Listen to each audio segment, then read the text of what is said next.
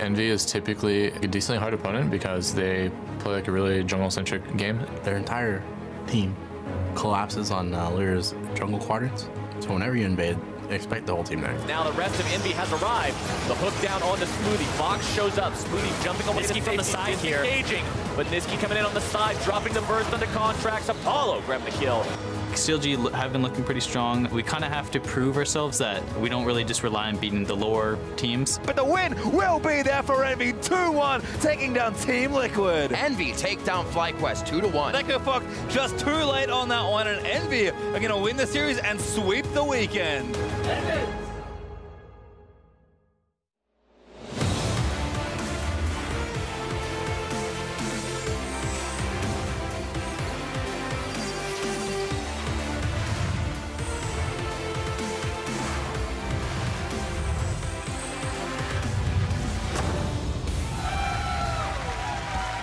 Welcome back to Week 8 of the North American League Championship Series. Teams return to our LCS studios here in Los Angeles, California, and the fans are out in force. We've got cosplayers galore, some Snow Day Bar. We got a Tristana out in the audience as well. I love to see all those smiling faces. Plenty of TSM fans, but go figure. Always. There's never a shortage of them. Here they are lining up outside, making the cheers. That is a sick Bard cosplay, by the way. amazing, Wild yeah. Turtle waving to the crowd as he makes his way into the studio. FlyQuest up against TSM in their first series of the day. Coach Parth making sure his team looks prim and proper as they make their way to the stage. And Coach Zix sitting right alongside Omar God, making his debut as the starting jungler. They've got a tough test here against Apollo and the rest of Team Envy. Hello, everyone. I'm James Dash Patterson. Well, it might feel like deja vu. The universe is not deceiving you. I am joined by Mark Zimmerman in the Analyst Dojo once again. People should probably get used to it at this point. It's not much of a surprise anymore. Until we swap it up on them, man, and then knows? the whole world is on fire or Ooh, something both of like us. that. All right, let's start things off with a refresher on how the teams rank against one another. Immortals are currently safe in first at 12-3, with TSM and CLG sitting right behind them in second. In the middle of the standings, Team Envy, Cloud9, and Team Dignitas share fourth and have not yet secured their spot in the postseason. We'll see if they can pick up the wins they need with our matches today. And if you're tuning in on NALCS1, your day starts with FlyQuest versus TSM, followed by Team Dignitas aiming to take down Immortals. On NALCS2, the Battle Theater hosts Team Envy versus Counterlogic Gaming. Then Team Liquid get another crack at showing off their roster changes against Cloud9. And that's where we got to go immediately. Those roster changes. Last night, we saw Team Liquid showing off their new starting jungler in Dardoch. He makes his return to the team after about a year. Not enough, though, to come out with a win over the #1 team. No, and he didn't look great or terrible, which is kind of his story all split long so far, even his time on CLG. He had some high moments, had some low moments, but the big thing was, one of the things that was supposed to happen with this is they were supposed to be able to get Mickey along with it. And so they got some early leads this game, but it did feel like they still struggled to close it out. Golden Glue got outperformed for the most part by Pobelter. And the thing with the Mickey situation, just because he's going to be a new import player in the mid lane, Dardoch, a strong resident jungler, they were hoping to kind of work both of them together, but there is still some visa hangups. Exactly. He's still eligible to play as soon as that gets sorted out, so it feels like Team Liquid was just kind of waiting on that figuring itself out. Right. If you're going to play Mickey, you've got to get rid of either Piglet or Rainover in terms of those import slots. So that's the thinking behind bringing Dardoch in. We'll wait to see and make our, our opinions about Mickey clear when he finally does get to play. Now, today we get to see the other side of that late season shift as the rookie jungler Omar God is going to have to step up for CLG into that starting position. And that's the thing about now that he's officially the starter, it does add an extra little bit of pressure before, whereas when you went in, it was kind of like you're going in for Dardoch, let's see how you do. Now it's like, well, you're the guy, and we need you to actually play well every series. And win or lose, you're going back in, right? There's no sub after the first loss. Hey, let's take the pressure back off of you. You're going to have to muscle through all that alongside the rest of the team. But let's talk about this change for CLG because in large part,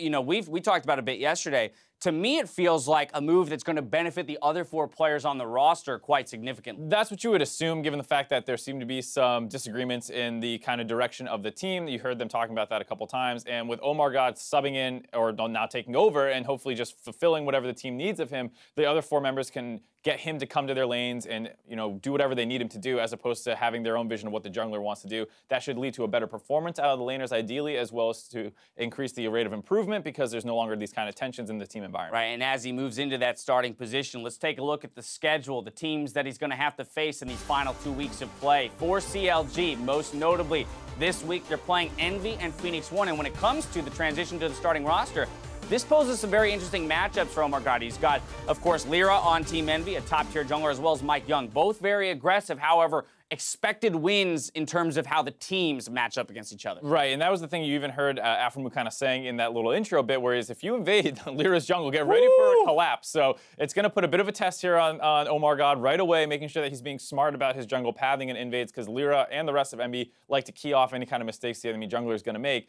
And just for CLG, the rest of the way, you see that they also have FlyQuest, Dignitas, and TSM. So they have not the hardest win, percentage overall. That's sitting at 50% basically. But what's really interesting to me is just that TSM has the same teams, except it's FlyQuest instead of Envy. And then assuming that everyone's winning their matches as you would expect of the top two teams, they have a very important final game between each other to probably be fighting over the last playoff bye. Exactly, quite possibly fighting for that bye. The other two teams that we want to take a look at when it comes to schedule are the teams over here on Mark's side of the screen. We've got Envy with the toughest schedule ahead of them. 72% win percentage from their opponents left to play, whereas Cloud9, woo, smooth sailing from here on out. Yeah, I mean, another two teams that are very close in the standings, but unlike TSM, C9, and Immortals, which are all relatively close, they are so far apart in terms of the difficulty remaining. It can work against you a little bit for Envy if you lose those, but if you do win them, you probably head in with more momentum than C9, who, for the most part, should be beating teams they're expected to beat, and it's kind of a thing where you can go in like, oh yeah, we won our last 4 matches, but were you really tested and had to learn more? Without a doubt. We heard it from Apollo there in the opening tease. He's talking about, hey, we don't want to be known as the team that can only beat teams below us. All right, well, if you're going to prove it,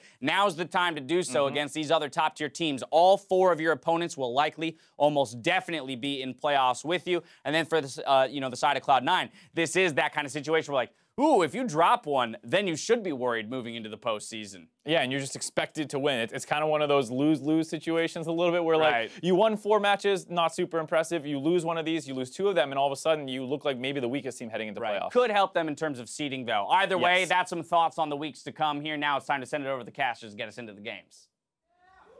Thank you very much, Dash. Hello, Internet. My name is David Freak Turley, and we want to be on the front page of another video game subreddit, to the Ratchet to my Clank, Isaac Cummings Bentley. Hello. Hello. You know, it's been a fortnight since I've cast last. We're loading up for our first series of the day. It's FlyQuest versus TSM. TSM came into week 7 on a steady incline, but they faltered last week when they played against Team Dignitas and Echo Fox. Yeah, I mean, they didn't look good against Dignitas, kind of got slammed by them. And yes, they beat Echo Fox, but this is a top-level team playing one of the worst teams in the league, and it wasn't the level of dominance that you expect. They went 3 games, they had some struggles, so we're looking to see if TSM can bounce back from last week, show that they've learned the patch, and that they truly are, one of the best teams in the league. Absolutely the case. We'll see if that comes through. We saw FLICKR talk about the fact that he's starting to play a bunch of Kayn jungle. Maybe he's ready for it with one day of solo queue. Of course, TSM are hoping to earn a playoff bye in these final weeks of the split. FlyQuest, meanwhile, technically can make the playoffs, but really they're trying to avoid the promotion tournament. Yeah, and I mean, they do have some championship points, and you have to remember, if you go into the promo relegation tournament, you cannot attend the regional qualifiers for Worlds, so you lose those championship points, which means High would not have another chance to make a miracle run to Worlds, as we saw a couple years ago with Cloud9. Yeah, see if he can reverse sweep his way through it just like last time. Now, despite TSM's rocky week 7, Haunter's confidence has not floundered. I'm really confident because we're just the best team individually, and there's never been a split where TSM hasn't made finals, and I feel like comparing ourselves to other teams, there's really no one that's that much better than us, and so by the end of the split, I think it's pretty guaranteed that we'll be top 2. Pretty much guarantees top 2. Speaks to history, says maybe they'll do it again. I can pretty much guarantee we're about to do the starting lineups. I can pretty much guarantee that as well. On the blue side is FlyQuest, and Azael was right. Balls to the top lane, Moon in the jungle, High in mid, Wild Turtle, and Limation in the bot lane. And you can't see him quite, but ThinkCard is their coach. Right behind Balls, there he is. ThinkCard in the bottom left corner. And facing them on the red side today, it's TSM. In the top lane, Hotzer. In the jungle, Sven Skaren. Mid lane, Bjergsen, and bot and support going to be Doublelift and Biofrost with Coach Parth. Yeah, you got there. In the end, it's what mattered here. Yep. So we are getting ready for Champs League very soon. All the 10 players. Nah, you made it happen. It's fine. Moon said, please stop spamming. Everyone's doing /me stuff now, right? That got added to the patch pretty recently. I think it's actually been in for a while because I've seen it for a couple of weeks, but I'm seeing a lot of like orangey text. What are people trying to say? Biofrost says, does this still work? Seems pretty excited about the Snow Day Bard cosplay. I think that was a pretty sick cosplay. It was a pretty sick cosplay. I was pretty excited about it too, seeing this guy coming. Absolutely. Shout out cosplayers. Shout out League of Legends players. Let's get ourselves into Champs. Let game 1. Nice. For the first time, TSM lost a chant war in the NALCS. Snow Day Bard. There you go. That's more popular than TSM. No wonder Immortals has so many fans. We are in a champs league, of course, FlyQuest on the blue side, banning away that Galio from Bjergsen. And yeah, TSM, no dummies, they banned out Zach. Yeah, Zach makes a lot of sense. I'm interested to see kind of the priority on Cho'Gath and Maokai. Those are two to me that, I mean, Maokai I think is universally accepted as a really top tier pick. Cho'Gath, it seems like some teams have a lot of priority on it. Others are willing to let it fall completely through pick and ban. So I think there is still some divergence in what teams are prioritizing on the new patch, and it's kind of time to find out what TSM's thoughts on that are. Absolutely agree. It's interesting to see as well. Most teams seem to put Cho'Gath more as a top laner than a jungler. They kind of prefer that situation for him, that lane for him, which is not what I thought is the better matchup, but it's what the pro teams are doing, and they've all kind of independently come to that conclusion. So the final bans come through, Rumble Tali off the table, and Thresh the first pick here for elimination. And I mean, while it is more successful in the jungle as far as solo queue goes, Snow Day Bard, there you go. Hey, they can lock it in. It's a good pick. We'll see if it actually happens, but either way, I mean, one of the problems with Cho'Gath in the jungle in pro play is it doesn't have a lot of ganking pressure. Yeah. That's Maokai not quite as cool as the Snow Day Bard. No, there is still a festive Maokai spin. Spin's gonna keep it going. These are like the level of cheers we got when they were picking Teemo top. Yeah, like, exactly. This is getting pretty excited. I've never seen a crowd this excited for a cosplay too. You know, like that's pretty awesome. So hey, shout out once again to you. I'm gonna wait to see what they want to pick up. And again, Bard is not a bad pick here. Like really could give it to Biofrost. I'm gonna go to Varus. Groans from the audience. Moon's back on. Now, setting expectations. I am, what was the phrase? Pretty confident, virtually certain. Pretty much guaranteed. Yeah, pretty much guaranteed. FlyQuest are not going to lock in Bard here. They've already got support. Pretty much guaranteed not going to happen. Cho'Gath's going to come through, and the expectation is this is a top lane matchup for the Cho'Gath. The Maokai is still more of a flex. Well, and it's pretty interesting. While seeing a first pick Thresh is not surprising, it is seeing on elimination. That is very surprising because it's actually the first time he has played it all split long, despite the fact that this is a very highly prioritized support for a lot of players. He has not shown up on it even once yet. So it's a takeaway from Biofrost, and we're going to have to see how well he actually performs on it. Yeah, I also think it's very interesting as well that neither of these two marksman pickups for the bot lane are incredibly high scaling ones. We've already seen both the Cho'Gath and the Maokai, who are very heavy tanks to play in the top or jungle role. They're not going for the big tank killers like the Kallistas, like the Tristanas. So what I will say is, although there's a lot of focus on bringing 80 carries who can kill the tanks, you can also bring mid laners who can shred tanks. You can have that filled from another role. We haven't seen as much priority on champions like Malzahar and Cassio and these sorts of things that really deal well with tanks from the mid lane, or at least can scale into those champions that can deal well with them.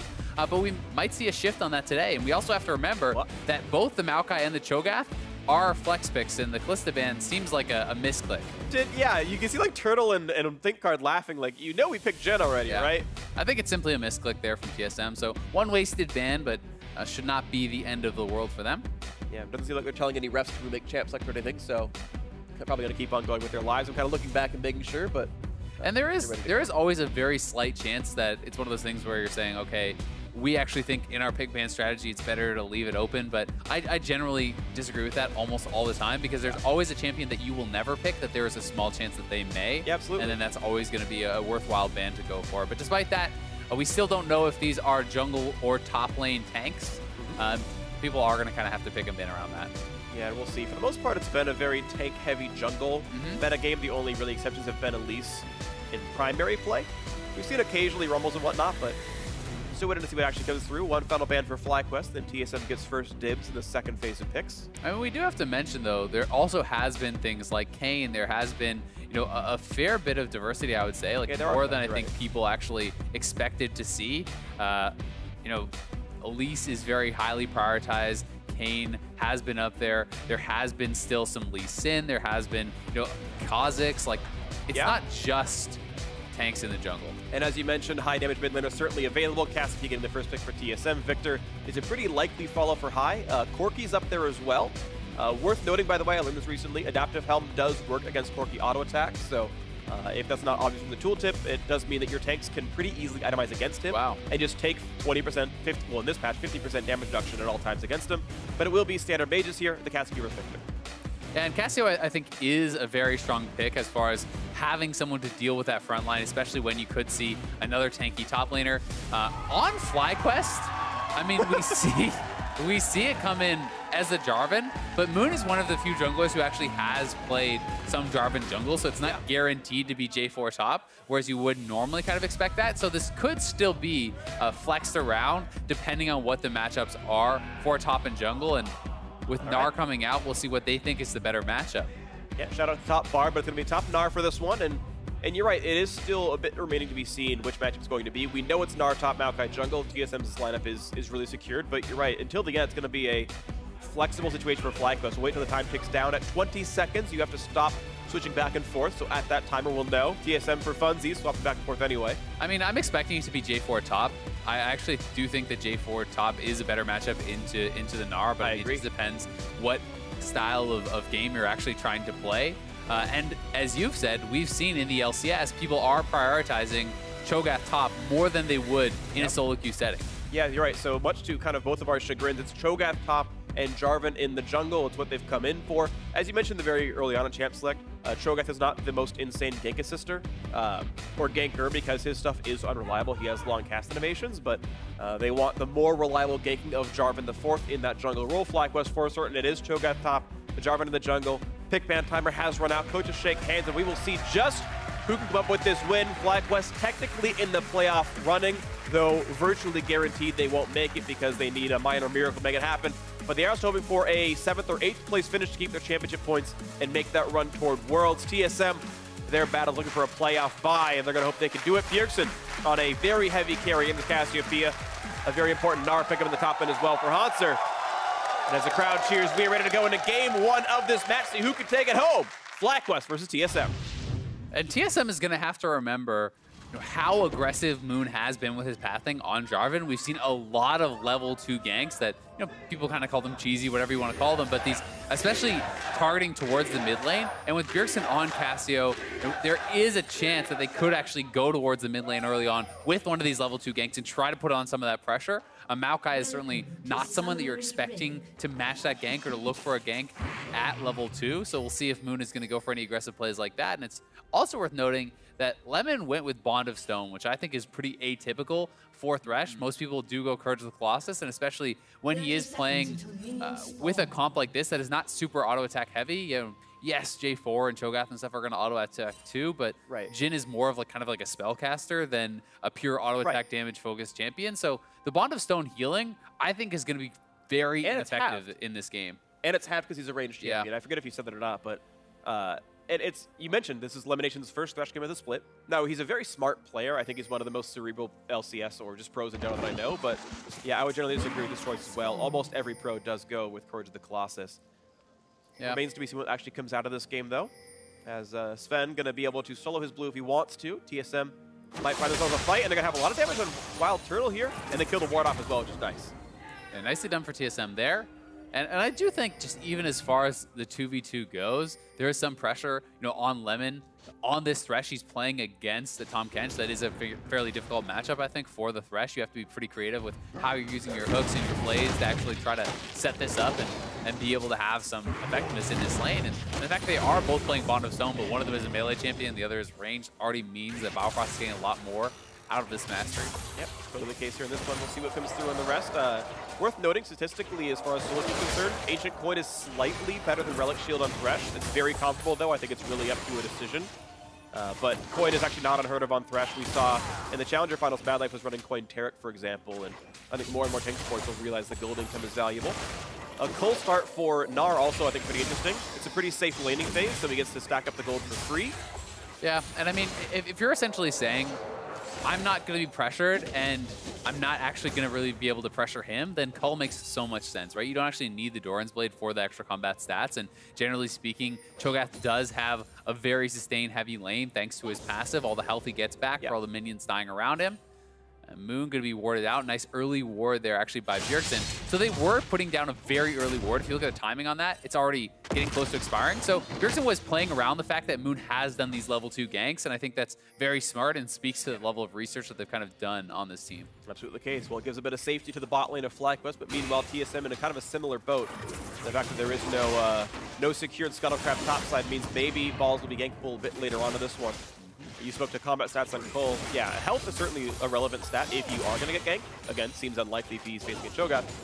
But the attack damage difference is 1. It's 7 versus 8. So, you know, his bullying is really not any worse. And I actually do think this is a very smart choice by Hanser. I applaud him for making what I think is actually the best possible item start. In what's supposed to be an easy matchup. I mean, while I agree, you know, as far as the actual damage you're dealing, yes, it's not a big difference, but having the extra health allows you to play more aggressive too, so that does kind of enable you to play the lane more forward, and generally speaking, you're probably going to get more, I'd imagine, out of the Doran's played lifesteal on a champion like Gnar, but either way, it's going to be pretty negligible, and Svenskeren is up on the top side. They have quite a bit of vision for Hanser, and that's going to allow him to play more aggressive, but Moon is here. Entering in, slow on the pile. Frost going to force the flash. Now the knockup is going to keep going for the tank. Exhausting a Jarvan after the damage comes in. 2 more shots to go. 1 more. There's the kill coming in. First blood for FlyQuest in the bot lane. And they get all 4 summoners there out of the TSM bot lane. The gank is just coming in huge for Thresh as Moon was able to hit such a good double knockup. Really, really smart. They played it perfectly as well to slow into the Jhin route first. Once the flash comes in, you know the flag and drag is free. Really beautiful stuff out of them and a great play. Sven's going to do what he can to take away some of Moon's jungle camps, but he'll take 400 gold over a Gromp any day. Yeah, he certainly will. And I think this would be an extremely risky dive to go for, so I don't think that they're really looking to do that. I think that Sven's only going to be able to get the counter jungling, and will have to head home here, so nicely played. FlyQuest on the bot side, and we'll get to watch this one more time. Lemon Nation, Flay into the Lantern, waits for the flash, and Biofrost flashing on top of Doublelift was kind of ill-advised there, allowing for the double knockup, and that means that Doublelift on the end of this play actually has to blow his flash as well. So a bit of a mistake from Biofrost in the way that they executed that. Definitely agree, but that's the way it comes down. So now there's a flash up for Lemon and a flash up for Moon if they want to repeat gank to the bot side, and that seems honestly a likely situation to come through as long as Double and Biofrost pushes back down. Double did stay in lane since that gank. He pushed in the wave, but is finally able to buy now, getting himself some items. Watch the mid lane trade. Small lead to Bjergsen, as you kind of expect for a player of his caliber. And here comes the mid lane gank for Maokai. I'm going to run to the left now. Going to get hit with the attack speed buff. Oh, and he's been grounded. He's rooted as well. Cleanse flash. And he is going to get out of that one, but that could have been so deadly. High does get away. Yeah, nice grounding there from Bjergsen, though. And the hesitation actually flash over the wall instantly from High means he has to expend his cleanse as well. So that's 2 summoners down. And that wasn't even like a flash twisted advance or anything from Svenskeren. So now High is going to have to play much more safely. It's going to be hard to get away from the next one, certainly, because that's the second time the jungler's gotten a gank, blown the summoners, and the jungler still has his. So Flash CC is certainly available. Elimination, cheeking to the river, maybe trying to bait out. Is there a Jarvan here? Is there not? Maybe you should give up CS, and TSM going to be under turret for all intents and purposes for now. 500 gold difference in this game thanks to the bot lane gank, and the way does the map starts to reset a little bit. Yeah, not too big of a deal, mostly just that first blood gold separating them. And yeah, you know, we'll see how top lane does kind of continue. As so far, you can see Balls has not really been able to be pushed out whatsoever. Hanser, you know, is shoving in and he is stacking up his calls, so they have some pressure. But Cho'Gath's level of sustain is just so high. So Hanser can't really expect, I think, to get too much done in the 1v1 until he's more up to a Black Cleaver. Well, level 6 is available. He's going to transform in time. You got to watch out for what could be a chomp. But look at the damage up there. The minions are in range as well, but Hanser knows Feast and one more spell could be lethal, so has to kite back, and the threat of the damage a bit too high for him. Out goes Hanser and a trade of damage. Yeah, I mean, the fact that you have the Grasp of the Undying proc going to be available after that stun lock, plus your E is probably coming back up, you actually do get a big chunk of damage out, so you really do have to respect that Feast damage. You don't want Balls to be able to get these early stacks, and for Balls it becomes kind of a choice. Do you actually just utilize it right away on minions and start getting some of those free stacks, or do you save it for the combat power? Because if you do use it on the minion to kind of have that growth for later on, you know, we can see Hanser look for an all-in. Yeah, absolutely the case. One of the interesting things, there's the plays of knockout Biofrost. There's no way possible out for the TSM support. He's going to keep running, but the attacks are going to be there. Elimination, sadly for FlyQuest, secures the kill. But at least the SS Gold comes in for the bot lane. That nicely done. Good repeat gank there, and Balls has to get careful he's going to go down, and look at that. The cold start's going to work out for him, and he's going to get that kill under the turret. I mean, the call may have had something to do with it, but the phage could have helped out as well. I know, I'm missing. I mean, Hanser goes back early base, and sometimes that's what can happen if you're going to greed it out and you're going to stay around. Balls does not elect to actually match the base timing. He didn't want to lose any minions. He was pushed in, so he tries to stay around. He does end up getting solo killed there. Yeah. Which is pretty rough situation for him. And he didn't even actually utilize his feast before dying, which is a pretty big deal because he has not used it at all. He's now level 7. He doesn't even have 1 stack, but here is the play again. The missing hook actually allows Biofrost to have the confidence to go forward, but Moon is already waiting, and TSM just has to play expecting the jungler to be down there when there's no summoners up. So this is a smart play there from FlyQuest on the bot side, and then Balls just really stepping too far forward and does go down. There's a decent chance Hai actually baited that situation. I don't see the timing of it, but during that fight, I saw Hai walk towards his blue buff. Like, at that time, FlyQuest blue was available, and a lot of the times, your jungler will leash blue for your mid laner. And I saw Hai walk towards blue around the time Biofrost face checked. There's actually a chance that Hai acted as though Moon wasn't bot lane. And if that's actually really the case, and the reason TSM fought, that's incredibly smart by him. It's either false credit or it's really all about him, but either way, the gank did come through nicely, and TSM clearly were not aware of the fact that Moon was around as the flashes were down, and it was a nice clean kill. Ties the gold back up pretty nicely though here. You can see 2-1 over on the scoreboard. The solo kill from Hanser clearly keeping TSM a bit closer in this game. Bjergsen is stacking up his tier pretty nicely. He's got a nice 11 farm lead over Hai as well, which is quite nice. And I did go back and check, and he walks over towards, but he actually wards the pixel brush. And TSM can see that where he is. Okay. So TSM should have played around that. It could have been a bit of a feint, but ended up just being a warding move there from Hai. Okay. Either way, it is a clever play. Anytime you're going out of vision like that, you can be giving misinformation, whether you're threatening a roam or saying, hey, I could be collecting this blue buff. Things like that are smart little moves. And as we have the lane swap back up here, looks like FlyQuest wanted to be first on the play, looking for top lane outer right now. They are going to be matched up by TSM's duo. Of course, all the summoners are back up here, but it's double ultimates for FlyQuest. Not yet 6 for Biofrost. Ooh, Hai and Moon spotted on the way in. They think they might be safe with the control ward elimination, sees the ward himself. And basically all of FlyQuest are here to be first on the play, looking for the aggression, looking to knock down first turret. Yeah, doing a really good job so far. You got to give a lot of credit to Moon, who not only is out farming his opponent, has also been much more active with these ganks in the bot lane.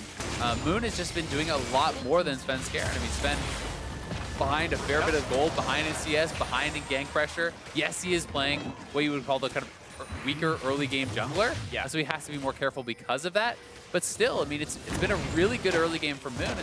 And now FlyQuest able to take advantage of that and get first turret. Absolutely the case. So really nicely played game and nice stuff by them. 800 gold lead here for FlyQuest. And again, on their quest for the chance of the World Championship, they got to get, pretty sure, at least one win at some point. And hey, who better to beat than TSM at this point, looking to keep that one going forward. Hai still scaling up as well as he can. Looks like he might be going for a reasonably early Banshee's Veil, based on the fact that he's got that early Null Magic Mantle. Let's see what the build actually entails for now, but just playing the farm game. TSM haven't gotten a lot of pressure on Bjergsen. They had blown high summoners, but no repeat ganks yet for Sven. This has been just a farm fest over there. All the action's been in the side lanes. Credit to Hanser and credit to Moon for all the kills they're going to have so far. That's certainly the case. I mean, and while TSM is down the turret, they are down a kill. They're doing quite well as far as farm goes in their actual lanes, so they can be pretty happy about that. And Sven getting run down here, but Biofrost maybe can save him. Oh, and the flash to put a lot of safety as well. Nicely played right there. You saw so many good moves, Sven. He had used Twisted Advance to dodge the root from Wild Turtle. A great save by Biofrost as well. Saving his bacon, Maokai stays alive. And the sidestep on the hook, so really well played to get out.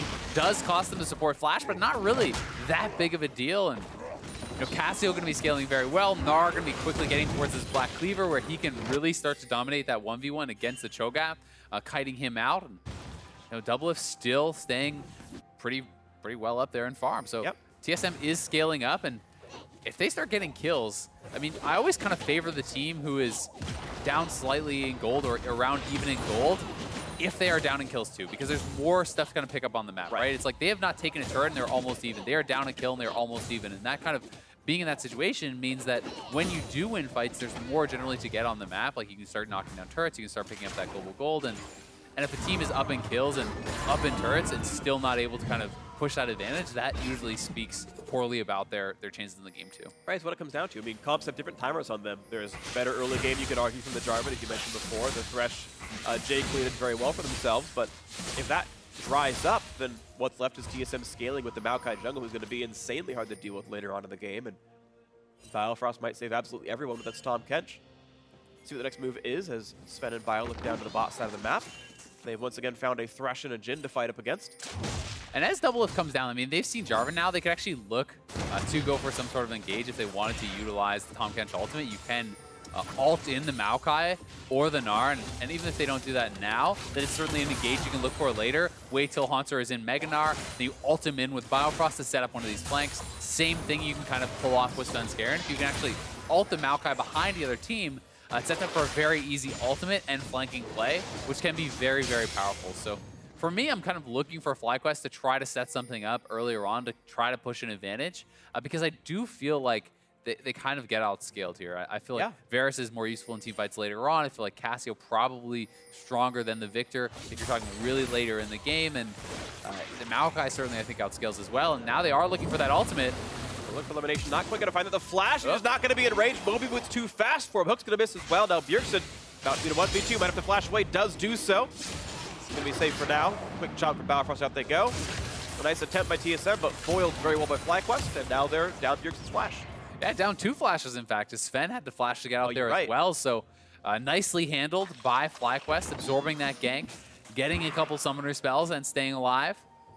Certainly does give them a bit of an advantage, but Haunter's still going to be pushing up here on the top side, and is slowly going to be working away on this turret. They're not getting too much damage down yet, but you would expect with FlyQuest finish that he can start to kind of push more of an advantage and hopefully get up to that turret and start getting some damage down. They're both hiding away from each other. I think neither really know what's going on. They're going to jump right in elimination. They're going to find that Thresh, and now he's going to try to walk away from this. Box is on. Flashing away. Meanwhile, Bjergsen caught in the cataclysm, goes down to Moon. The gank comes in. Do they have the damage? Got to kill off Victor, though they're trying. Sven just wailing away on him. Hook comes in. Finally, the kill comes off to High. And now Moon Force from the chase is on. Haunter's going to land the Boomeroo. And he's going to look for number 3 on elimination. The chase is in. He's going to get shot. Cripple kill in for Haunter. Staying alive. He won't go down. Looking for the 4th double. It takes it away from him now. Wild Turtle left alone, and he's got nowhere to go. An ace for TSM. Full house. Haunter's over Doublelifts. And then Cloud Drake to top it. The 5-for-1 for TSM. They're going to get a dragon as well.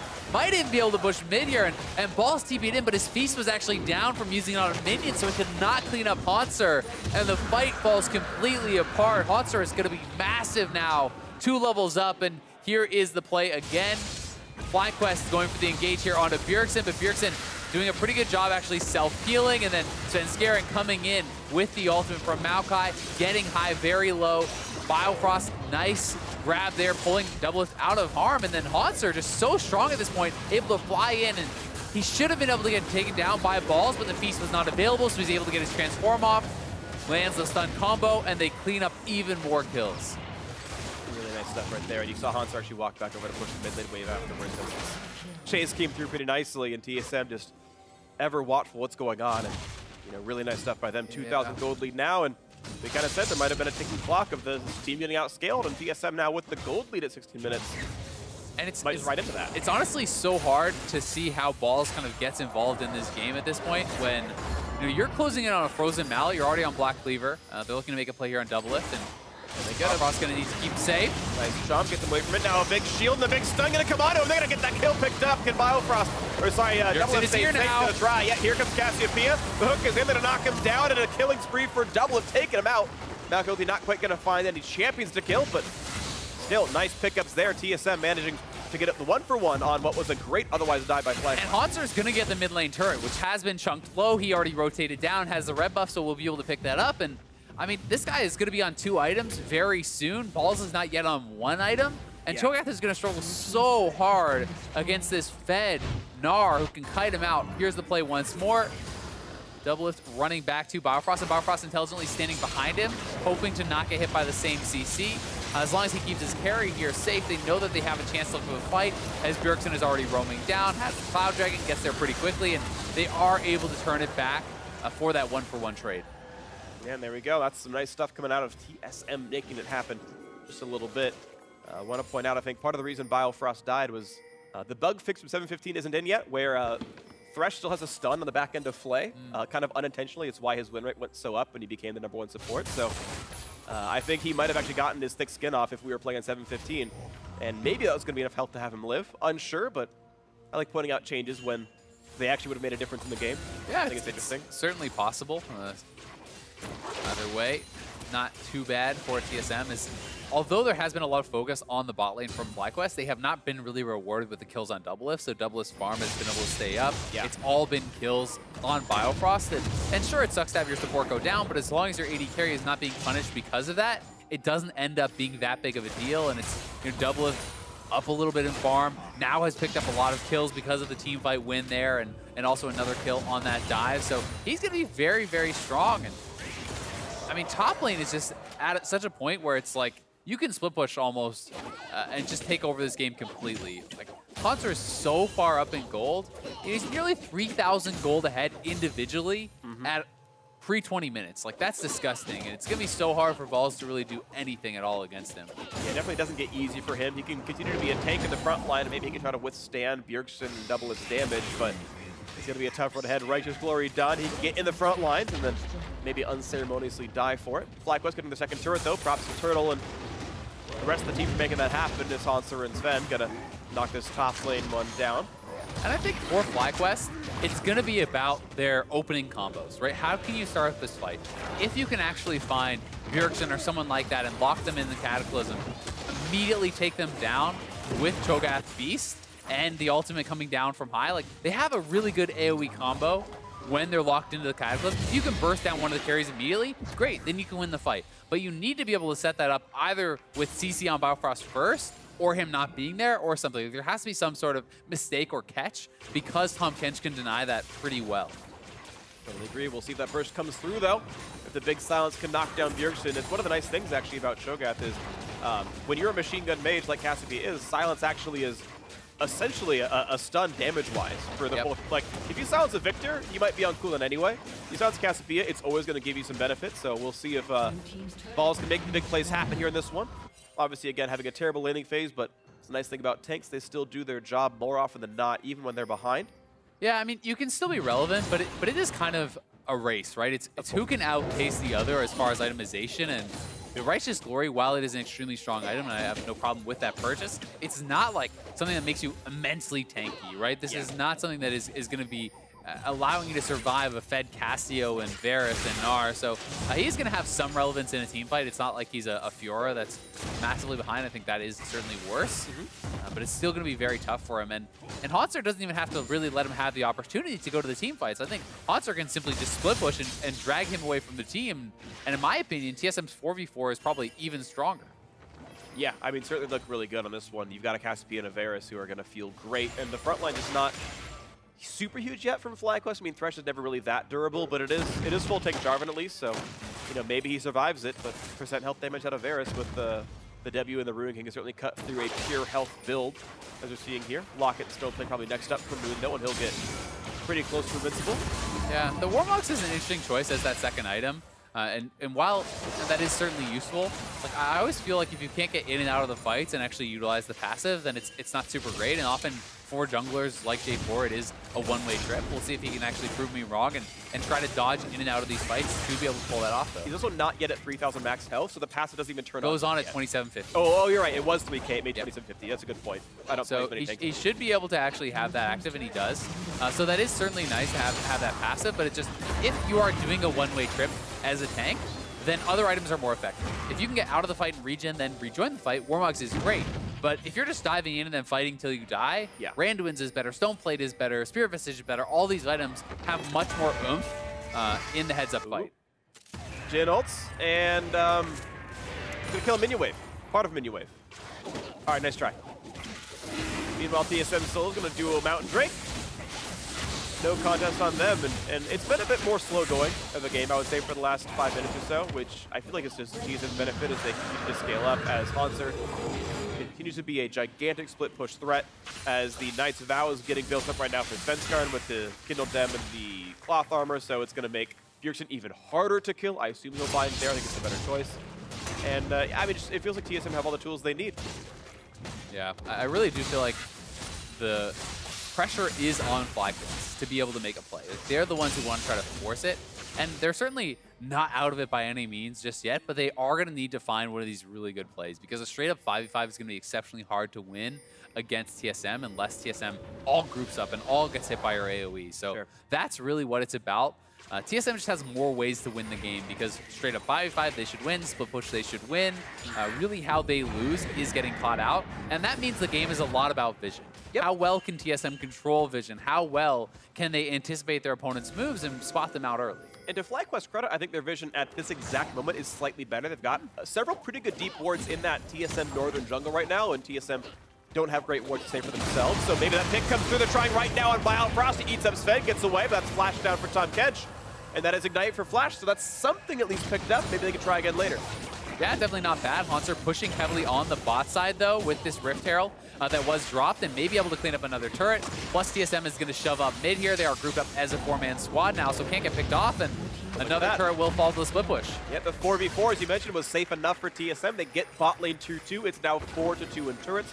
They're still up those 2 Drakes. They're still up now almost 5,000 gold here, and TSM certainly playing a great mid game onto this one. We'll see what comes next. And now trying to establish vision. You see the 3 pink wards go down around Baron. They know that one of the ways FlyQuest could actually win a fight is getting vision around Baron, setting up this sort of pick, baiting TSM in. So if they can control mid lane, continuously shove that up, and then have their wards around Baron, that denies the opportunity from FlyQuest to actually set up these sorts of plays. We'll see if the setup comes through, though. FlyQuest still have to try to find a way to fight back from this game. You know, no LCS team just rolls over and dies, so we'll see if this team, led by High, one of North America's all-time great shot callers, can make something happen. But look at this TSM. Gonna go for this duo Baron, and there's no real glimpse of knowing this. And in fact, oh, the Scryer's Bloom missed slightly. Now they can see what's going on. Moon's gonna show up, Sven's out. Yeah, they do back off, but will FlyQuest look for a fight? Don't think they can.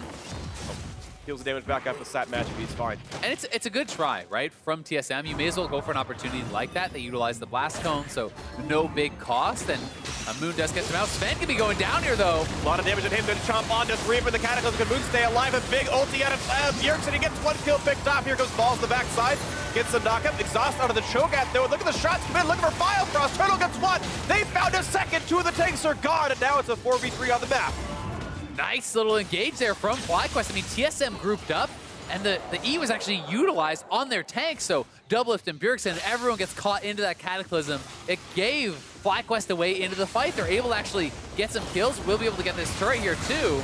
Nice pick comes in. Mid lane turret is going to fall down. Hunter back and forth. Not rooted just yet. Still looking for that damage to the side. Not going to get stunned yet either. Mega Nar's available, but still don't really want to fight that battle just yet. Teams will back off, but still a win there for FlyQuest. Nicely done by them. And Sven Skaren, we kind of talked about, they have to make some sort of mistake. They have to get picked off. And Sven kept pushing forward here, kind of walking up, does get hooked actually twice in a row. Now the whole team comes forward. That's a Cataclysm on everyone. So that is exactly the kind of thing that they needed. High is able to utilize that ultimate to actually layer that down, get a lot of damage down. Then Balls comes in. He can go right over the wall, pick up a couple quick kills there. So definitely TSM needs to be cognizant of the AoE damage coming into FlyQuest, the groupings that can happen there. But it was a nice engage from Moon. And the follow-up there from High and Wild Turtle.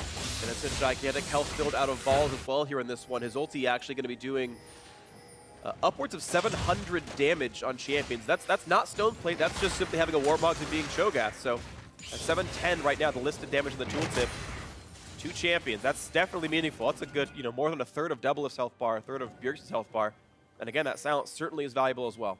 And it also can be pretty impactful on tanks. People think of the flash feast on carries and stuff, but Vorpal Spikes actually gets percentage health damage for every stack that you have. So it's actually dealing a lot of damage already. With the amount of stacks that he has, it's 7.5% plus base damage on that. Like, you can actually chunk out a tank pretty quickly, and if Monster gets chunked pretty low, you can utilize the Feast on him to try to burst down the front line and maybe give yourselves a chance at winning kind of front-to-back battle. So we'll see if it comes through on this one. TSM right now want the mid lane, though. 4,000 gold up, and they're going to look at mid lane tier 2. They know the threat of Baron is there, and Doublelift cannot stay to hit this one. So The attempted stop balls. Elimination going to hold the front line. They're going to find Balfrost. Hook's going to miss, though, crucially. That could have been a pick. And you're going to found It's going to be huge. It's going to be a lot of roots right there. They have disengaged Baron, though. A lot of damage. They're going to knock down one. Thresh is gone.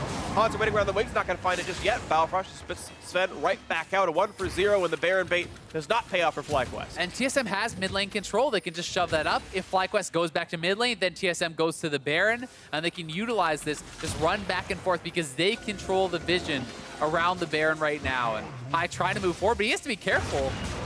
Almost gets tagged by Double. If he went backwards instead of to the side, that would have been a route into most likely a cleanse being down. So not the end of the world, but still could have mattered.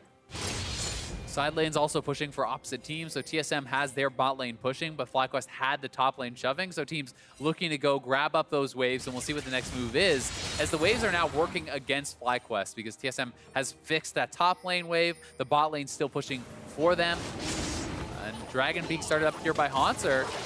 Bit of a slow tongue lash for Balfrost. Sven is in position to flank here on Turtle. Looking for the flank. Can they find the frontliner? Ball's at about 1,400. The frontline is there. Look at the burst damage. Oh, that combo! Huge Megadar and a Hanser. A double kill already. The third coming through.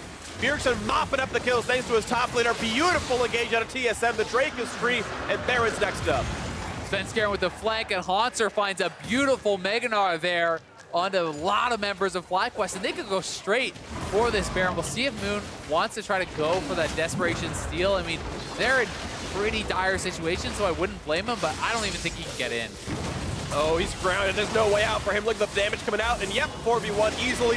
Baron does not reset, and no chance to stop it out. Red team picks up Baron Nashor, TSM of 8,500. Smart take there from TSM, turning, killing off Moon, denying any chance of a steal, and they are in full control now.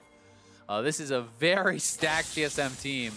All their carries have so much gold, have all the kills, and here's the play once again. FlyQuest trying to force their way into the Dragon, looking for a fight, but Sven Scaring already there on the side. High steps forward, he's gonna get caught out, and then look at Hanser, hits 4 with that ultimate. Such a nice combo right into Bjergsen's Petrifying Gaze.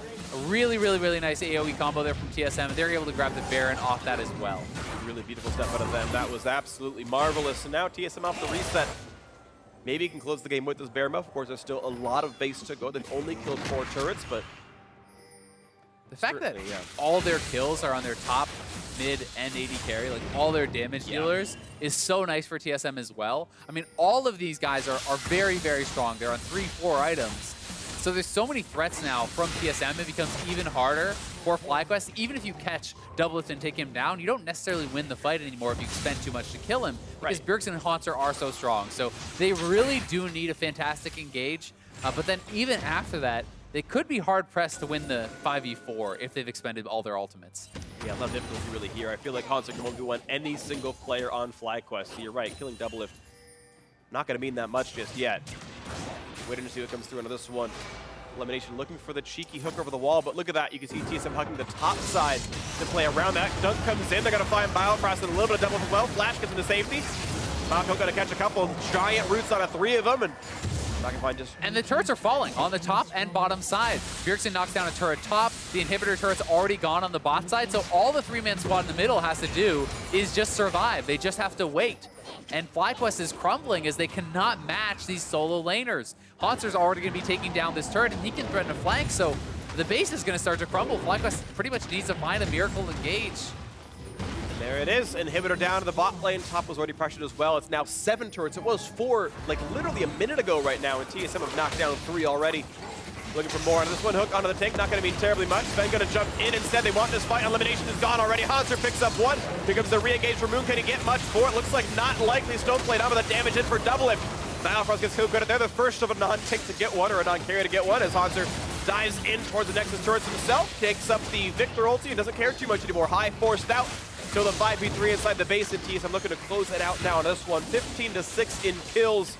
A solid early game for FlyQuest. They got some kills in the bot lane, but it was simply too much. Hanser was gigantic. Finds the stuns. He finds High. Looking for the kills in the back line. They picked up the both of them. It's all going to be gone. The ace is in. And there's nothing left to stop TSM from taking game 1 in their quest for a first round bye, in their quest for another consecutive final. Game 1 of TSM. I mean, we asked the question, how good will TSM look coming into this week? And that was a damn good game 1 performance from them. They looked very dominant. Yes, they gave up a couple bot lane kills, but their carries all were farming well, all were performing well, and a monster game coming out of Haunter here, who really dominated lane, getting an early solo kill with the call by, and then, I mean, in the team fights, TSM really took over. Yeah, I mean, to be clear about that one, he had gotten first recall off. He TP'd back, had Phage. Balls hadn't TP'd back. And that's a timing window where if you're the second TP, how greedy are you allowed to get? Because he's going to be up 2,000 gold of items on you. And that greed got punished by Balls. And maybe the lane was in a bad spot. Like, you'd have to go back and watch. But the TP desync was what came through. Haunter, most damage in the game. And I mean, it's so hard for Cho'Gath, I feel like, in that matchup, unless there's a ton of gank pressure coming from your jungler, to actually really do anything except be this sponge, right? To just just get beat up on. It's up on the Gnar to actually make a mistake and get hit by your knockups and allow you to do something, which was why I was kind of surprised to see Cho'Gath not going jungle and Jarvan going top, because I feel like Jarvan has much more ability to kind of fight back and actually stand a chance in that 1v1. I mean, when you're comparing the damage, this is 26, almost 27,000 from Haunter versus under 7,000 damage from Cho'Gath. And Balls is just going to get kited and harassed and the whole game. It's really, really tough to get involved. He hit 20% more than Thresh. Yeah. Right, and it's like, this is a guy with an 800 damage ultimate. So that's, 1/10 of his damage up right there as he pressed R once. So that was 10th of it. So, rough stuff right there. We have some replays to show you guys, though. At 15 minutes, TSM got an ace near the Dragon area, and this was when it really started turning up for TSM. Yeah, this really was, I'd say, the game-turning fight. With what broke it wide open there for TSM, and they're able to just find a really nice fight. Bjergsen delays long enough, and they get enough damage out, and then Haunter coming down was already at a very strong point. Has the confidence to fly in here, and it was so key that Balls did not have his ultimate available.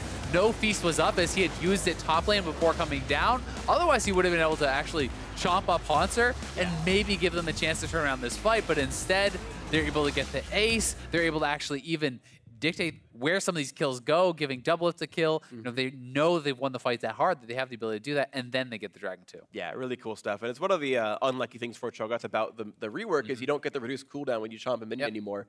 And as you mentioned, when he died at level 7, he hadn't used it yet. It's like, if I use it on a minion, he knows he's like 2 minutes without this threat on me. At the same time, I got to stack at some point. And, unfortunately got unlucky with the timings. It's hard to say, like, in a minute, we're going to fight over Dragon. Like, that can be difficult to do. So unlucky for him. Next replay we have up is the 3-for-0 from Haunter, his gigantic gnarls with that kind of won the fight over.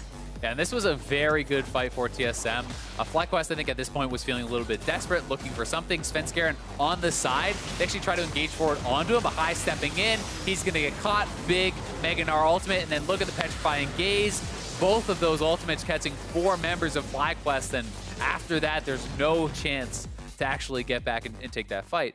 And while I do agree, it can be, if you're playing solo queue, then maybe you can say, hey, it's a little bit unlucky playing around this timing. But this was actually a fight that FlyQuest chose, and you have to know that Cho'Gath's ultimate is down. You have to play around these cooldowns, because that is such a big window of power when your ultimate is up, and when it is down, you're so much weaker in these team fights. So FlyQuest chose the fight. They're the ones who engaged onto Bjergsen. They did so without Cho'Gath having that ultimate, and they were punished for that. Yeah, so that's a fair point. It's something that you really do need to be able to play around, and it is hard to actually know, do I always save it for a fight? And then what if fight doesn't come? Then I'm not stacking up. So yes, you have to utilize that, but then your team cannot take fights when your ultimate is down. Yeah, well, rough up there. Either way, a Game 1 loss for FlyQuest, but a great win for TSM. And we're going to take a quick break. But when we return, it's Game 2 between TSM and FlyQuest, so don't go anywhere.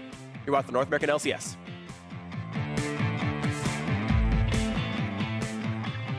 How come when the enemy team has Talia, they're always bot?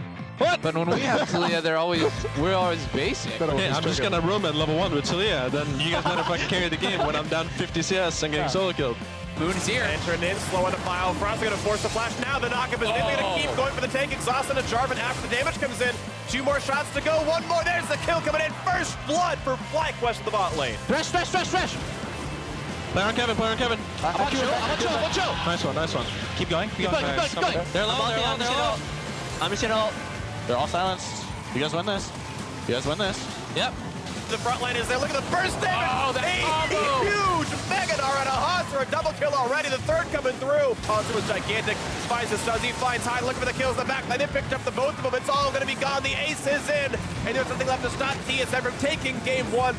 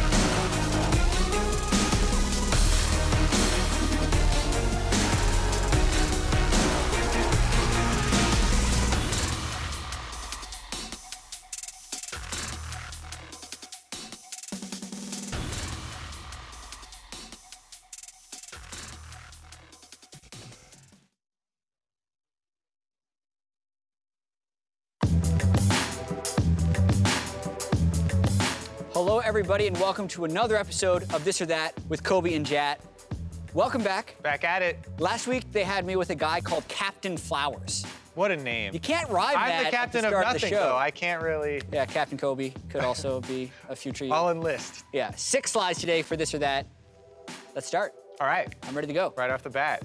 Next player to 1,000 kills. Darshan, who's at 872, or Pobelt, who's at 871. Wow, They've provided us the count. I like it. This makes it easier. Now, here's the thing.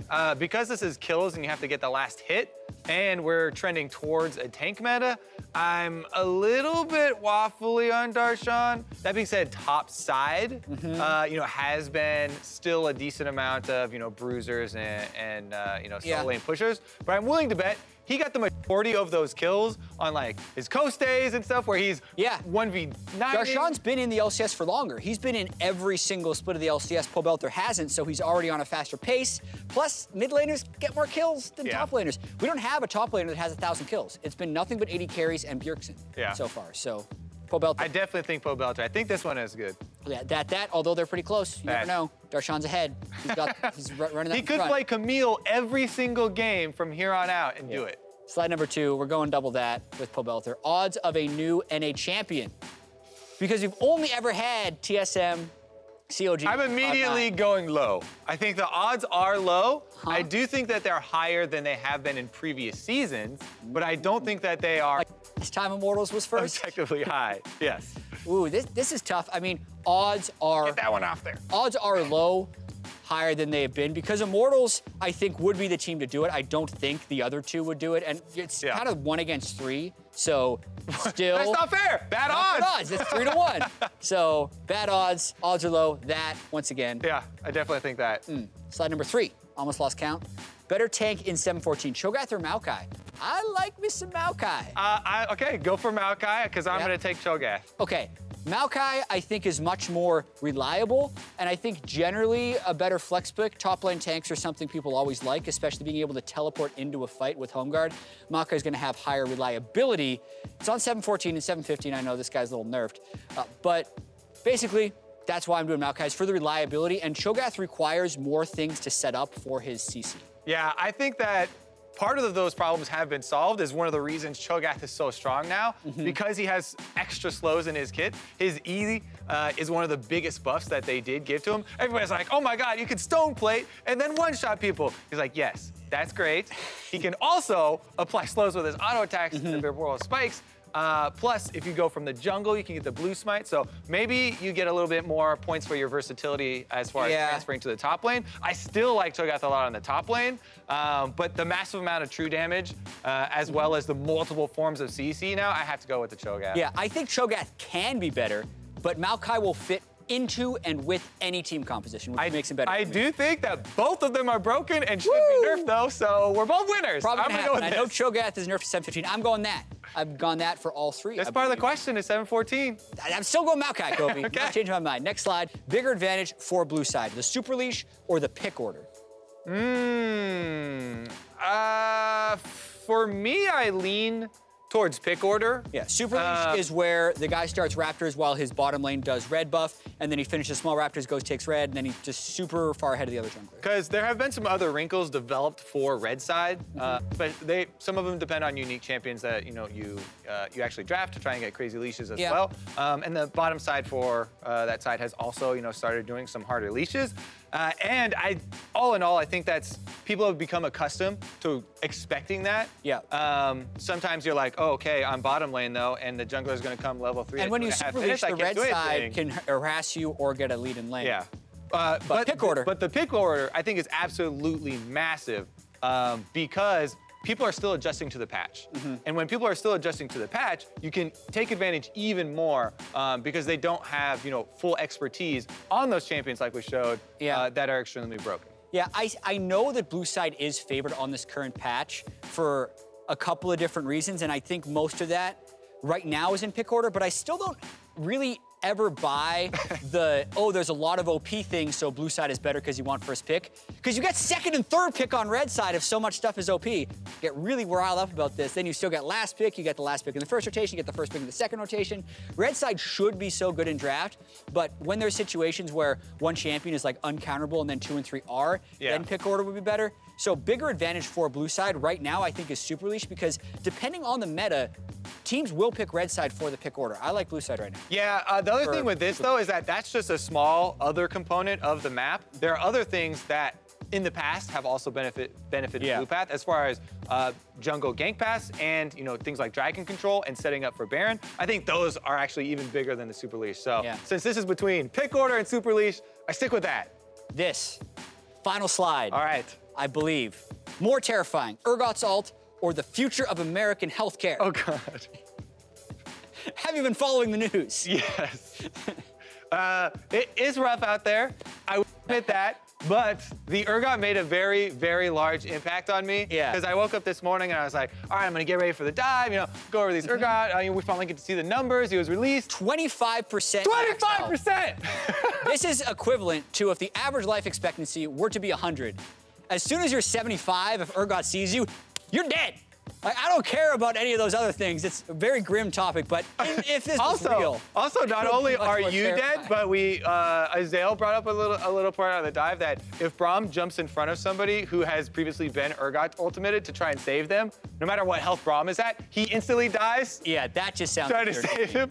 So I'm going to go with the Urgot ult because I almost always go with the political stance, but literally when Urgot ults you, he terrifies people around him. So if we're being technically correct, more between a video game and real life. I don't know. This terrifies. This is terrifying hundreds of thousands of people. That's actually very scary. But we're a meme show, so we're gonna go with it. Yes. That'll do it with this or that. Glad we got some healthcare in there, and who knows if we'll be back next week. Glad we got some. Welcome back to North American LCS. Azael here has Canadian healthcare. So I do. That's true. He's got a leg up on us. Home. Cheering for Canadian healthcare. I heard that from the three of you in the audience. Teams are running up on stage for round 2 between TSM and FlyQuest. The first game was pretty fun to watch. Advantages back and forth, but Hanser, we thought player of the game on the Gnar, did super, super well. I think that was actually the last pick of the entire draft, so he knew his matchup was either a Jarvan or a Cho'Gath, and he absolutely blasted the game. Yeah, he really did. I think he played extremely well in the 1v1. He played very well in the team fights, and he has been performing just really, really well in general on the Gnar. I mean, he's had some highlight plays over the last couple of weeks on this champion, so it's definitely something that you have to be afraid of when someone is performing so well on this champion that can essentially be blind picked, is good in basically everything. It's scary. Yeah, it definitely is, and I think Gnar is, top laner right now in pro play because you're in a tank meta game where you're gonna, meet his natural prey so frequently. It makes it a strong champion. Now, quickly though, while Bjergsen has proven he can be a formidable mid laner, he still believes he has a lot to learn from Hai. I don't really have any special need to beat Hai individually. I think recently, in the last couple of years, I've proven that I'm the better individual player. I just want to be able to match his shot calling and match his kind of map calls where FlyQuest are able to make some kind of chaotic plays or plays that you don't expect that net them a lot of gold advantages. So I want to try to be able to kind of anticipate Hai's plays, not focus on beating him in lane or anything like that.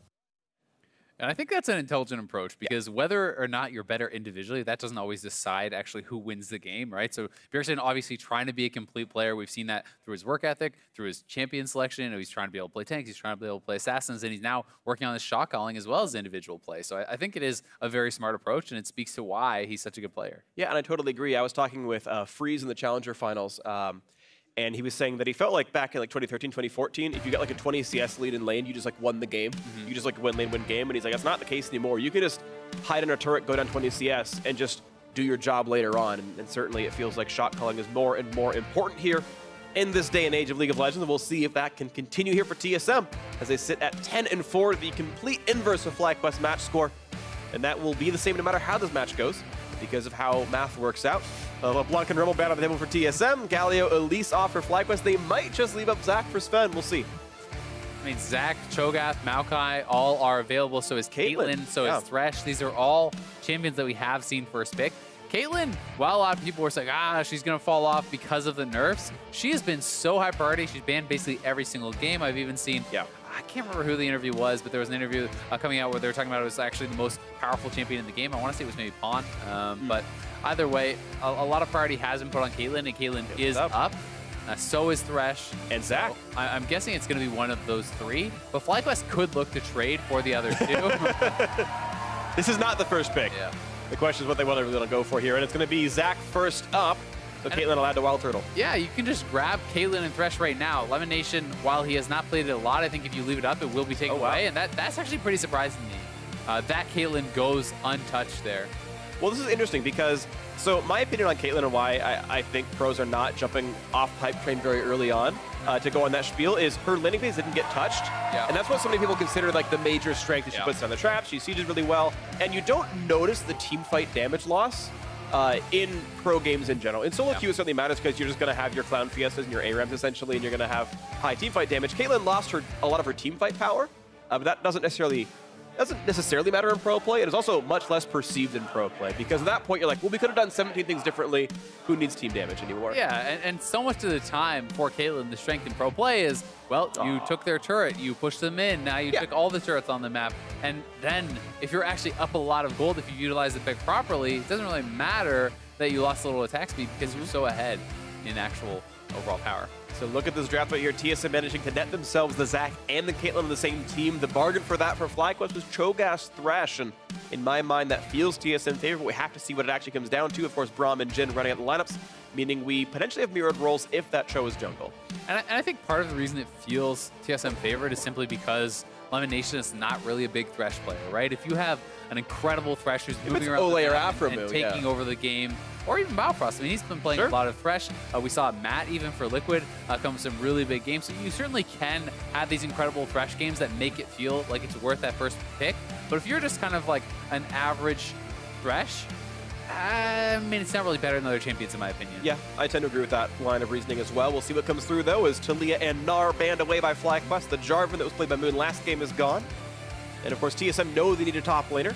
Yeah. FlyQuest knew they would have needed a jungler, but... sorry. TSM need a top laner, FlyQuest to have a flex pick.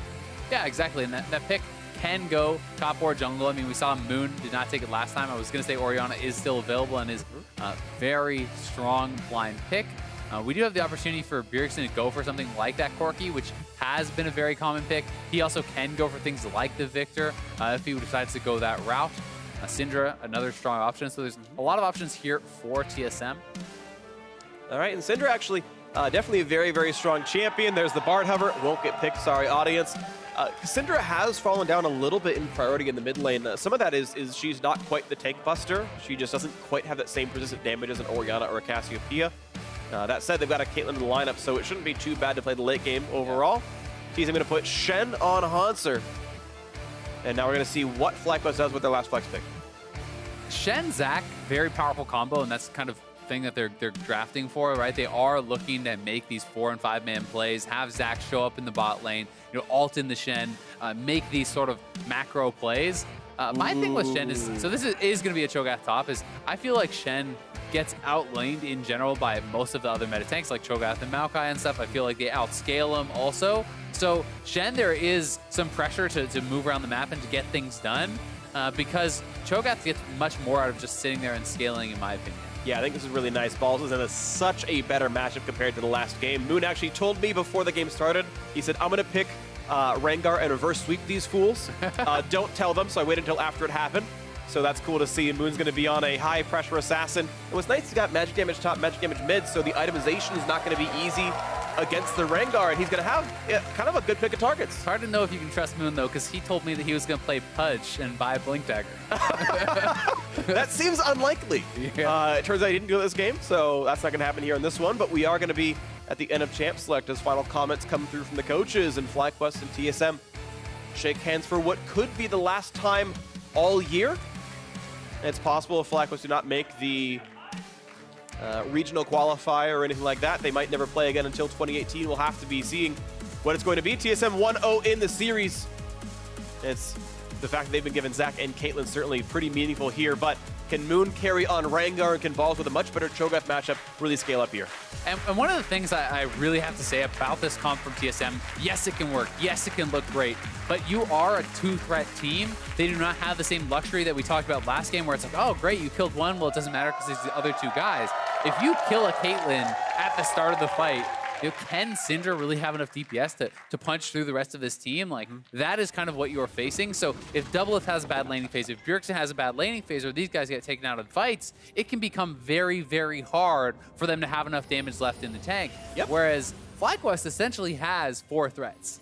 Yeah, and think about what those threats really can entail, because there's a Rengar, a Shockwave, a Jhin, like, all those champions of FlyQuest can help or just by themselves one-shot somebody. Yep. If you were alone, any one of those 5 could solo kill you, and that is definitely a threat. And it's certainly the case. That being said, if TSM does well in lanes, they're going to have a massive front line that's so hard to get through. And if you can't get to the carries, then Caitlyn is free-firing the entire fight with this massive 3-man front line and becomes untouchable, starts taking out these squishier members. So it certainly can go both ways. But I think that the early game going the way of FlyQuest would be more impactful this game than it was last game, for example, where we saw FlyQuest, make these plays on the bot side, and it didn't really end up feeling like it mattered because they were kind of getting outscaled everywhere else.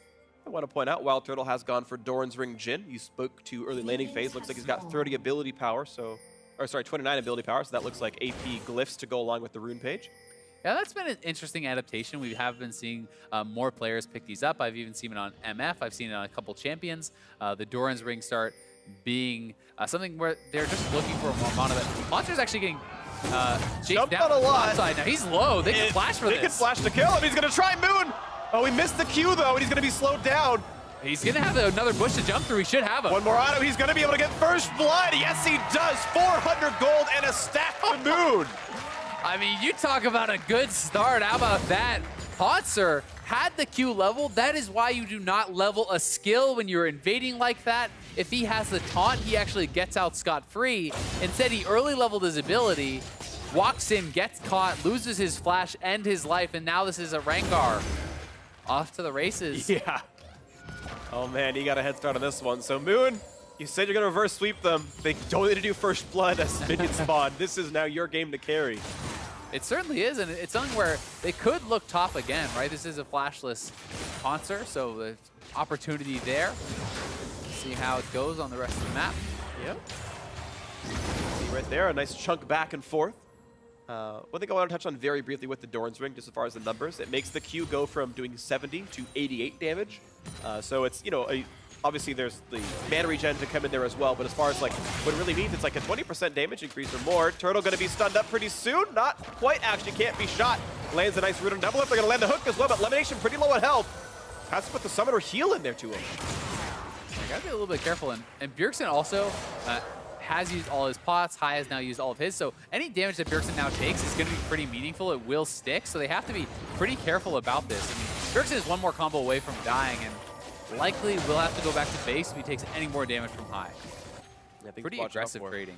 Yeah, absolutely the case. Of course, he knows the Rengar is flashless, but Zach has one, so Svenskeren arguably is a stronger ganker right now. Of course, this champion has hard crowd control, and there's generally minions to stretching strike when you go for it, so we'll see what comes through. Sven going to try to give his top lane some safety, make sure that his Shen's going to be untouched as he is pushing the lane in right now. This is something I always like to see.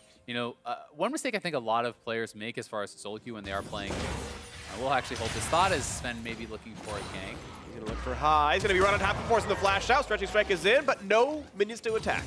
Either way, gets the flash, easy pathing there.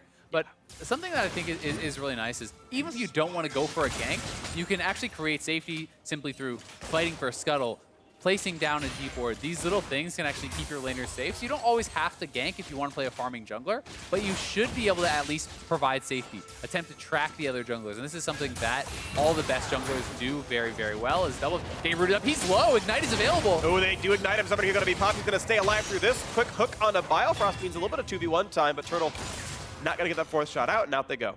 Still going to be able to get lane advantage off that. Doublelift should go back to base. His heal is down, and Moon sneaking up here behind Hansor, who is flashless. I think this is a play you can go for. Seems likely. Ball's going to land the first, slow the second. Going to look for the rupture. Not going to land that just yet. Here comes the dodge, though, but now he's got nowhere to go. Taunt looks for the solo kill. Not going to get it. Moon able to get the second kill on the same champion. Really close. Haunter almost able to get the kill, but they do take him down again, and nicely done. Balls does not even have to blow his flash. So advantages on both sides of the map there for FlyQuest. Balfrost here trying to hold the lane up. He's got to wait about 15 seconds until double can show, but yeah, the threat of Lemonation fighting him was too much, and he had to let go of the freeze. Yeah, and that's smart for Lemon. The support in those cases should be the one to stop the base, allow your AD carry to go back and get his buy, and then you stay around, and the minions plus your own damage will force the support to actually break that freeze. Yep.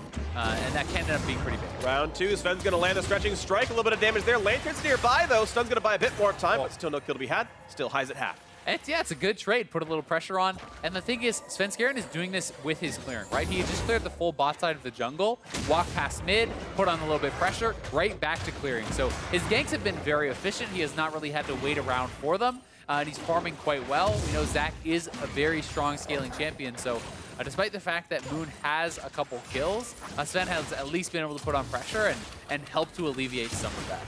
Absolutely the case. So we'll see what comes in next on this one is gold difference right now, 900 the lead for FlyQuest. Moon, of course, still only on 1 stack as both his kills were on the same champion. The bonus attack him from the passive, not gigantic just yet. And the actual lane itself, it's interesting, in the top side is still 34 to 34, so Hanser, arguably a bad matchup. Yes, he has 2 deaths, but has farmed pretty eloquently against Balls, who is going for an interesting build himself. I think Balls is rushing for a Abyssal Mask to help Fly do more damage. And I actually think that it's a super smart build against this team because people think of Shen as a physical damage dealer. Most of his damage, most of his actual burst, like with his Q, is magic damage from the pass-through. So you have magic damage coming from there. If Sven's here and ganks you, that's magic damage. If Bjergsen roams up, that's magic damage. So not only is he actually itemizing very efficiently against that, he's boosting his own damage and that of High. Yeah. Plus having Catalyst in lane is extremely powerful. Have that sustain to be able to kind of push out and actually trade very well. So I think it's a smart build from Balls. And while, yeah, Hanser is farming well, and I think Shen certainly can do that, as you get more and more stacks of the Feast, you're gaining percentage damage on your E, and the Vorpal spikes really do start to get tougher and tougher to deal with. So it's more about the scaling than it is about getting slammed in the early lane, and I think Balls has fared well because of the jungle pressure, and they're back up here once again. Oh, hello, Hanser. Oh, Is in, but there's no one around. He's got flash, though. Oh. He's not going to land the root, but does force the flash out. Even just the threat of Rengar is enough, clearly. Yeah, I mean, Moon actually popped his ult and didn't even use a jump there. Is Wild Turtle going to get jumped on? Yep, going to have a lantern. Oh, he's gone. Oh, that trap was sick, and he can't get to the lantern. There's no way out. Double gets the kill, and it was all beautiful from Biofrost. The pink ward from Biofrost gets dropped on the lantern, so he cannot click it. You saw it actually took some damage there from Wild Turtle shots, and Lemon needed to be faster on the lantern, needed to go for the lantern before that hook and get him out of there. He does not, and a beautiful combo means they kill him, and now Svenskeren can look for the dive. He's gonna try, jumps forward, finds himself elimination. Here's the Let's Bounce, buys a bit more time, and suddenly Bjergsen's here, and Lemonade, he's not even gonna bother trying to flash for it. Down he goes, Bjergsen gets the kill, a nice roam, and TSM leads in the bot lane. And now they can get some pressure onto this turret. I mean, this is a red buff on Sven, so he's gonna add some pretty nice damage, but here's the play once more. Lemon just needed to lantern him out right away. Right then. And unfortunately, he waits a little bit too long. The trap, and look at the pink ward, gets set down right on the lantern. Biofrost is stepping on it. You just can't click it. There's no way to really be able to do that. So using that ward, very, very smart from Biofrost. And yeah, first turret. TSM getting the 1,000 gold for that one. It's partially unlucky. Lemonation was during his half-second long death sentence cast animation initially, and so he's actually unable to lantern for, you know, that extra little bit of time. But certainly you're right. I mean, you wish the lantern were earlier. Bit of a fight in the mid lane, Bjergsen trading with High getting the better of it. I mean, I think it's simply one of the cases where as soon as you actually see him get tagged by the wrong Q, you need to drop your lantern. Then you can look for the hook after, once there has been some distance created. But that's one of those cases where, hey, maybe a more experienced Thresh player makes a different play, and maybe that looks completely differently, right? You know, if the lantern is actually dropped before the hook, that's a nothing play. He just gets right back out, maybe takes time to do damage, but that doesn't actually end up mattering. Instead, that little difference in play means a kill, means first turret gets taken then, and means a CS disadvantage, which is very impactful in the larger scale of things. Absolutely agree with you. It's a big deal here on this one. FlyQuest, of course, were able to answer the top lane turret. Sadly, of course, it was the second one to go down, as we mentioned, the bot lane double kill coming through. This means the gold is equal, all things said and done. And we'll see what can come next out of this one. You know, Balls and Moon kind of, it's in their court to carry, essentially. And see if that can come through. I think Cho'Gath certainly can be a big threat. But Double F, obviously, off to the races himself, is a very big girl on Caitlyn. Yeah, and that's the tough part, right? Because we talked about the two-threat team, but both of them are now doing well.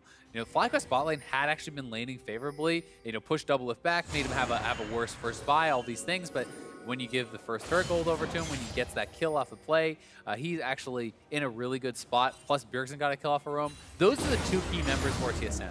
It's okay for Hauntzer to be behind because he's playing Shen. He just essentially, you know, needs to kind of fulfill that role of ultimating, being an extra body. It's really about the carries, I think, here.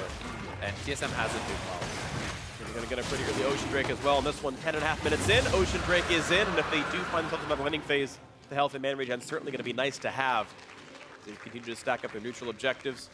Moon right now is the gold leader of the team and the game at 4,200. We'll see if, again, he can push that advantage forward. He had to stop for early Mercury treads, though, because, again, of all the threat of the 4, actually even 5 if you count Caitlyn, hard CC champion to the opposing team.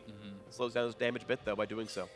It does get really tough to actually engage as well. Like, I mean, if you're not attacking the Shen ultimate can always come in, right? And you don't always want it to be ganking the Shen. He may be able to chase him down here, though. Hauntzer. He's flashless, but Dash is in, and now Moon is in for round 2. He's going to show up kind of nearby. The damage is in, and his third kill onto the top laner as Hauntzer goes down. Nicely done there by Moon, attacking the global, not allowing Hauntzer to have his ultimate to bail someone else out, so we'll see. Is that enough of a way in? Can he actually get enough gold off of Hauntzer, and can Balls get enough of an advantage that this really matters? Because the rest of the map is still going very well for FlyQuest, and they are actually down on gold. Well, dead even now. Yeah, dead even, but you're right. It's still minus 10 CS in the mid lane, though, as Bjergsen has said. He's kind of shown he's been, generally speaking, the better player this one. And a TP cancel out of a Hauntzer, and Balls going to do the same. Means there's just alone time in that bot lane. The question is, can Balls defend top lane? Probably not, but it should be a trade of turrets at worst. And I mean, if it's just the two members and you know for sure it is, then I think you can defend it pretty aggressively. But the fact that Sven's Hair could be up there and actually was means he has to back off, because then a dive is so easy to pull off. And Bjergsen had freedom too. You can see High's under turret, and Bjergsen actually cheated to that top jungle. He's taking Raptors away right now, so certainly understandable there. FlyQuest faster on the play, though. They actually do take down this turret, so we'll see if they can actually look to pressure 2. The trait for TSM in that case would be the Rift Herald. But I mean, FlyQuest is on the second turret already before the first one goes down. Not sure if they'll have enough damage, but I mean, 4 men coming down, and Hauntzer. He does have flash up, but it's going to be a red steal. Nothing else. Moon walks back down to this one. A quick Herald pickup will mean at least half a turret somewhere on the map. Still pretty good for FlyQuest. I mean, they can't end up knocking down that turret, but they at least get the trade, and they do get some damage down on it.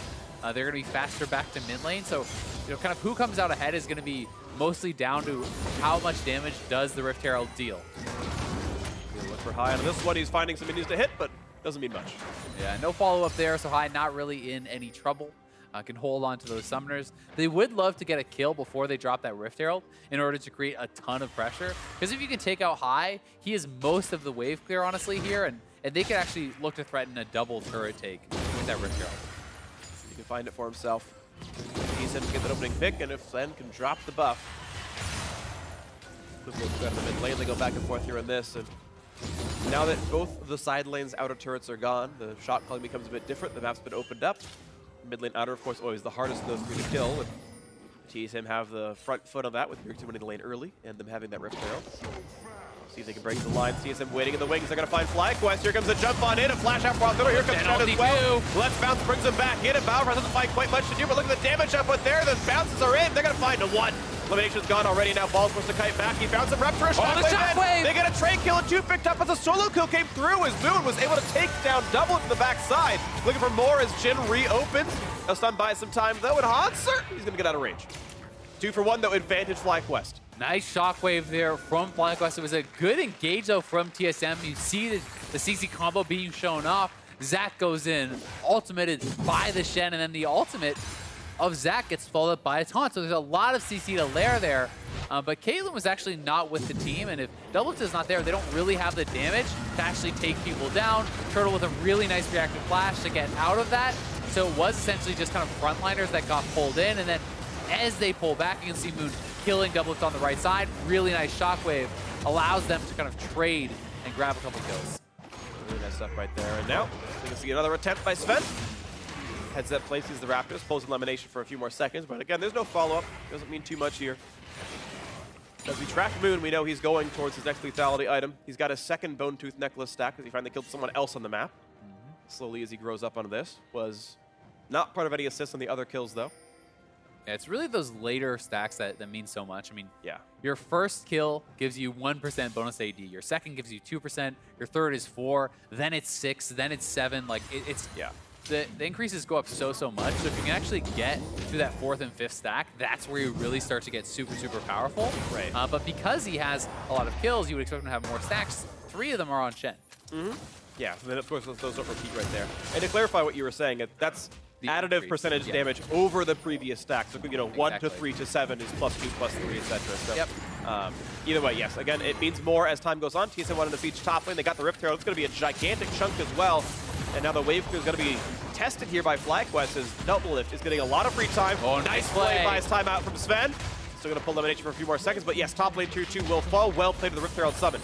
And I mean, unless Orianna is there, they really don't have the wave clear to actually aggressively contest those sorts of pushes. So they do cash in on the Rift Herald. They get a turret. More gold taken off the map here for TSM. And they are up 1 turret, so we'll see. I mean, we're kind of waiting really to find out how much can Moon get done, because that's where a lot of the gold is actually concentrated for FlyQuest. He's the guy with the most gold on the team. He has the biggest advantage over his opponent. And he does have some early lethality, probably working toward that Duskblade. And then he really needs to keep snowballing, because if he can't, it's going to be tough for FlyQuest. They're going to find themselves Shen once again. Hanser does have Flash, TP, and the ultimate up, but he is alone right now. I mean, the question is this even worth it? You're sending 4 members. TSM is just going for the mid lane turret, right? And yeah, great. You killed an 0-3 Shen, but you're losing your mid lane turret. They're going to be able to even push up to get pressure perhaps on a second. Yeah. To me, that's such a big commitment, and I know they feel like they have to do it. They have to attack the global, or Shen will come in and reinforce. But it just doesn't really get you much of anything. I think in the long duration play it'll work out. Shogun's getting a lot of free time top side. He'll actually, if he wanted to, he could have maybe crashed the wave into the turret.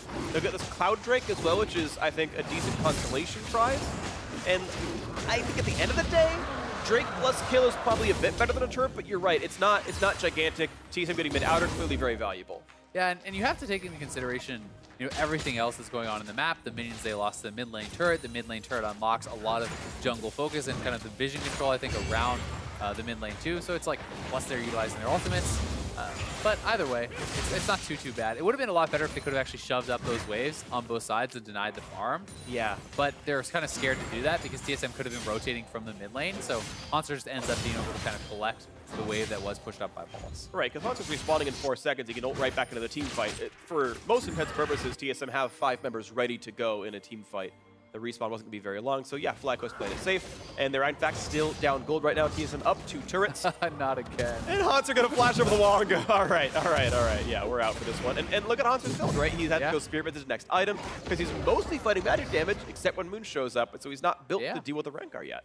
I think it's a solid build either way, though. You know, having the CDR is going to be pretty nice for joining those team fights. And TSM shoving up on the bot side. Moon is huge, though. I mean, he's already on 2 items, has the Duskblade, is 5-0. He's having a great game, but he needs to be able to turn this into kills on Doublelift, on Bjergsen, or it will not matter at all in the later team fights. And that's really where the pressure is on, because as long as TSM keeps farming, keeps their carries alive, they can keep sacrificing Hanser. It doesn't really matter. Yep. And in an actual team fight, how do you get through Shen, Zac, Syndra, CC, and Braum? Yeah, that's the question. If Double's positioned well, he's not getting caught out by Moon in a 5-on-5. Exactly, and Hanser can just look to be the 1-4. Like, as long as he's drawing pressure, later in the game, you know, the question is, if Hanser goes down, can FlyQuest actually force for something, right? Because that's when it becomes more impactful as the spawn timers become longer. If Hanser's down for 30, 40 seconds, hey, maybe you're losing a Baron off that. Maybe that matters. But in the earlier stages of the game, has not been a big deal. Either way, keeping it close. Yeah, absolutely. Speaking of keeping it close, the fact that the turrets have gone down, Hanser himself is only down 700-ish gold under balls. That's not gigantic. That's not a huge deal. And that's despite a farm lead, despite a bunch of assists and everything else. Yeah, but he's got turret money, so he's not too bad in this one. Yep. Mid laner's catching up. In fact, Bjergsen now richer than Moon is himself. Again, turret gold certainly a big factor for that one. TSM overall are actually the winning team in gold. So FlyQuest gonna hope to find something a bit later on to this one as the builds continue.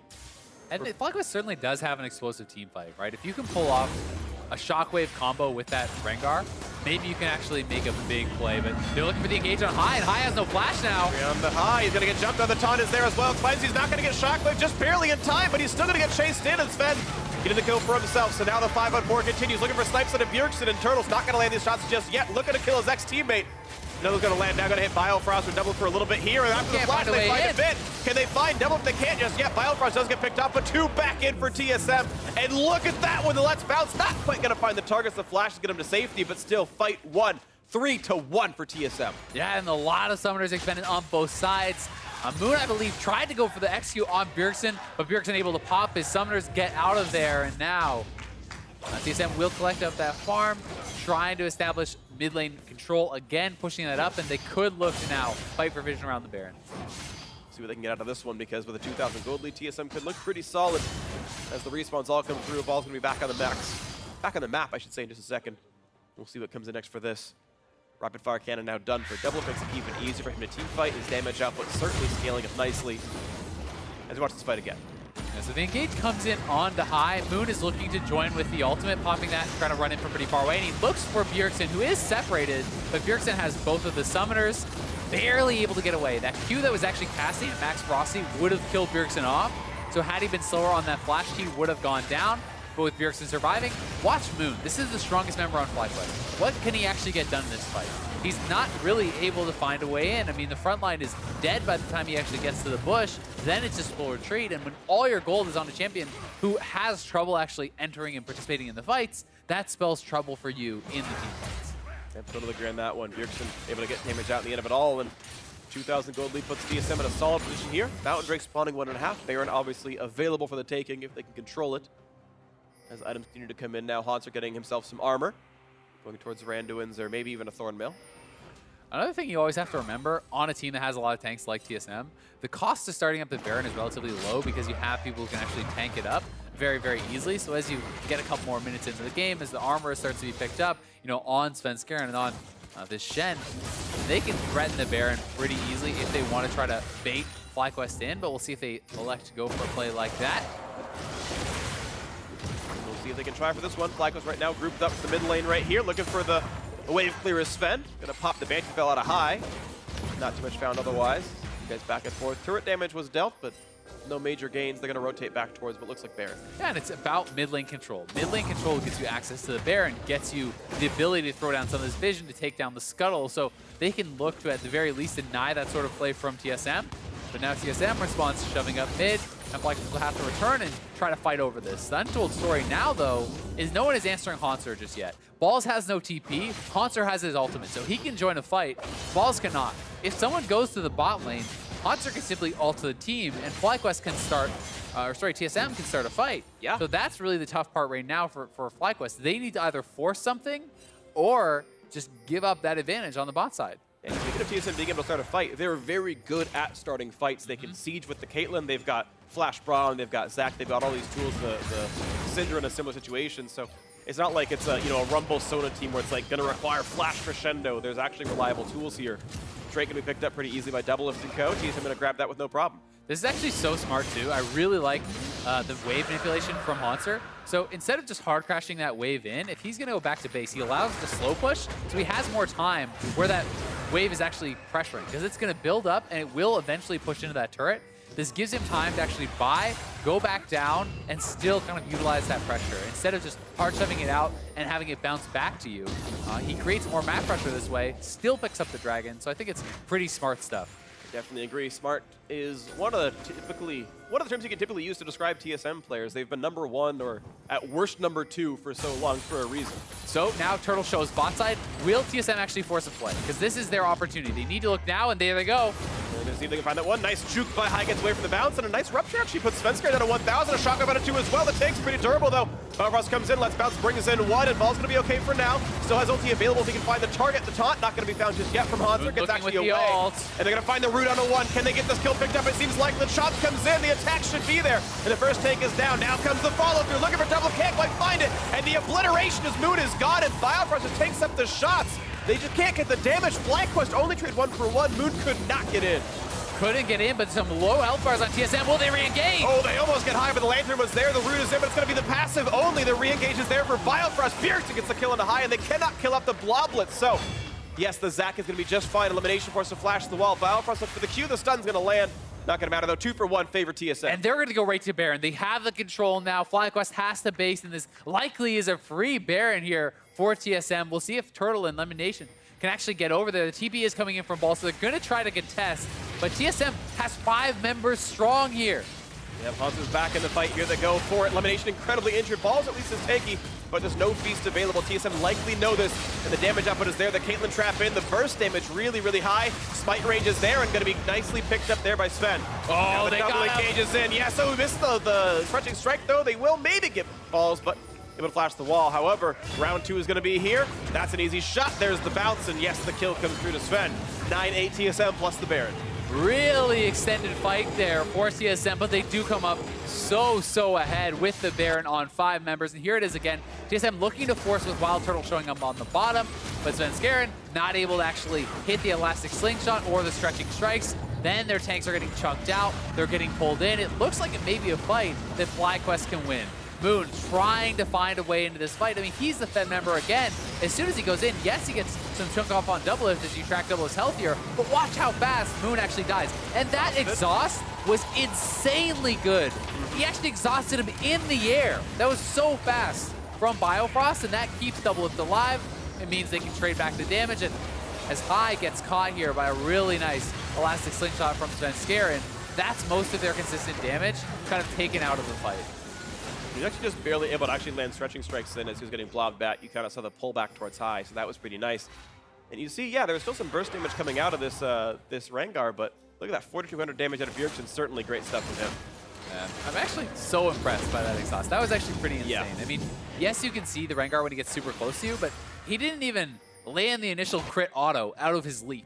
Before he was exhausted. He was exhausted in air, and double lift got pretty low, so that could have been like a complete 100 to 0 if his reactions were even a fraction of a second slower. I completely agree, and keep in mind that part of the reason Moon died was a 400 damage. Oh, nice shot on both carries. Back by Vim, but look at the backline access. Sven wants in. He's going to find the choke up with Let's Bounce. Here comes Shen in there as well, and wow, Ball just cannot live through this one. Going to get chopped down and put some damage towards Sven. Not going to be too much, so the siege going to continue 5v4. TSM going to keep this one going.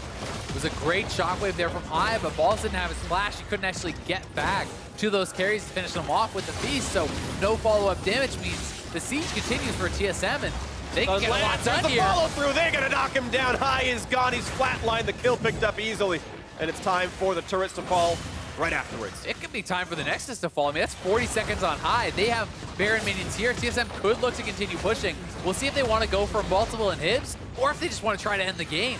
Let's see if they try for it. The inhibitor is down. Hanser pushes the wave down in the mid lane, and they're looking at these a little bit. They've got a wave on the top side. They've got the wave right here for the Nexus, and they are going for multiple inhib. They're not going to close it out. Yep. Going for the safer approach. High back up in 20 seconds. They're going for the safe top turret kill. I mean, this is pretty much guaranteed, so it's hard to blame them for taking this double inhibitor play. They could even look to continue pushing after that, but I mean, they're going to have so much gold in their pockets at this point that you can base, you can spend that up, and may as well take the guaranteed play. Yep, between 1 and 2,000 per player guaranteed means you've got, a 7,000 and 8,000 gold recall to put in. That's certainly worth it. And that's really what the gold advantage is. I mean, they're AK up. They have about AK in the pockets. Great shockwave combo from High. Hits both the carries. Ball does follow up with the rupture, but I mean, he doesn't have his flash to actually get on top of Bjergsen and land that piece. So Ball's unable to really do anything after that. Gets fully CC chained down, and FlyQuest, without the follow-up damage, there's nothing there. I mean, Moon couldn't get to the back line. He wasn't there in position either, so it's all starting to kind of fall apart. It really is right now. TSM looking to close this one out with their 8,000 gold lead. Baron has timed out, but I think the damage has been done. Nice chunk and a High. Does about 700 damage. The wave continues. Hanser back with the team, and you can see TSM, all they have to do is just stay grouped now. Hanser is actually going to join the team. Certainly TP and his ult are both down. That's part of the reason, but... Yep, and both side lanes are going to push in because you have super minions spawning. You simply wait for those to provide the pressure. It's FlyQuest that has to engage, and they have to engage now. Kai is actually getting chunked down very low. Gonna hurt, double shields in. All right, it's gonna be okay, but mid lane tier 2 gonna fall. Look at Moon, though. Look where Moon is. He's coming now with the ultimate, very likely. This is probably their last chance. He needs to delete a carry, if not two. Hai's got to heal back up in the fountain. He's got home guard boost. He's going to come back in now. Maybe too late. The turret's already gone. Now they don't have even defender's advantage, and the inhibitor is going to be going. They need to look for it right now. He's going to try, but of course, Double has a trap line behind him. Okay, now Here he Here goes. comes the attempt. Can Moon find the target? They know he's behind. They know he's to the left-hand side here in this one. Biofrost is the marker, so no crit for Doublelift. Once again, they know he's up and to the left now on this one, and out they go. No kill to be had. Can't find the play, and I mean, super minions are already on the inhibitor. This just means TSM's going to close right in, and that's 3 inhibs, which essentially means the game is they still have their tier 2 turrets. They can just continue this push. More super minions going to be crashing in. Nexus turret's already very low, and Sven's looking for the fight. Goes in right now, finds in 2. They're going to find some stuns. They're going to get the damage of it if they can. Shockwave not going to be had just yet. Looking for it now in the backline, but no kills coming through. Double gets 1 on the balls already. The front pushing forward as well. Orianna going to drop Turtles on as well. There's no carries left. Elimination going to drop. 3 kills in for Double. Looking for a 4th as the Bjergs are getting the last one of this fight. That is the ace in TSM. Going to make it 2-0. Going to improve to 11 match wins on their quest for a playoff bye. Really clean series here from TSM. That's what you're looking for down the stretch as a team that is competing for those playoff buys. Very good play across the board. FlyQuest, another strong early game, but they couldn't actually transition it into anything because the key members of TSM, Bjergsen and Doublet on these carries, were never put behind. All this attention on Hanser, what did it result in? I mean, Balls really got no significant advantage. Moon is not able to actually find the assassinations in the team fights, thanks in part to some great play from Biofrost, who was extremely quick with the locket and with the exhaust, but I mean, you have to be able to convert on those early game leads, and they had a hard comp to do it with. Totally agree. 4x honor Hanser for tilt proof. Went 0-4-1. Managed to still ult in the team fights and play the proper frontline role. But you're right. Once we got in the team fight phase, TSM stayed grouped up, and there was nothing to be had there for the rest of the squad. Nice attempt at a Moon to try to get the game in his own hands. He certainly did get himself a lead, but just was not quite able to convert. And maybe Bjergsen's going to be happy with how well he shot called this game and not letting FlyQuest get those sort of arbitrary gold leads. Yeah, certainly so. And I mean, Moon played a good game, right? He but did. At the end of the day, when you start 5-0 and you're on this Rengar and you're playing against this team that has so much CC, so much way to deny your assassination, it's very difficult to find a way into the fight. And he actually did about the same damage as Shen. I mean, a little bit more, right? But it's like, you're the super strong carry, you're the 5-0 guy, and you're putting out about the same amount of pressure as the 0-4 Shen because of the composition, because of the way the TSM played. They never spread out, they never allowed access to their carries. Yeah, and maybe that's FlyQuest should have played the game a little bit differently. If they knew they're going to come in to play some Rengar, maybe they needed a more dedicated split pusher that, you know, if the Shen is 0-4, what happens when that's a Camille and not a Cho'Gath, right? Does that make the game very, very different? And suddenly that is a point of leverage. But because there's no dedicated split pusher, unless you're really going to have Moon do that by himself, you have to team fight to close it out, and 4 tanks protect Doublelift pretty well. Yeah, and I mean, I also think your point about top lane is a pretty big one, and it doesn't even have to be Camille to me, but it has to be someone who can consistently dive with the Rengar, right? Even if that's a J4 in the top lane. Like, we saw, even through Exhaust, how low he got Doublelift. Imagine if a Jarvan, who's doing pretty well with a Black Cleaver, and a Titanic Hydra actually goes back there too, then that carry dies instantly. Maybe you can make something happen off of that, but Cho'Gath cannot follow up unless Cho'Gath has Flash. So, like, that is part of the problem. They draft this champion, which, yes, sometimes you can delete the backline, but most of the time you're stuck hitting frontline, which is why he has percentage damage on the Vorkal spikes and does true damage with his ultimate, but, like, they're not a frontline killing team. Yeah. Jhin does not really kill frontline well. Rengar does not kill frontline well. So you need a dive buddy, someone who can go back with Moon to make the team fights work. Otherwise, your Rengar ends up doing nothing. Yeah, that's what it ended up being there. Unfortunate for them, but still a great win for TSM, 2-0. So now for more on that win, let's check in with Pacey Chime and the TSM jungler. Thank you very much. I'm here with Sven Skaren after a very clean-looking 2-0 there as TSM take down FlyQuest. I have to ask you, as far as kind of jungle matchup goes here, Moon, very aggressive play, especially playing champions like Rengar in that second game. What do you think of Moon's style, and how do you think your style matches up against him? Yeah, it's definitely pretty fun going up against Moon because he always goes for like aggressive level 2 ganks, or he always looks to just snowball his team. So you have to be like on your toes playing against him because, yeah, he's just very aggressive. So it's pretty fun, yeah. My matchup against him, not sure. I guess I just play with my team, so my team can just carry. And if he doesn't get too snowballed, then sure, we just win by scaling. Seemed to make sense, and the metagame has certainly shifted back towards those tanks. You did play Maokai and Zach in back-to-back games here in this series. Do you like the tank meta shift? Obviously, you are known for your more aggressive, high-tempo junglers, but being flexible is important. Do you like playing these tanks? Do you prefer the other champions, or are you just happy to play what's good? Yeah, honestly, don't really care as long as we win and my team's doing well. So I don't really care what the meta is as long as, yeah, my team can do well. If you don't mind me asking, what do you think actually the strongest jungler is? Because I think the opinions are pretty divisive on, should you still be playing high tempo or should you be playing these tanks? In your opinion, kind of what's the top 2 junglers at the moment?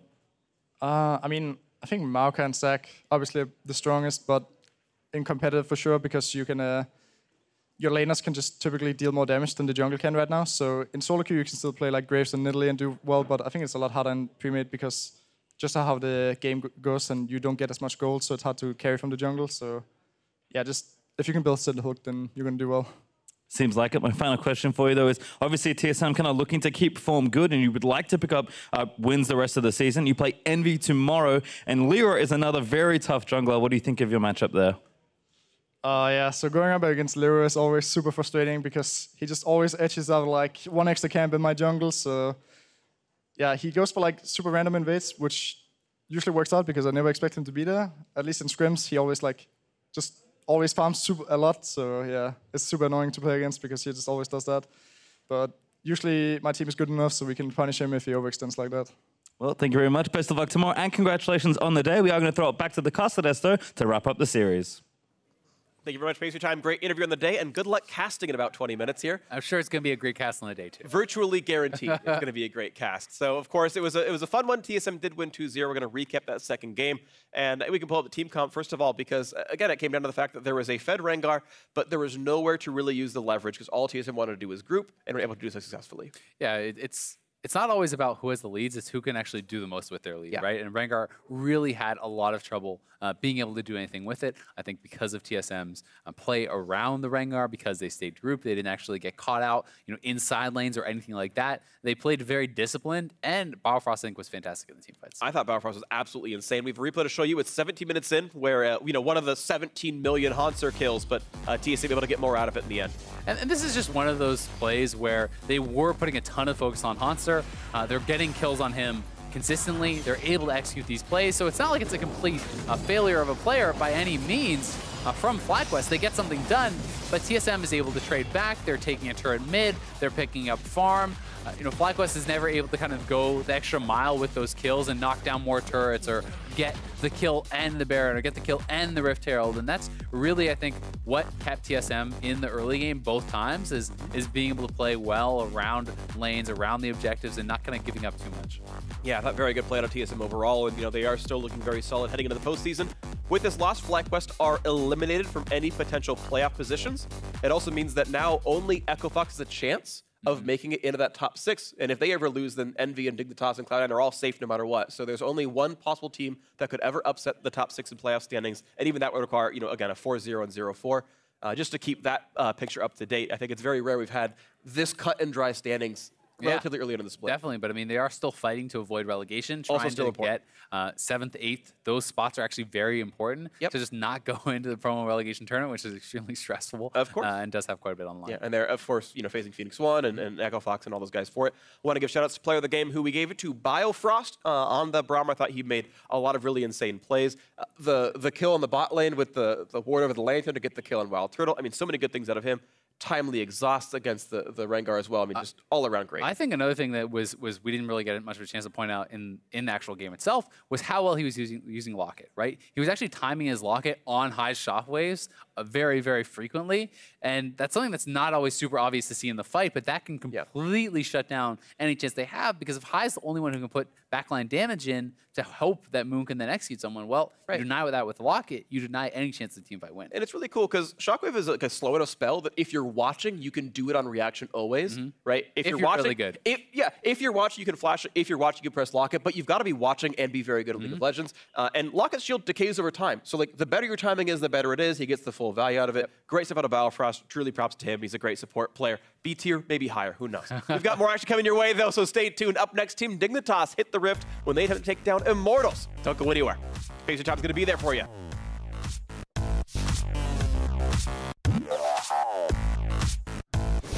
He's low. They can flash for this. They can flash to kill him. He's going to try Moon. Oh, he missed the Q, though, and he's going to be slowed down. He's going to have another bush to jump through. He should have him. One more auto. He's going to be able to get first blood. Yes, he does. Wild Turtle going to get jumped on. Yep, going to have a lantern. Oh, he's oh, that trap was sick, and he can't get to the lantern. There's no way out. Doublet gets the kill. 3, 2, I've jumped. 1. I go. I'm stunning. Stunning Jin as well. Stunning Jin as well. Flash, stun. I got a stun. I'm on passive. I'm on passive. I'm stunned in 6. Looking for it now in the backline, but no kills coming through. Double gets one out of balls already. The front pushing forward as well. Oriana going to drop Turtle gone as well. There's no carries left. Elimination going to drop. 3 kills in for Double. Looking for a 4th as the Bjergs are getting the last one of this fight. That is the ace in TSM. Gonna make it 2-0. Gonna improve to 11 match wins.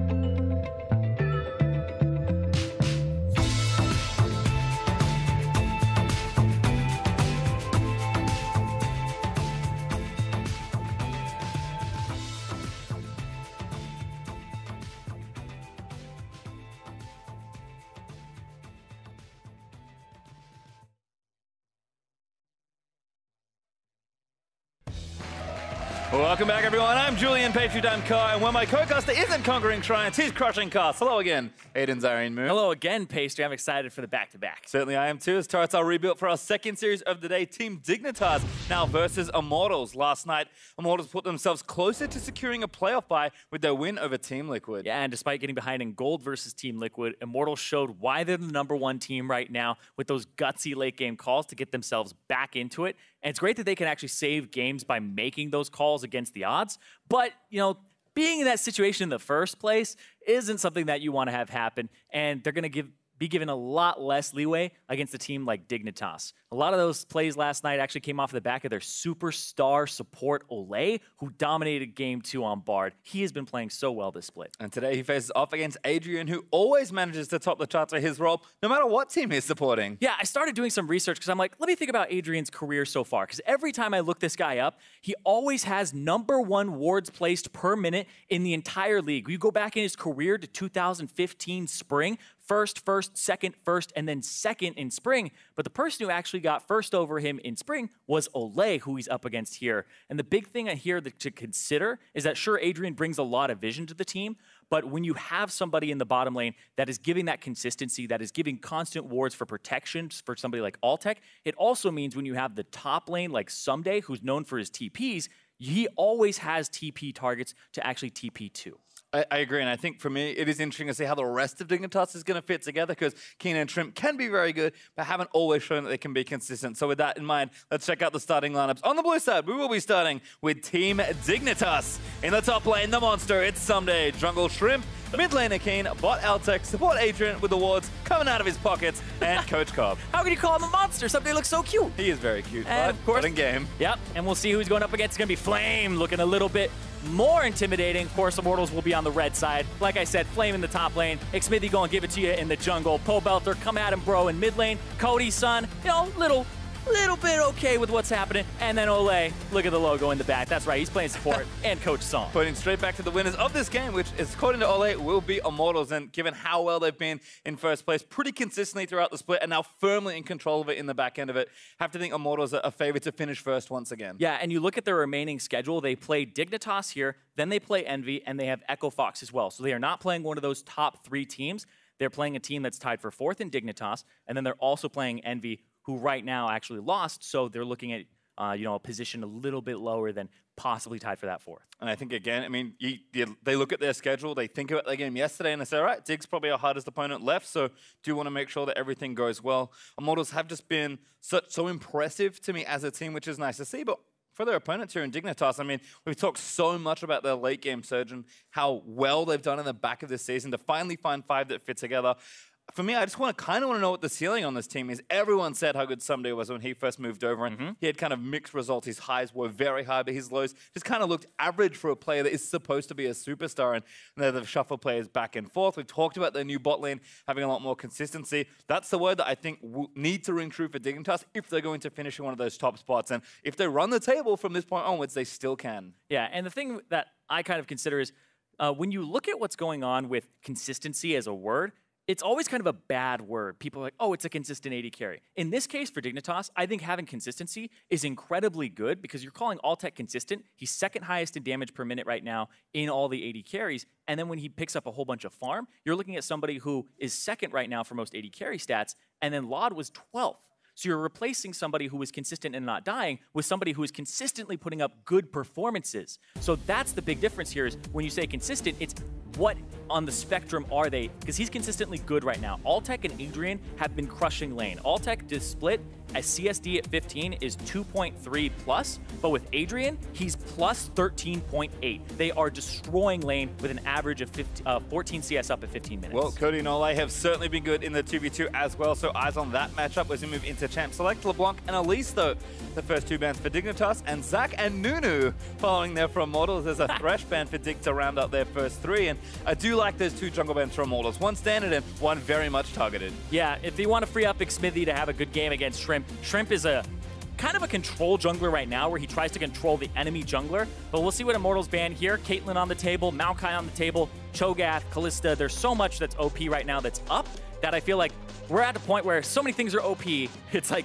yeah, everybody's going to get at least 2 to 3 things. Well, there's a Cassio ban, interestingly, but I mean, it's funny to think about Shrimp as this kind of new player because the other side we used to see was the hyper-aggressive kind of challenger level Lee Sin player. That was the other thing he was really known for. So Rek'Sai, like, showing a lot of really versatility as the first pick. Caitlyn is the selection for Dig. Yeah, Caitlyn comes through, but you're going to have to think about what's the Maokai possibly, the Jarvan for Immortals. And then the double flex from them could possibly come through. You're picking something like Jarvan, Maokai, or Cho'Gath here if you're Immortals. Flame did have a good Cho'Gath game yesterday, but of course picking that does leave you susceptible to something like a Gnar from Someday. And again, Immortals are a team that have not necessarily run with the meta that often. They're a team that really does like to do their own thing. I think their style and the way they approach winning games have been very consistent, but not necessarily with the champions that are at the top of everyone's tier list. So that's actually first pick Jhin for Cody. Pick that he's had a lot of success with, especially in aggressively in lane with Ole. Matching up against Altec's Caitlyn should be interesting if they can find a nice support for Ole to get, and he often eats bans, but it does feel like Jarvan is just the pick for Immortals, and they're going to pass up both tanks potentially here. Yeah, and like I said, I feel like they're picking one of those 3, and Jarvan is the one that doesn't stand out to most teams right now. They're usually picking the Maokai early, they're usually picking the Cho'Gath early, and flexing one or the other, or possibly both if you're on red side and get them. But Xmithie really likes this Jarvan for getting flashes and having those early gank routes, and it can go to the top side, but it's a little rare that we're seeing it there. Nice to see the Urgot flash there from Keen.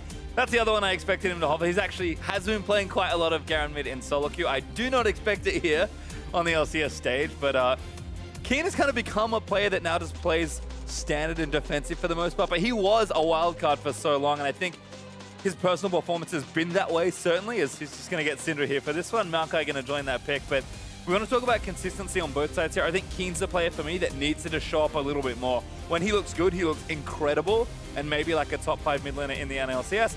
Otherwise, he just looks kind of average, and yes, he is a player that can get stuff done for his team, but is that really enough when you're trying to vie for those top spots? I don't think so. Yeah, and I completely agree with you there, because we're talking about consistency, and where's the ceiling for Dignitas was the question you asked earlier.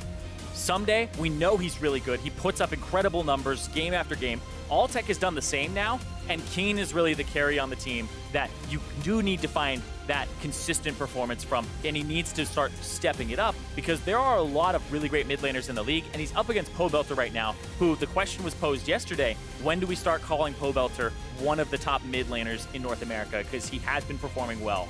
Yep, he's going to get Corki here as well, and definitely a champion he can, and already has carried on this split. There's a Blitzcrank ban there from Immortals, so again, targeting those supports. And I think looking at the bottom of the screen, where you see the type of performances Pobelter is putting up, the 14.6 KDA on Corki is what jumps out to me here, because he has played 5 games of it, 100% win rate. This will be his 6th game of Corki so far this split, and that means he's just crushing it on that champion, whereas some people are struggling to close games out with the Corki.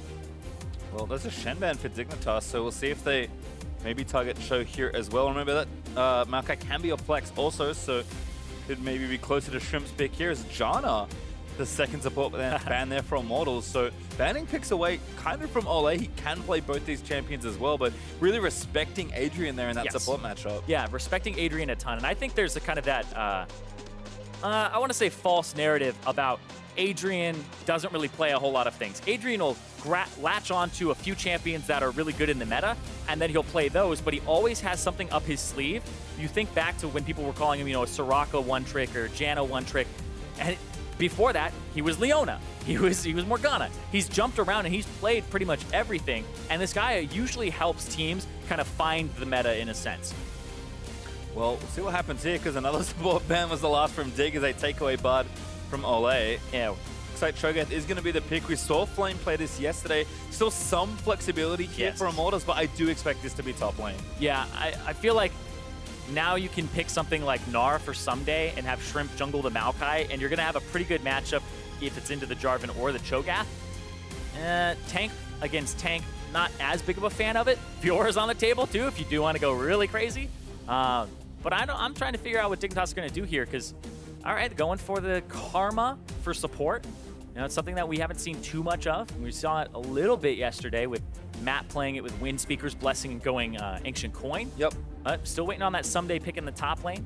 I mean, we saw Lulu from Ole yesterday as well, actually, when Immortals played their series. So it does feel like some of these supports are creeping back into the meta, but it seems like your read on Na is likely correct. Yeah, and it's very diverse right now for the support champion pool. There's Karma, there's the Braum, the Thresh, the Tahm Kench, the Janna, Alistar, the Blitzcrank. We're seeing a whole bunch here. Even the Bard jump up.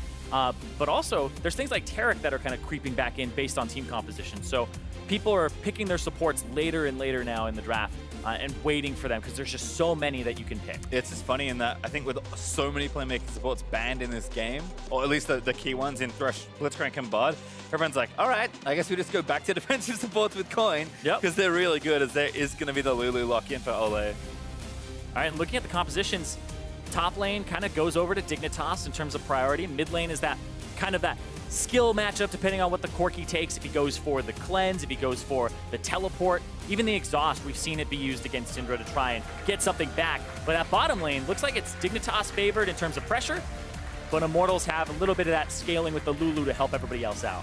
Yeah, it'd be kind of interesting to see how this works out. Again, Immortals really just picking things that they feel comfortable with. Dignitas' comment to me aligns a little more with how we've expected the metagame to develop, but I mean, Immortals have been winning more than almost any other team in the NALCS, so can't really fault them for playing their style, even if it's not necessarily what everyone considers the metagame. Yeah, exactly. And you're talking about how they're just playing what is good for them. The most played champion so far for Cody Sun this split is the Jhin. This will be his 10th game on it. And compared to his other KDAs, which are rocking about, 4 to 3, he has a 10.6 KDA on Jhin. He plays very far in the back line, and he is quite good at this champion. So we'll see what he's able to do up against Altec here, because that's my focus, is this bottom lane, these 2-on-2s, and what is going to happen here between these guys, because both of these AD carries have had standout career-defining performances this split. Certainly been looking good so far, but Immortals are trying to hold on to the #1 spot for as long as possible. Dignitas, though, looking to shake things up towards the top of the standings as they move towards the playoffs. We'll see what the teams can get done here in game #1. And you did mention that bottom line. The thing I instantly notice when I dart my eyes down to that bottom line of the screen is Spell Thieves. Yep. We did see this from Ole yesterday. I think you can go back and forth on Coin versus Spell Thieves depending on how you want to play the lane, but it is interesting to hear how good Coin is, and then immediately see Karma and Lulu back in the metagame with Spell Thieves. Yeah, Karma's an interesting one because it goes back and forth. Wind Speaker's Blessing for Adrian, went for the Spell Thieves, so it's not the Thunderlords, it's not even Ignite, he has the Exhaust for himself. And we'll see what he maxes first, because we see some Karmas do 2 points Q early for lane phase, and then they go for maxing the E. It's shifted back and forth. I actually think it still shifts based on player. Matchup as well. It's all preference in matchup, exactly. Well, we'll have to see exactly how aggressive Dig can get in the bottom lane, although I think happy to farm it out as well. Maybe looking more to the Jhin base lane to get a bit more aggressive. And so right now, I feel like you go towards the Jhin base lane, but for Dignitas, top lane, go for Cho'Gath. I feel like as a jungler, the rule of thumb is if you have any hard CC, point and click, anything like that, you're visiting Cho'Gath very early on. I wouldn't even be surprised if Shrimp went for something like a level 2 gank. It would actually not be that surprising. Well, definitely have to pay attention to these junglers. Somebody going to help out Shrimp, who's loaded up that brush with saplings already. Yep, stacked them all as well, There's Maokai mechanics that we go over a lot about keeping them separated, but nice lead not there. gonna slow them down too much. IMT's bot lane. Shrimp, I think, just trying to speed through that first buff, so it's level 2 nice and quickly, but it seems like it's going to farm the rest of it out. So no level 2 gank just yet. Yep, looks like he's just going for the clear here, making sure he doesn't get behind in tempo, and we'll see what happens, because Xmithie looks like he might want to go towards that top side, whereas the Maokai starting on the top side of the map and not the bottom side is a little bit unusual because of the fact that you could get a super leash on blue side. You could have your bottom lane help you out, and then you'd be able to go to the top side where the Cho'Gath is, which I feel is the desired place to be as this Maokai. Yeah, you can see both junglers now going to converge into the opposite sides of the jungle. Xmithie did start the same 2 camps, but he's on his red buff right now. Shrimp, of course, moving over to Kiss Red, but they'll be on opposite sides as level 2 hit in the bot side for Dignitas. Oh, level 1 hit from Immortals means not a whole lot they can do as far as trading goes. There's some good damage done there for Altec. Trying to get him with the trap there, the sneaky trap as soon as the auto attack. And yeah, we're seeing the coin from Jhin. This was actually started by Teddy in the LCK. It was the first Jhin that we saw do it, and it's because of the AP ratio on the Q and the bounces and the multiplication on it. as well as Jin could sometimes run out of mana. And we'll see, he's only got 19 AP, so that looks like he's not running much in terms of his blues and his glyphs and his rune page. This is mostly natural talent and mastery, plus having the ring. Well, and he's already burned through both potions too, which is something to keep in mind. The Doran's ring should allow you to have 2 in the lane, and then he's already burned through both. Yeah, it's taken a lot of damage already, but I think should be able to farm pretty well with that grenade, which is, again, like you highlighted, kind of the point of that starting item. Shrimp also visiting this side of the map, but lane is pushed too far up for any sort of real gank at the moment. And Smithy also didn't really poke his head into a lane either, so the junglers may have looked for some early ganks here and there. There's plenty of good pressure from these junglers, but right now just going to farm it out. And it's always interesting to track what decisions junglers like this make early. They actually made exactly the same decisions of farming from their blue wolves to red to invade, to take the enemy Gromp to come back. And instead of doing Krugs, Xmithy just elected to go do his Raptors first, and now Shrimp has to go do his, but they'll both be level 4 on the bottom side of the map here. Yeah, 2 excellent wards from Dignitas. Going to spot Xmithy moving down. Just going to stay in the tri-bush and recall, though. Looks like not wasting too much time.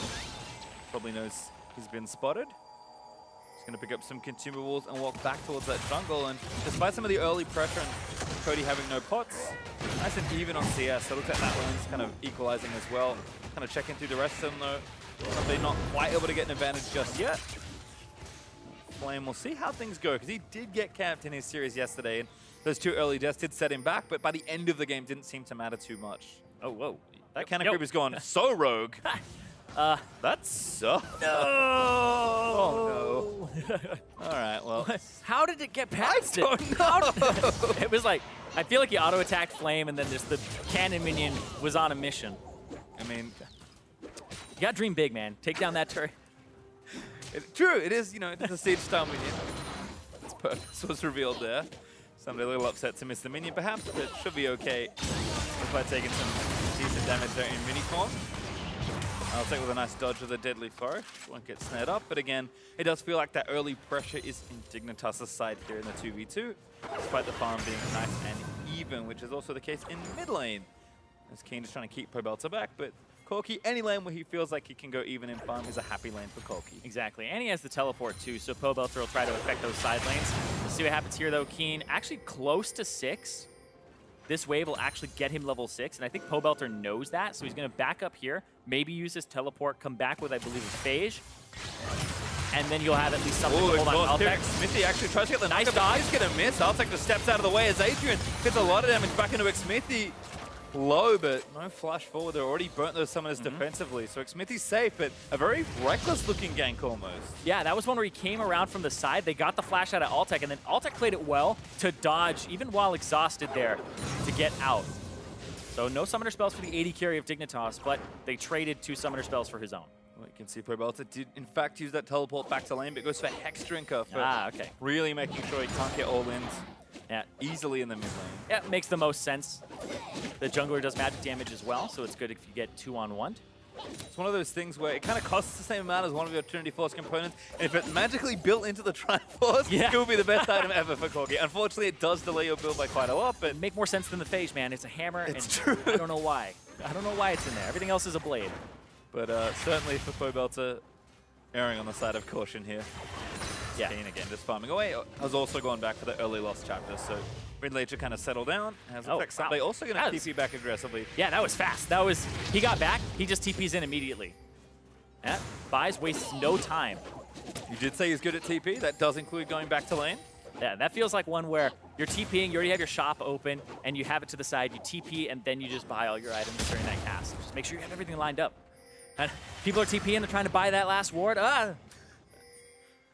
King gonna get his blue buff. Walks back to lane there, and Shrimp's able to donate that one over. Smithy, level 6, farmed a lot more on this J4 than we've seen from him in recent games. I think he's kind of gone from like level 2 ganks to level 3 ganks to no real ganks at all. Yeah, Pobelta warding, trying to get some control of mid lane after he shoved in.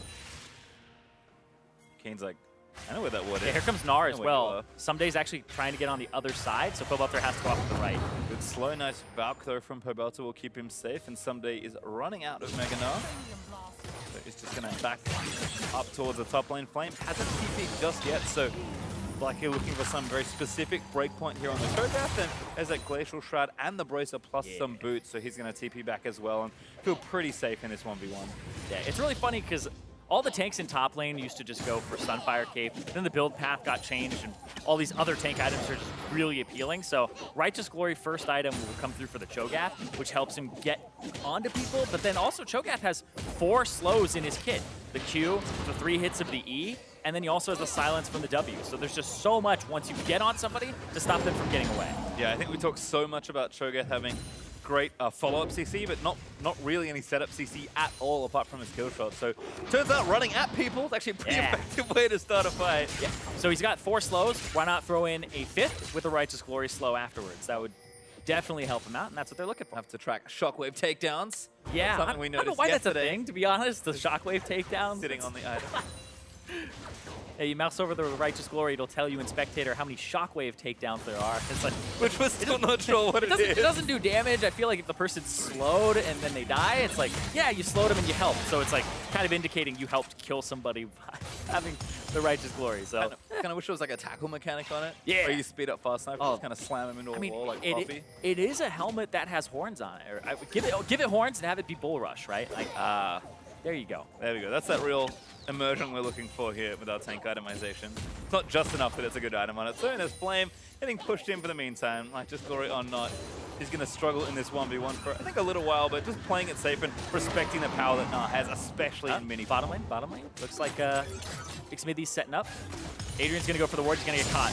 Good flash from Adrian, but the ulti's going to follow. Knock from Lulu. He's going to follow in. Adrian's still trapped in the Cataclysm. Looking to go down here. The ulti up from Cody, and first blood off to Lulu. Outtake going to get poked down. Last shot is not enough. Outtake's heal able to save him. Yeah, but he has to burn the heal. Maokai coming in from the back, but this is not going to be enough. There's 3 full HP members here. They might be able to turn on to Shrimp. Yeah, Shrimp caught. Ulti's out, but that's really late. The root's already followed from Cody, and he's popped the W. Exhaust and burnt by Ole, but hit by Ulti with the package. Shrimp already flashed away, so that's an easy kill for the Corki. And that's the gank from Xmithy, setting all of that up when the lane had been returned to a neutral state. Adrian went too far forward saying, all right, this is where they would come in if they wanted to gank now because they're playing like one's coming, and it was already there, so he was late for that ward and that placement because you can see how far back Altek's playing, kind of thinking maybe something will come through, but Xmithy lines up the flag and drag, and that burns the flash, meaning Adrian is just a sitting duck at that point. And then the swap over here to Altek and having to burn that summoner spell is big, because that's going to give a large advantage to the bottom side. And then Shrimp, he was doing the Scuttle Crab during that time, and kind of could have been in a position to actually do something about that gank if his sense of what was going to happen at the bottom side had been communicated. Because it looked like Altek was thinking something's going to happen here, but it just looked like the rest of the team was not on that same page. And Immortals make the jump, and they get it rewarded for it. The Drake out of the deal as well, so even better after getting first and second blood, converting it to a nice 1,000 gold lead. And for me, we talk so much about Xmithy being a very intelligent player with the way he looks at the map and kind of thinks about different situations. The thing that I have been most impressed with recently is how he engineers ganks. So many times it feels like he's kind of in the right spot for either a counter gank or set up a gank, and then lo and behold, it works. That is not an accident that he's setting these situations up, and for me, the way he kind of forces his will upon you and actually ganks his opponents and sets up for his laners has been very impressive. Yeah, and now he's going to do the Rift Herald and kind of maximize his time here. And like you were saying, I personally was never really an enormous Xmithy fan of any kind, because I always kind of appreciated the more heavy gank-centric junglers instead of the ones that controlled the enemy jungle. Like people like Stardock and like Cadian, who would be aggressive and have those very early action points to get their team snowballing.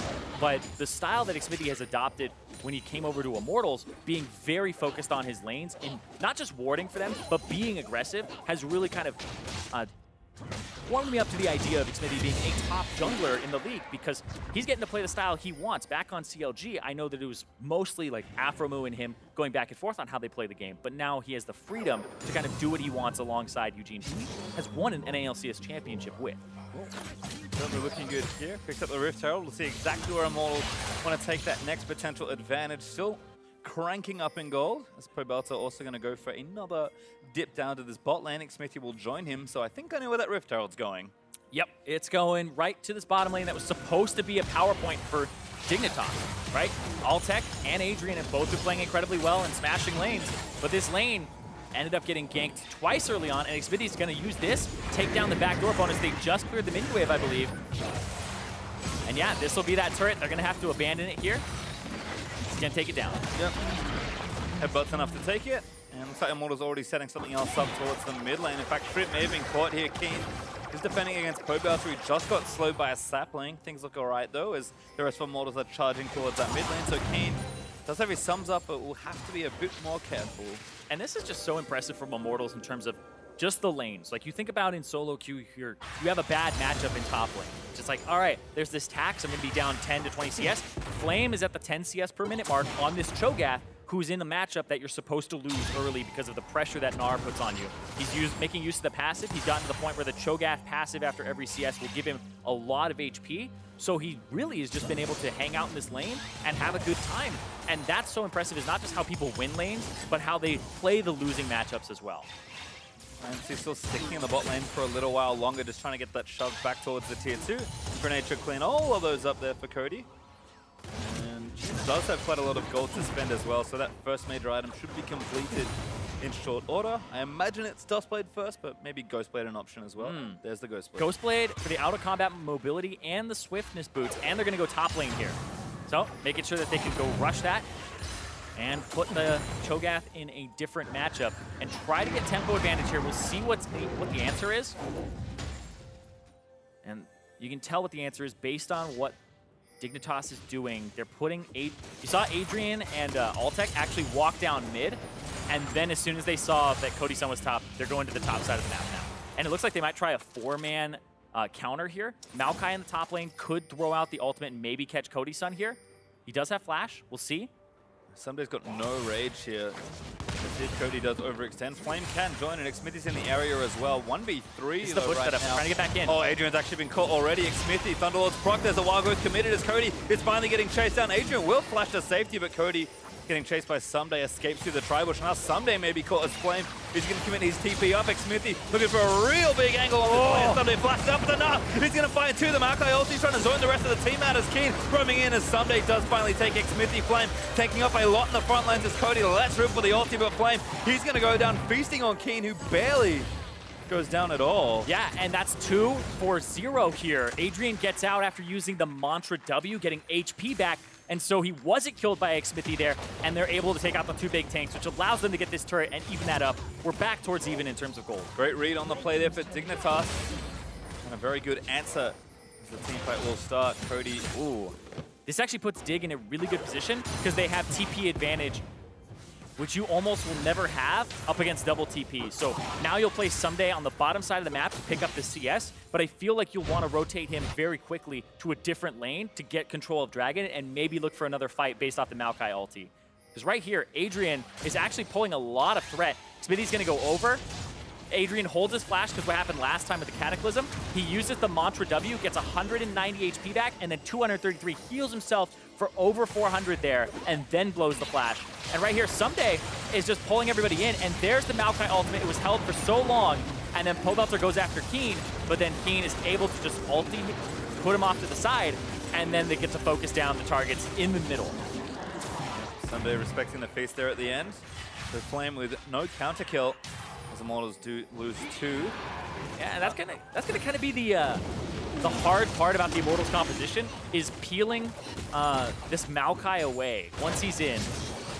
The ultimate, you kind of have Flame or Xmithy stand in front, and there's Someday actually TPing to the top after getting the dragon. So that's the rotation they're gonna make, and they're gonna Flame's just gonna walk away. Yeah, it's actually behind Flame. Somebody with red buff do a lot of damage to Flame, but Flame's got to find an escape route here.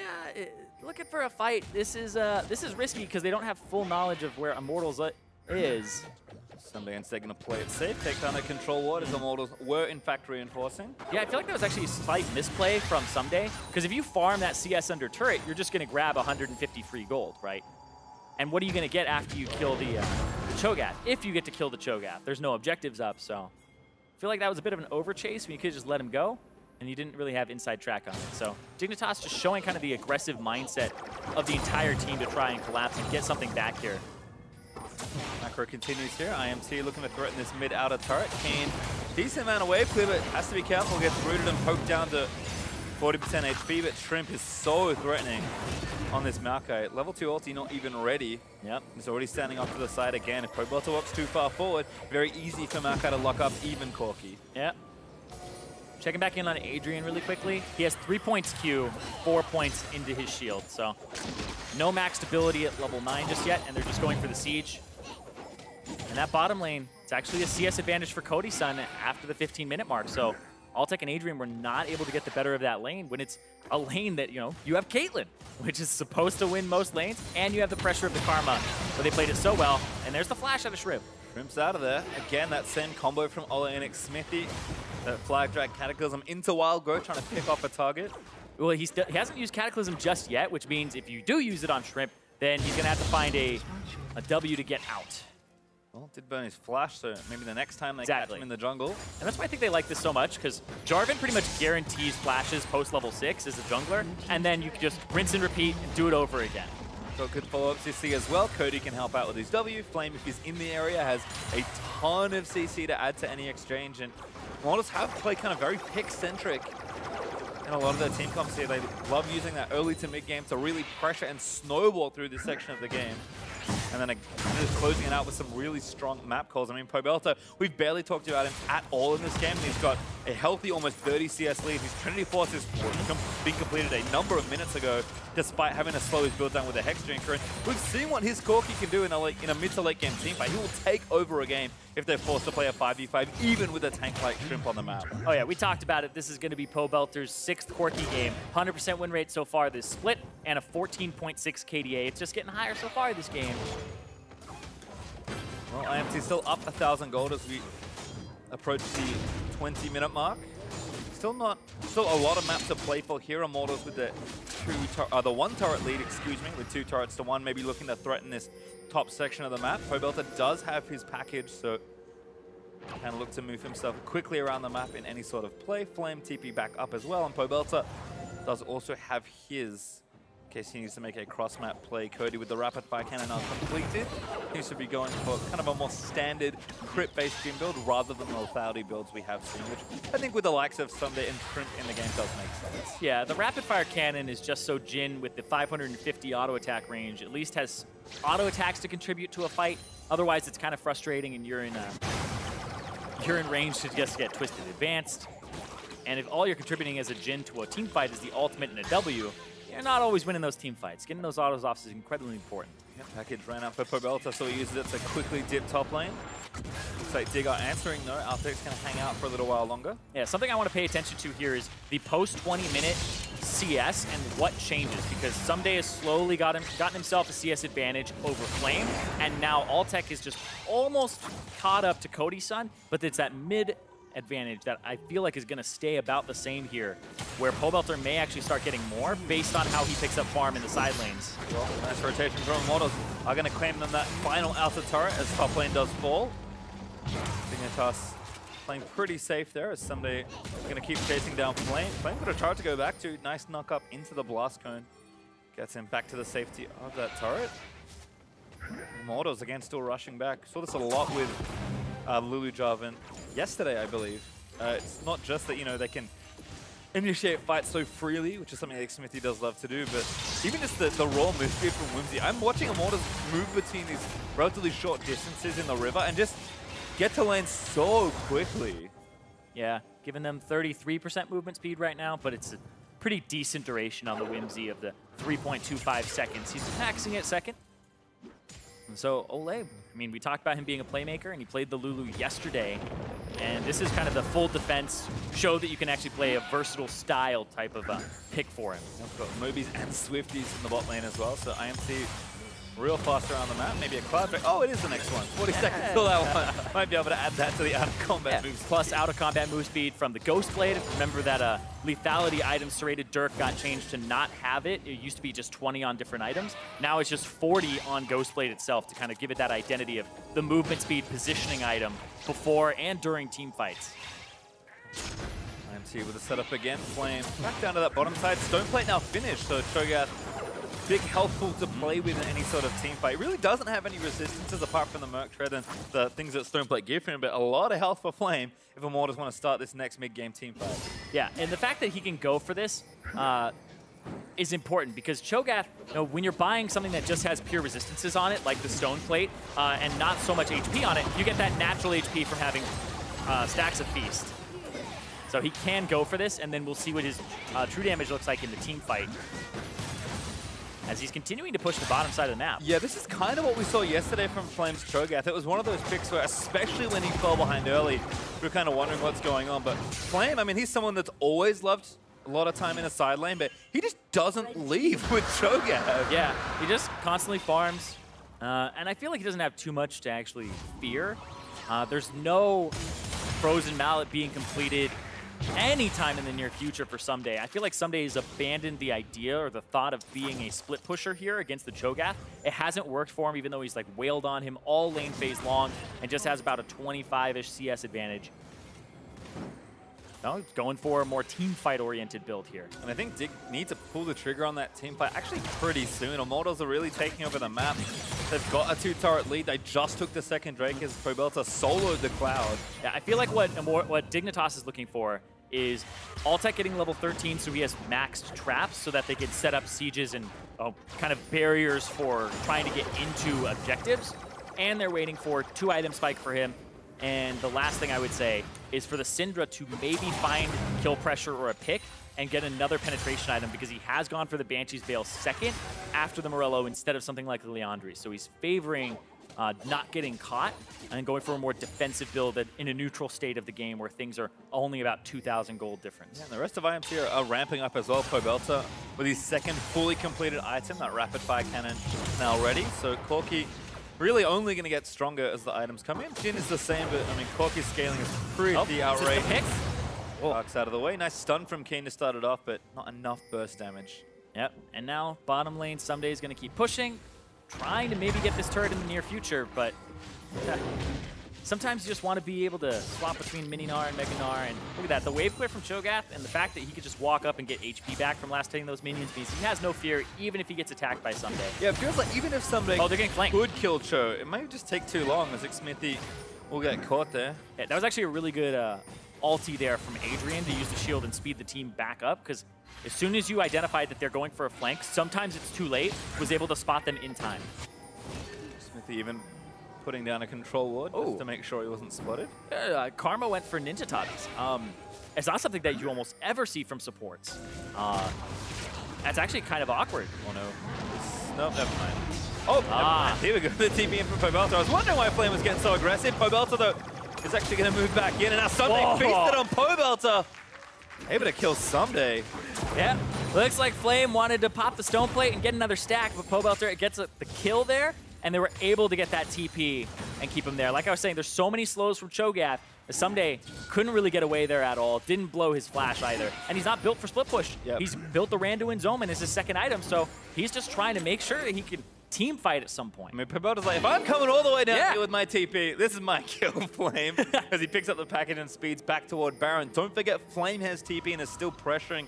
This turret, though, is now going to base and spend some gold. So Dig, they tried to make the counterplay back on the Baron, but Immortals reading that one pretty simply, and they're on. Going to start it. They're on it, yeah. Smithy taking some damage here. Flame TP'd in, and there's going to be the Maokai ultimate, the Nature's Grasp. Only Pobelta caught in that one. Yeah, for 2.4 seconds. Just going to think about some of his choices this game. Contemplate. Yeah, I mean, maybe what's for lunch. Yeah, contemplating his choices this game. Corki, good pick for him. He's like, I like this. Looking forward to lunch. I think it's going to be really good. Cody's actually top lane trying to reverse the pressure on that lane. So Dignitas get inside track on mid, but now they're going to have to go back to top and try to get something there, whereas Someday is pushing bottom. So this is actually, we'll see what happens. Cody-san opens up with Aldi. Oh, that was a great flash from Adrian, but such a good setup from IMT. Flame caught him with the Rupture. Root not quite able to land though from Cody. And Immortals invested so much into that Baron play, it feels like. But now they're going to have to invest something else and try to start it up here to try and get the TP out from Someday, because they can't answer him. Nobody has TP to get it. Flame has Feast now though, so IMT actually have a real threat onto this Baron.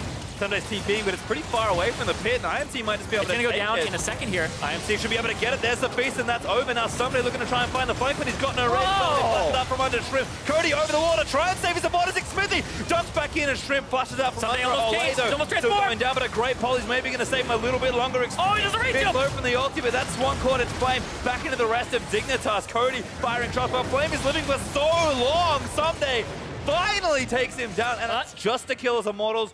Do claim the Baron. And that was really close for Someday getting something back. Olay's polymorph stopped the transformation, stopped him from actually picking up multiple kills there, and that was the big difference in that fight.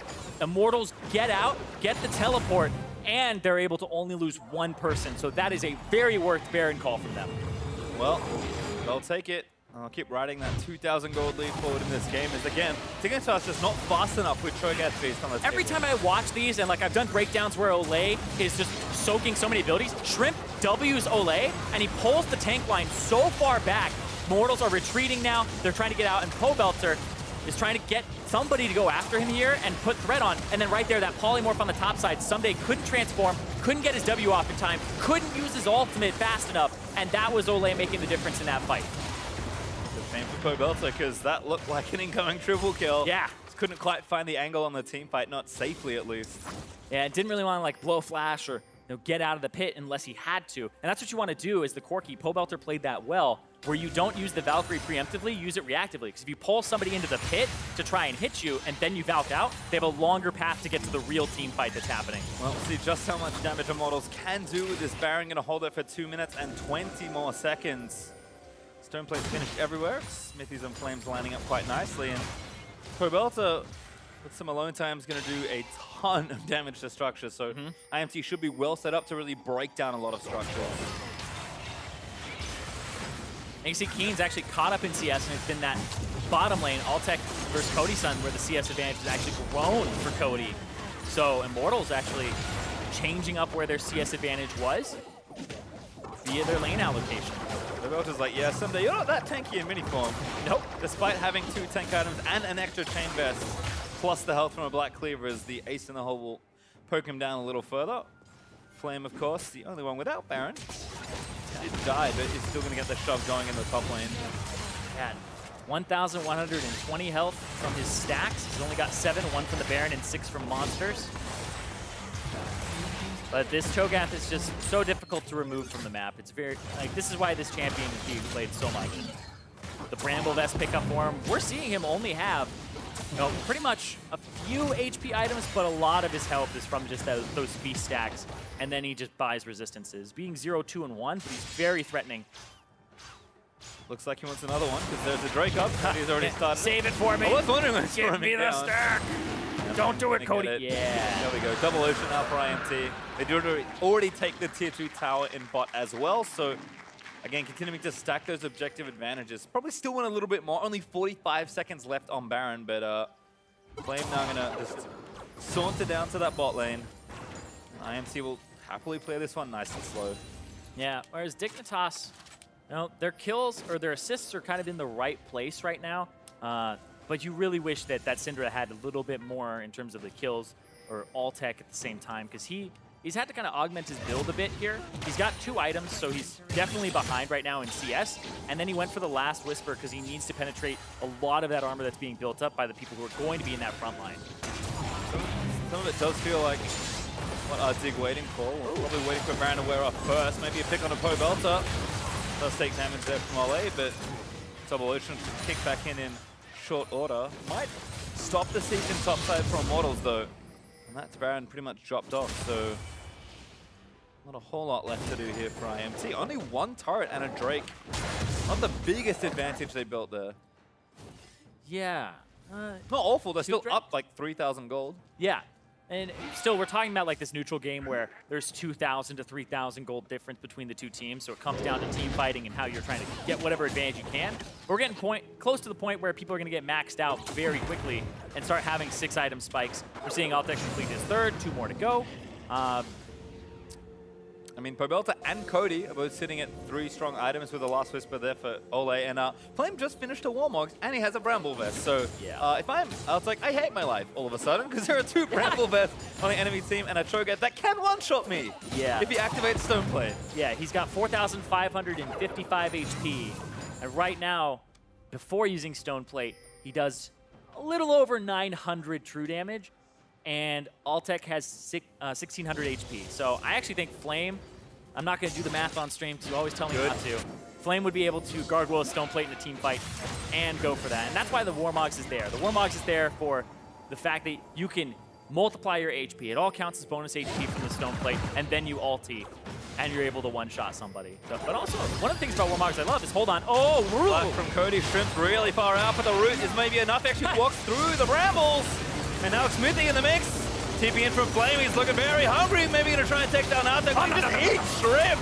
The tank line melts there for Dig. And it's a 5v4. Smithy, though, still taking damage as Someday trying to transform ASAP. Gets knocked up by the Rupture as Altec rooted there by Jin W. He's going to go in. There's the dog. Moves Cody back and slays him as Ole's going to fall as well. Dig may have just turned this fight around as Pobelta has to flash a stun. Does do so. Walk. He's going to miss that from Sunday as Pobelta. Valkyrie is out of the way. He needs to try and save his life because that'll save the fighting Smithy. Back into the mix. His Flame is regen so much. He's going to catch in onto Keen. Not enough damage. Outside. Attacked up. Pobelta and Smithy going to go down as well. And Flame forced to flush away. Dig still chasing. Oh, Someday can tank this. That's enough. There's the ace. Dignitas turn it around. They're going to keep pushing. These are 40-second death timers. Cody's Sun comes up in 20. They're going to get an inhibitor here. And I asked, what are they doing? The answer was waiting. Dignitas find the ace. And even the game back up. In fact, if this game keeps going, they might just end it. The question is, do they keep pushing? 10 seconds on Cody's Sun, and then there's 20 before the next person. They want to reset because Baron in 15 seconds. All right, going to play it safe here. Death time is not quite long enough. Almost 35 minutes into the game. Ole needs to cancel back, but cannot find anyone recalling. Yeah, this is run to the Baron, get some wards on it, make sure that they aren't rushing it here. And this is just an incredibly well-played team fight from both sides, but Dignitas out-execute them. Shrimp here goes after Cody's Sun, but it's the running in the 90s Jin. He's going to get right out, speed away, and then try to turn this around. But right here, Xmithy goes in, and then Flame also came through, and he CC'd, takes over half his HP in damage, and then they swap to Xmithy, who's close. Ole actually draws some aggro, and then Someday gets 3 hits, and then transforms, and that was the difference maker. But right now, Baron going down. Where's the smite? Xmithy's almost there. Flame, that's my question. He's not going to be there. They need to kill it. Xmithy, no! Not going to get a Shrimp able to smite that away. Someday gets knocked up there as the wild growth comes down to Xmithy. He lives for a very long time, but not long enough. Altec on a killing spree as Dignitas claim Baron. Altec was having a game where he's getting pushed around. He's 50 CS down, but he was able to complete the last Whisper item, do a lot of damage to both Xmithy and Flame, and he's been able to turn this around. Still deathless, only missed out on 1 kill, just like his mid laner. Speaking of 100% KP though, that top lane and that support, Adrian and Someday, this team, when they're in those team fights, they are looking better and better. That was a Dig Baron that definitely went their way, and Shrimp didn't even smite. It was Xmithy who smote, and then they were also able to just get it with a Q or something like that from Shrimp. Very close. Oh no. Well, fumbles or not, very impressive stuff from Dignitas, and I'm going to see why Someday went Black Cleaver full tank instead of for that split push build. Everything that Dig have got done in this game has been as a team. Yeah, and Someday's Black Cleaver and the team fight that he's gone for, he's saying, we're not really going to win this split push. I can't push Cho'Gath out. He's going for the Black Cleaver, which is going to help Altec a lot in these fights. And as it progresses, it's going to mean even more as people get those maxed out items.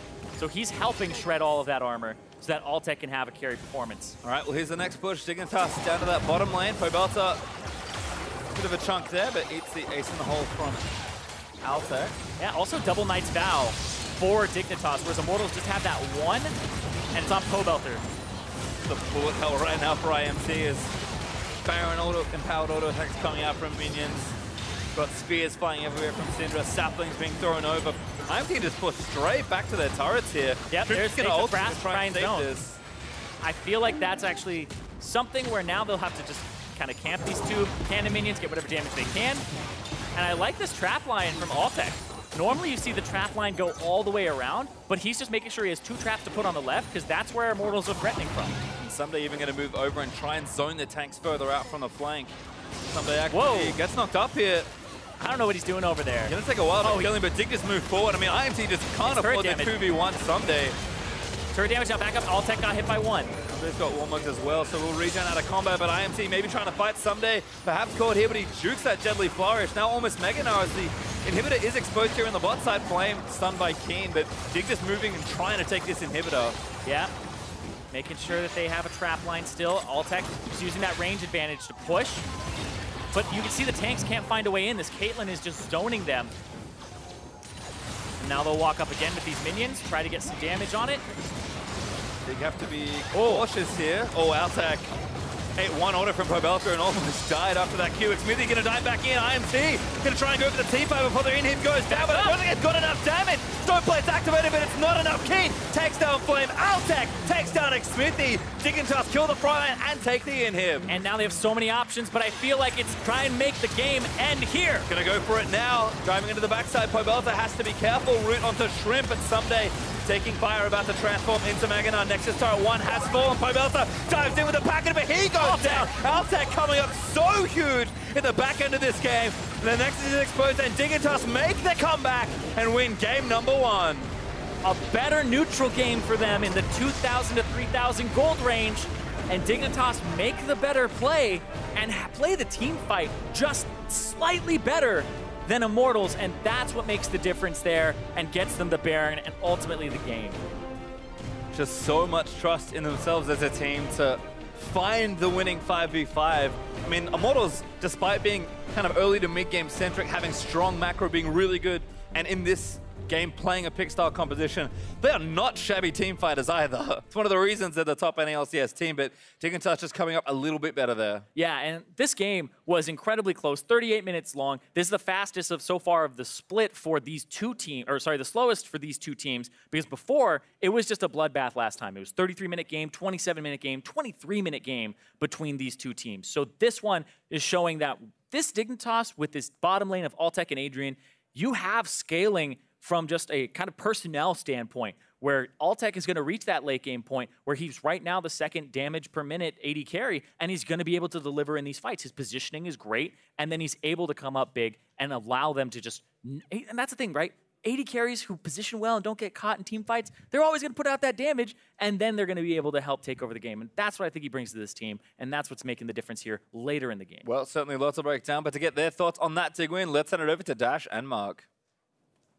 Thank you very much, Pastry Time. Dignitas coming out on top here. I mean, I just have to say, I'm excited for the rest of this series, and I'm really hoping it goes to 3. Although this wasn't the most kill-heavy game, crazy action-packed, I think there are a lot of really key moments that we'll take a look at that showcases the high level that some of these players are playing at. It's definitely one of those games where when someone makes a mistake, the other team is able to punish very, very heavily and really make you second-guess those small mistakes that you make, a mispositioning, going too far in, those small over-engages that sometimes aren't that bad, really got hit hard this game. Absolutely. So before we get into the play itself, let's pull up Champion Select just to see what the teams are working with here. The most notable thing to me is these bot lane supports. Of course, Adrian rejoins the league, and the support meta goes out the window. Hey, we want to play some Karma? We got some Karma back in here, right across from Lulu. So initially, when we see Lulu for Ole, I think we were talking about it yesterday a little bit, saying it's not really something we like seeing that much. No. Here, though, he actually had a great performance on it. I still don't really like Lulu Jhin. I just don't think it has that much synergy in lane. They did gank it decently well with the help of Smithy, and they did kind of hold down Dignitas' bot lane, which is one of the resurgent things for them and one of the reasons they're doing better since the substitutions. The bot lane's winning on its own. Did not dominate with Caitlyn Karma quite as hard as you would have liked, but as the game went later and later, you kind of continued to see why Caitlyn is such a strong pick. Other thing to note, of course, is the fact that the Caitlyn and the Maokai somehow ended up on the same side of Champion Select. So that was one piece of criticism we wanted to throw at Immortals. Totally fine, and I actually appreciate the fact that they opted to not ban either, right? The expectation then is just pick whichever one didn't get first picked over here, in this case the Maokai, in here for either a Smithy or Flame. That would have been beautiful. Yeah, that's what you would have expected, just because, yeah, you ban out some more targeted Dignitas champions. Nunu and Cassiopeia in the first rotation. Not things you're used to seeing, right? But for Dignitas in particular, they use those so well around those neutral objectives. Right. So you can understand targeting them, but it didn't feel like they quite punished as hard as they could have because they, like you said, get that Maokai pick away. And you saw in the late game how good that was for Dignitas. Very much so. So now let's start rolling through some of the key moments of the game. First up, 16 minutes in, Dignitas in the top lane, 2-for-0. This is one of those examples where we're talking about small mistakes being punished very heavily. That starts out all right for Immortals. They realize they kind of need to backtrack,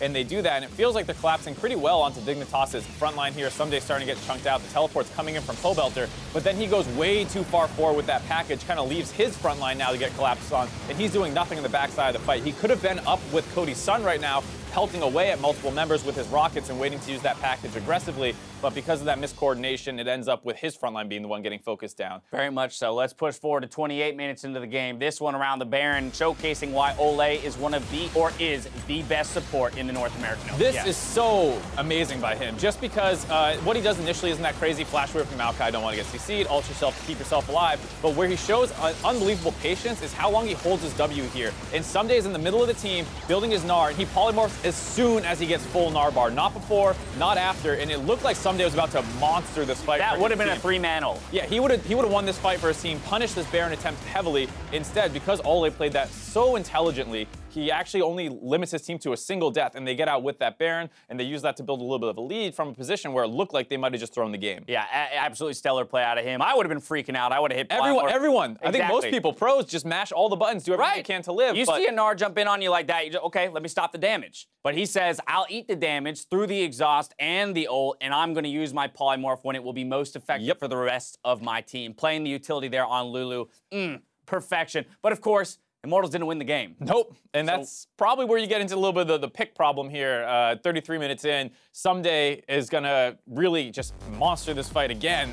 This time, he is not going to get shut down by Ole. Shrimp starts off, over-initiates a little bit, and this is one of the powers of that Cho'Gath pick, is that he can kind of just obliterate enemy front lines. Shrimp gets down to around a third of his health, a quarter of his health gets taken out with the Devour there, or the Feast, excuse me, and then after that, the problem is they never get onto Altec or Keen. So even though they got through the front line, they never get that opportunity. Someday's still around, building that Gnar bar, and he finds the right time to go off of another stun. And this is kind of where that Karma pick starts to be very viable again, because you see these lengthy fights where you have to not only chase people down, and she's great at that, when you've got multiple Mantra shields coming in for the team in these elongated fights, essentially the effective health that you're providing for everyone is pretty massive. As well as the speed ups that come with that, being able to get your front line in better or kite out the enemy front line multiple times, being able to help that. And this was a super, super close fight, and you see just how important it was that they never actually got that opportunity to shut down that engage from Someday.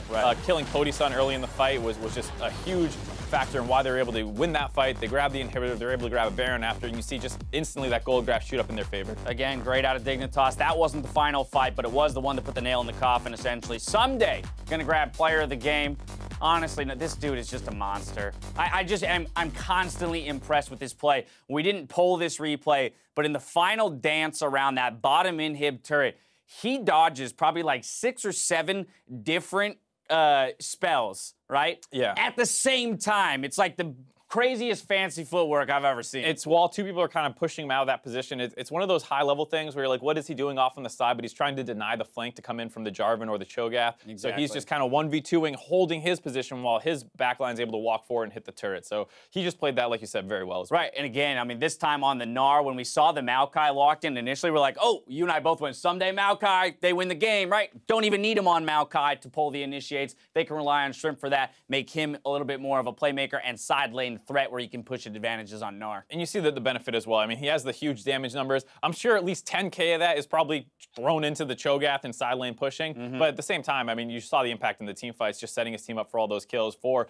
Altec and Keen to really put up big performances as well. I want a third game though, Mark, so I need Immortals to win this next one. How do they do it? My inclination, as you pointed, is that Jhin Lulu combo. I don't love it. I want to see something, again, put Ole in a position to win that lane alongside Cody's son. I mean, we saw it, I think it was yesterday when he ended up on that bar, just having huge performances after that. I mean, he has a great Lulu. I'm not saying, don't pick his Lulu when if it's the right thing to do, but sometimes it does feel like he's a little bit more limited in these team fights, and this was one of those games where maybe if he had a little bit more playmaking at his fingertips, and the Jhin pick is one that they keep taking really early on. Cody's son has been doing very well on it, So I wouldn't criticize the Jhin part of this combination quite too much. All right, two top teams duking it out here. We'll see if our first place team, Immortals, can even up the score when we come back for Game 2 versus Team Dignitas. Don't touch that browser. You're watching the North American LCS. Again. I'm going to say it.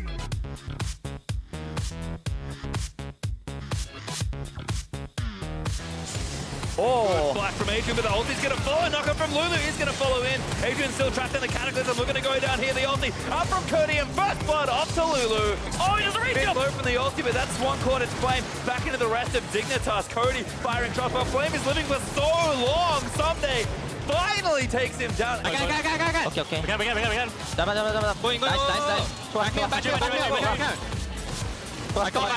Going. Go. I think.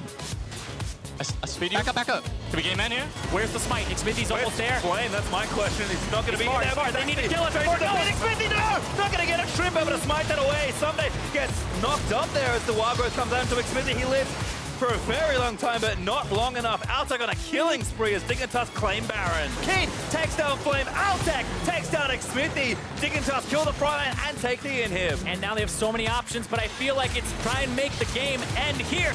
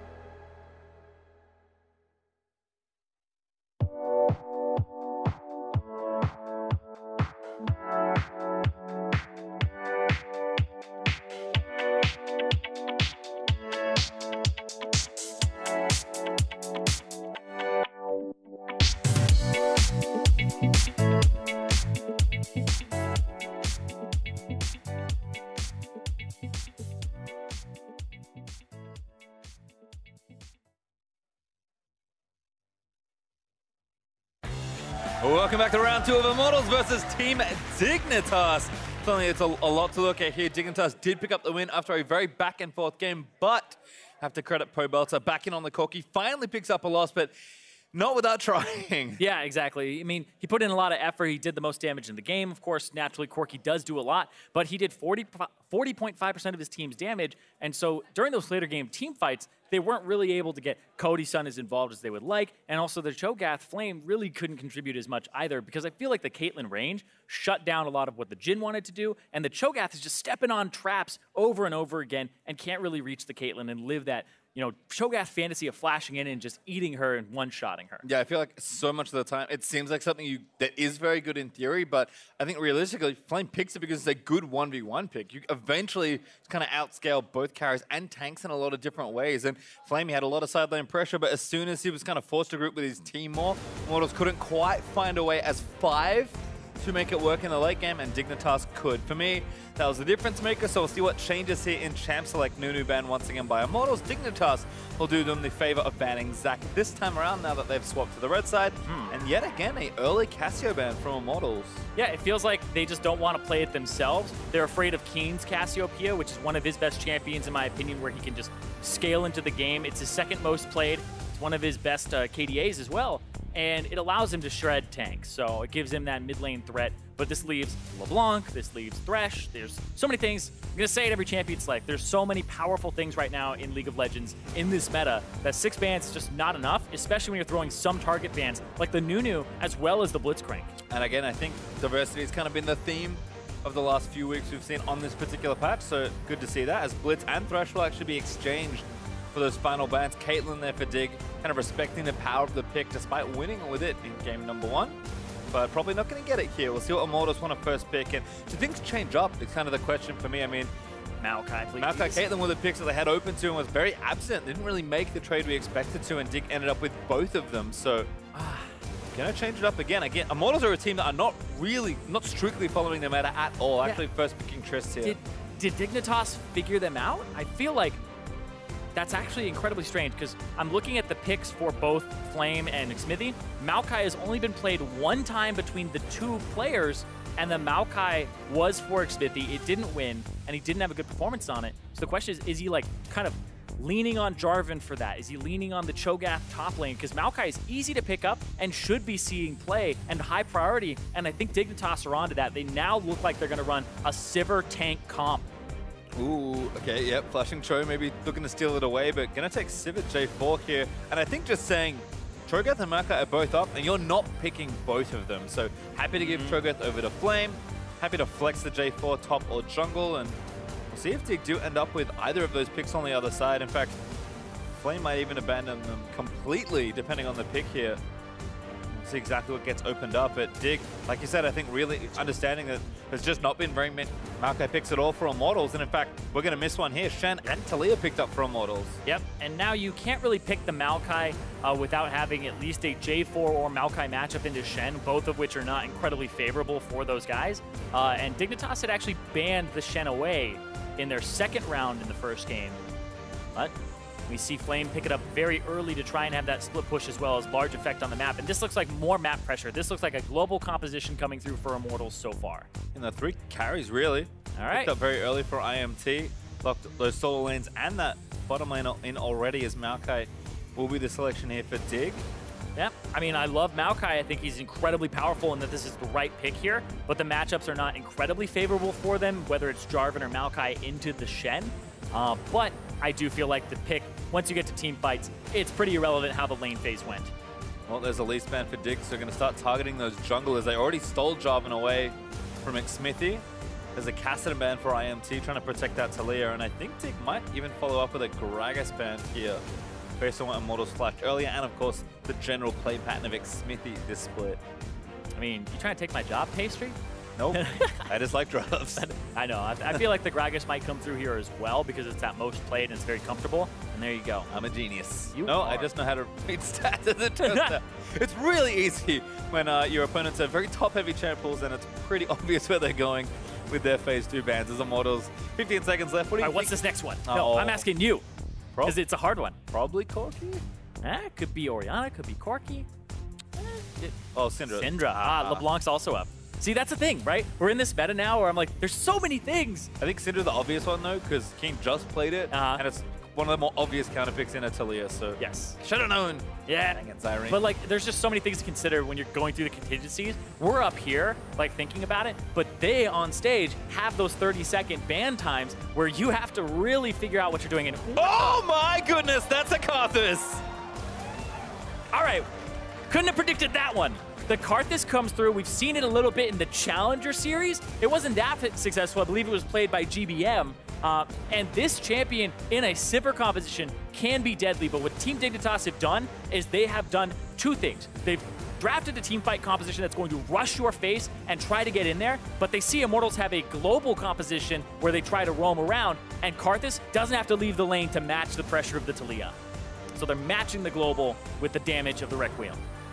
Well, there's Rek'Sai for Immortals. And I've got to say, this is so keen to have something up his sleeve like this champion that nobody else is playing right now in the NALCS. 0% pick ban. The real question is, where is the Garen? He's been playing in solo. I don't give a damn. We have a Karthus pastry. I'll settle for Karthus. There's the bar the crowd wants, I think, for Immortals. Ole is going to claim it. And there's a very happy crowd. There is a amazing Snow Day Bard cosplay out in the audience for the arena today. So shout out to that person. Where it at? Where it at? Oh, you'll see it. You can't miss it. It's adorable.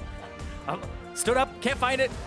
I feel gypped. I feel like he's roaming. You relax. All right, good point. Good point. You know, went to the concession stand. They'll be back grabbing some meats. And it looks like Jana for Adrian perhaps here was banned away, so he's going to be the pick. And all of a sudden, Dignitas present a comp that I think nobody expected that looks insanely powerful. Yeah, scaling, wave clear. Yep. Tons of engage. Yep. Good pressure, gank assist in one lane, I would say 1.5, but then the disengage. If you try to get in, that's what the Janna's for. And I'm loving the fact that Adrian is kind of pushing this meta as well, where he'll play the disengaged champions when his team already has engage, and they don't over-index on having too many engaged sources, because there's Righteous Glories in the meta, there's Maokai, there's so many things. So he goes the other direction and says, Sivir doesn't need to have another helpful engage. Disengage is the way to go. Keep her safe, and we'll see what happens in this game. Some Immortals have some early map pressure, and then if they can snowball off that, we'll see what happens, and they could walk away with the victory as well. Certainly could. A team that has played very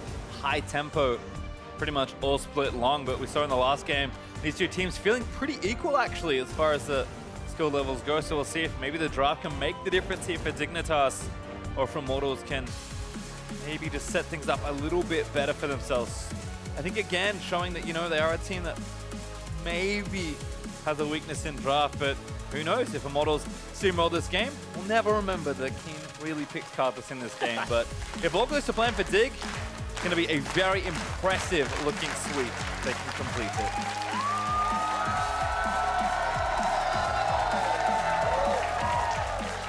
All right, lining things up. Dig in the game. Dig up a game. I want to see what's going on now, because there's a lot to talk about here as we move into game number 2. Keen's Karthus. I do not remember the last time I even saw Karthus in the NALCS, let alone the last time Keen played it, if he's ever played it in his professional career. I don't believe so. The last time I saw Karthus was GBM playing it earlier this week in the finals of the Challenger Series, the last NACS broadcast ever, rest in peace. But I also saw, you know, before when Piglet played it back in relegations. Ah, so you're telling me it hasn't been a while. seen in the LCS for a little while. It's been a while. It's been a hot minute. Alrighty, well, Ollie just going to chime out. Hang with the meeps. Adrian just zipping back and forth. Pretty defensive bot lane there for Dig, but I mean, we've talked about how consistent Altec and Adrian have been. These are the kind of lanes that you can very effortlessly glide through the lane with. There's that kitten. Does not find it Smithy. But does actually proc that there. So with Shrimp, I think actually changing a jungle start potentially. Hard to say exactly where he wanted to start, but at least got some reconnaissance done with that sapling. Yeah. You place your first sapling because they only last 30 seconds in the river, so nobody invades. And then at 1 minute and 10 seconds or 12 seconds, you start placing them in the brush for your camps. Shrimp has got 2. Should have enough time King for one more, I believe. Leash? Maybe. Maybe just take a Raptor? We'll see. Hanging out in the pit right now. They group up really quickly. I'm pretty sure it's difficult as Karthus to actually take a Raptor early. I'll see if he throws a Q over the wall or anything. Put a ward down, I guess, so that seems to be the thing. There is a ward for Flame, though, into that red buff. He walked over for that, so has pretty good information, and Smithy did start the Raptors, so different jungle paths this time around, although starting on the same side. Yep. And we'll see what happens because Smithy will go to his buff, and then you can do a Krug level 3 and back or gank. Lots of different routes you can go for here. Well, see how this bottom lane develops. Certainly expecting Cody and Ole to kind of have the advantage early, but that is as even as it can get, Zyrene. Which I don't think we would have predicted coming into game 1 of this series. I feel like there's a lot of hype behind Dignitas with their change to the roster. And Immortals, even though they've been the #1 team, I feel like a lot of fans are still unconvinced and still have, like, the fact that they haven't been proven season after season, like some of the other top teams have been. Robert's actually roaming up. Shrimp was spotted on his red, but no follow up there. Might take the Raptors here for Xmithy. Xmithy actually went them out. EXP Quint into Raptors, and now he's tracking Shrimp in the jungle. He doesn't know the HP, but he's going to go in. Yep. He's going to find him at half. A lot of damage done already. Rek'Sai might be able to get something done here. Shrimp going to flash Xmithy. He does follow, but Shrimp too far away. Yeah, if he had the full Fury there and got the E off, it may have possibly been a kill. Oh, just barely misses, doesn't stop the back there, so that's actually going to be okay for Shrimp as he backs, gets himself a Ruby Crystal. And he'll start to ward up, but he will lose his Raptors. He's going to be able to take that down at least. He's going to unburrow and has Smite, so we'll get this camp very quickly. In fact, not even going to need to use the Smite here.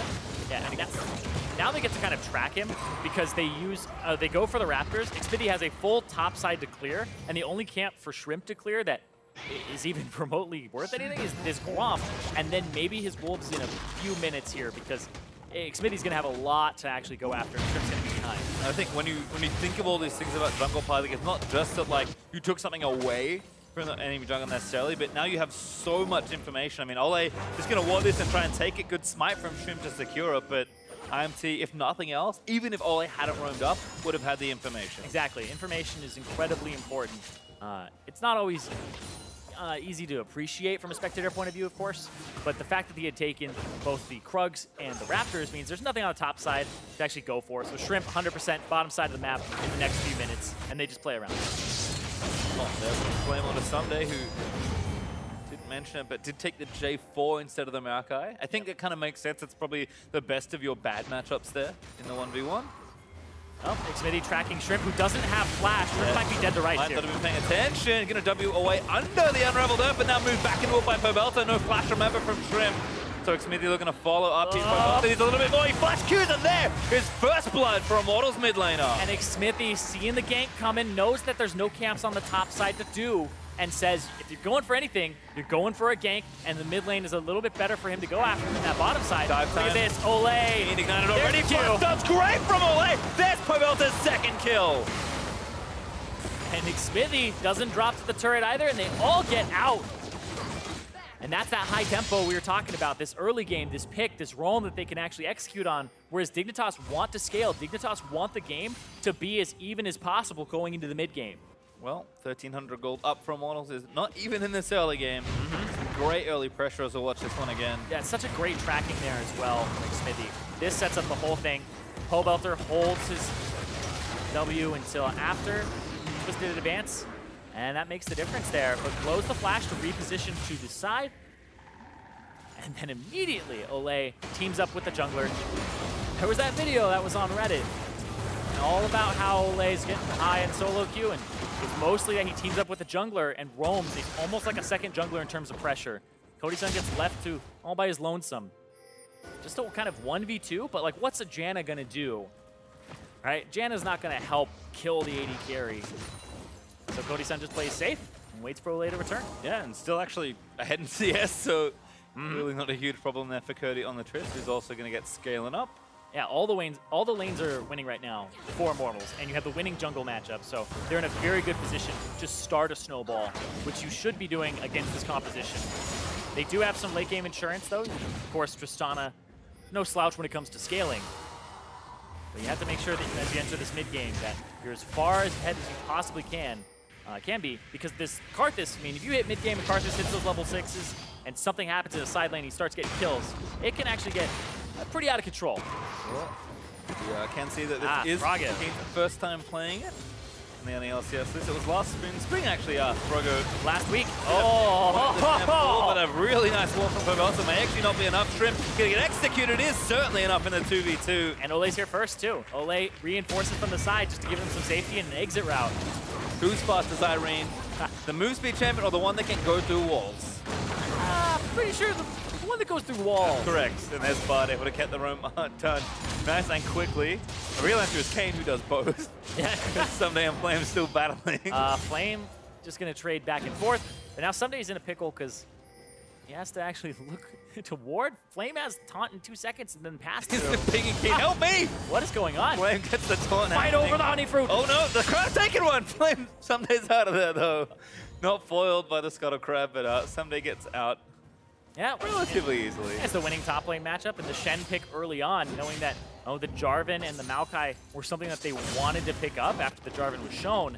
And it has pretty good matchups into both of them. And you can see Flame, looks like he's going for an early Tiamat as well after his Ninja Tabi. So gonna try to go for pressure, and it's all about winning lanes for Immortals right now. Yep. Trying to win these lanes to continue pushing and get early objectives and control of that jungle, because they're trying to punish Shrimp. And look, Flame very well, has become a much more versatile player than the very early days in his career as a carry top laner, but he still wants to win lane whenever given the opportunity, so he's going to work towards that.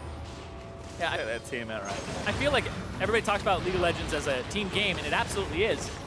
But there's one aspect you always have to think about is your team can do more when you're winning lane. If you have a losing lane, you need your team to help you, or you need to kind of just help them by keeping somebody occupied. When you have a winning lane, you get more options. So the draft is always important because it helps just set up the whole kind of the starting foundation of how the game is going to go. And then junglers and supports kind of upset it, and mechanics and outplays will also get you whatever edge.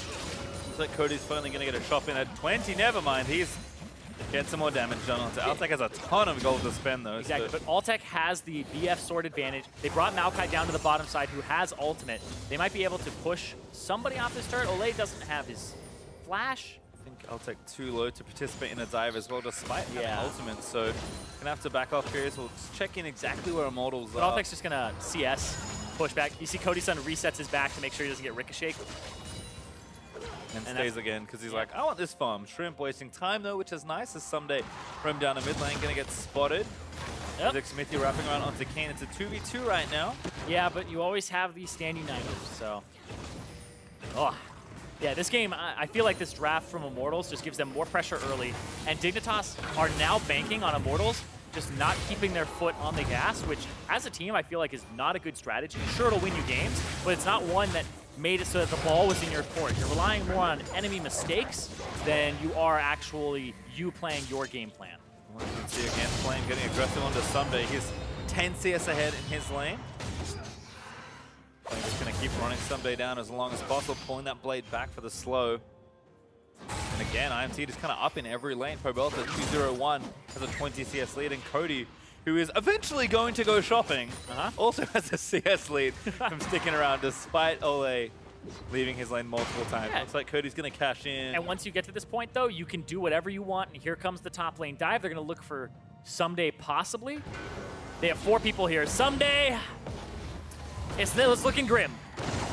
Well, he's going to try and get his way out, but Ole's going to flash slow him down, ignites through. There's a knock-up, and Pobelta. Kill number 3. Yep, that's the flash and the ignite from Ole. Question is, do they push faster? I don't believe so. It's going to be very close here between the two. Top lane, oh, actually, no, they had way more bottom lane turret damage. That's going to be Dig getting first turret. And Cody, I mean, he's kind of had to find a time to back, which felt a little awkward. He finally brought up, but all that pressure does give Dig that first turret. Gold Immortals will answer shortly after, so not a huge loss, but Dig actually up in tempo, going to start this Cloud Drake here on the bottom half of the map. Yeah, and it's going to be traded for the Rift Herald. Cloud Drake for Rift Herald. If Rift Herald can break that mid turret, you're in a good spot. But I actually feel like Karthus is okay losing that mid turret, like from a perspective of against the Talia who can roam and now threaten all the side lanes. Karthus, you want that spell penetration, you want to just scale a little bit in that mid game, and if you have to sacrifice your turret, then that's all right. You can just farm a little bit further back.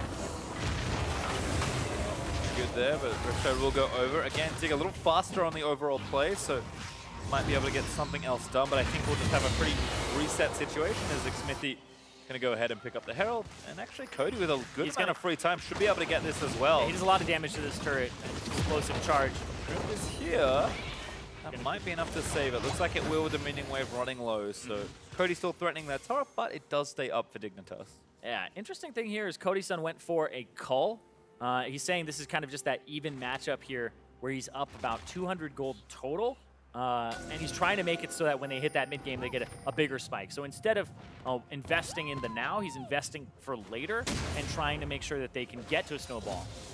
I mean, he's really just been farming, sometimes even 1v1 or 1v2. So Cody, I think, pretty comfortable in this situation right now. IMT have so much map control. And I think this is good for Cody-san as the scaler on the team. Normally, you're like, why are you doing this? You need to help your team snowball because that's the comp. But he's the scaler. He's the insurance policy. If something goes wrong, you do have this Tristana, and if he's able to get space to buy this Cole because his team is being aggressive, it allows him to scale up. And if something does go wrong, he's ahead based on what he had purchased earlier. Yep, 20 CS up also, so looking good there for Cody in the bot side as Kane gets the blue buff and try and protect this turret. Yep, Altec's gonna have to protect that bottom turret, and now it's everybody looking for some type of advantage, and I feel like the game is gonna be in a bit of a paralyzed state for a little bit because there's globals from both Flame and from Keen, so Immortals won't go too aggressive, and Dignitas won't go too aggressive because there's a little bit of an answer if something goes a bit awry. This mid turret will go down because of the Rift Herald and the pressure that was bought earlier. And Immortals cashing in on that Cloud Drake exchange. Might even use some of this time to try and get bot turret as well, as it does get a charge onto the tier 2 and deal some damage there. Looks like Pogolz is moving down, level 2 ult ready, so they're going to cut off all the vision on the right-hand side of the map and let Cody finish off that turret. Dig playing smart, not moving aggressively through the jungle to get picked off, but IMT actually have a really big lead now. It's 4,000 gold before this turret dies. It'll be pretty much 5k once this falls down. And it not quite 14 minutes in. Immortals going to struggle to fall behind in this game, given that the snowball has well and truly started. Struggle to fall behind. I always try. I always struggle. I mean, I do it with a plump in solo, actually. But yeah, now they get to go after these tier 2s. And Altec taking a lot of damage there from that trade. He might actually have to back off here to get some assistance. But yeah, now that they're winning every single lane, you just kind of keep the lane phase going as Immortals, and then use Talia and Shen to rotate whenever you see a play you can possibly make. Yep, Globals on the map is open. 2 thumbs up there from Immortals at this stage.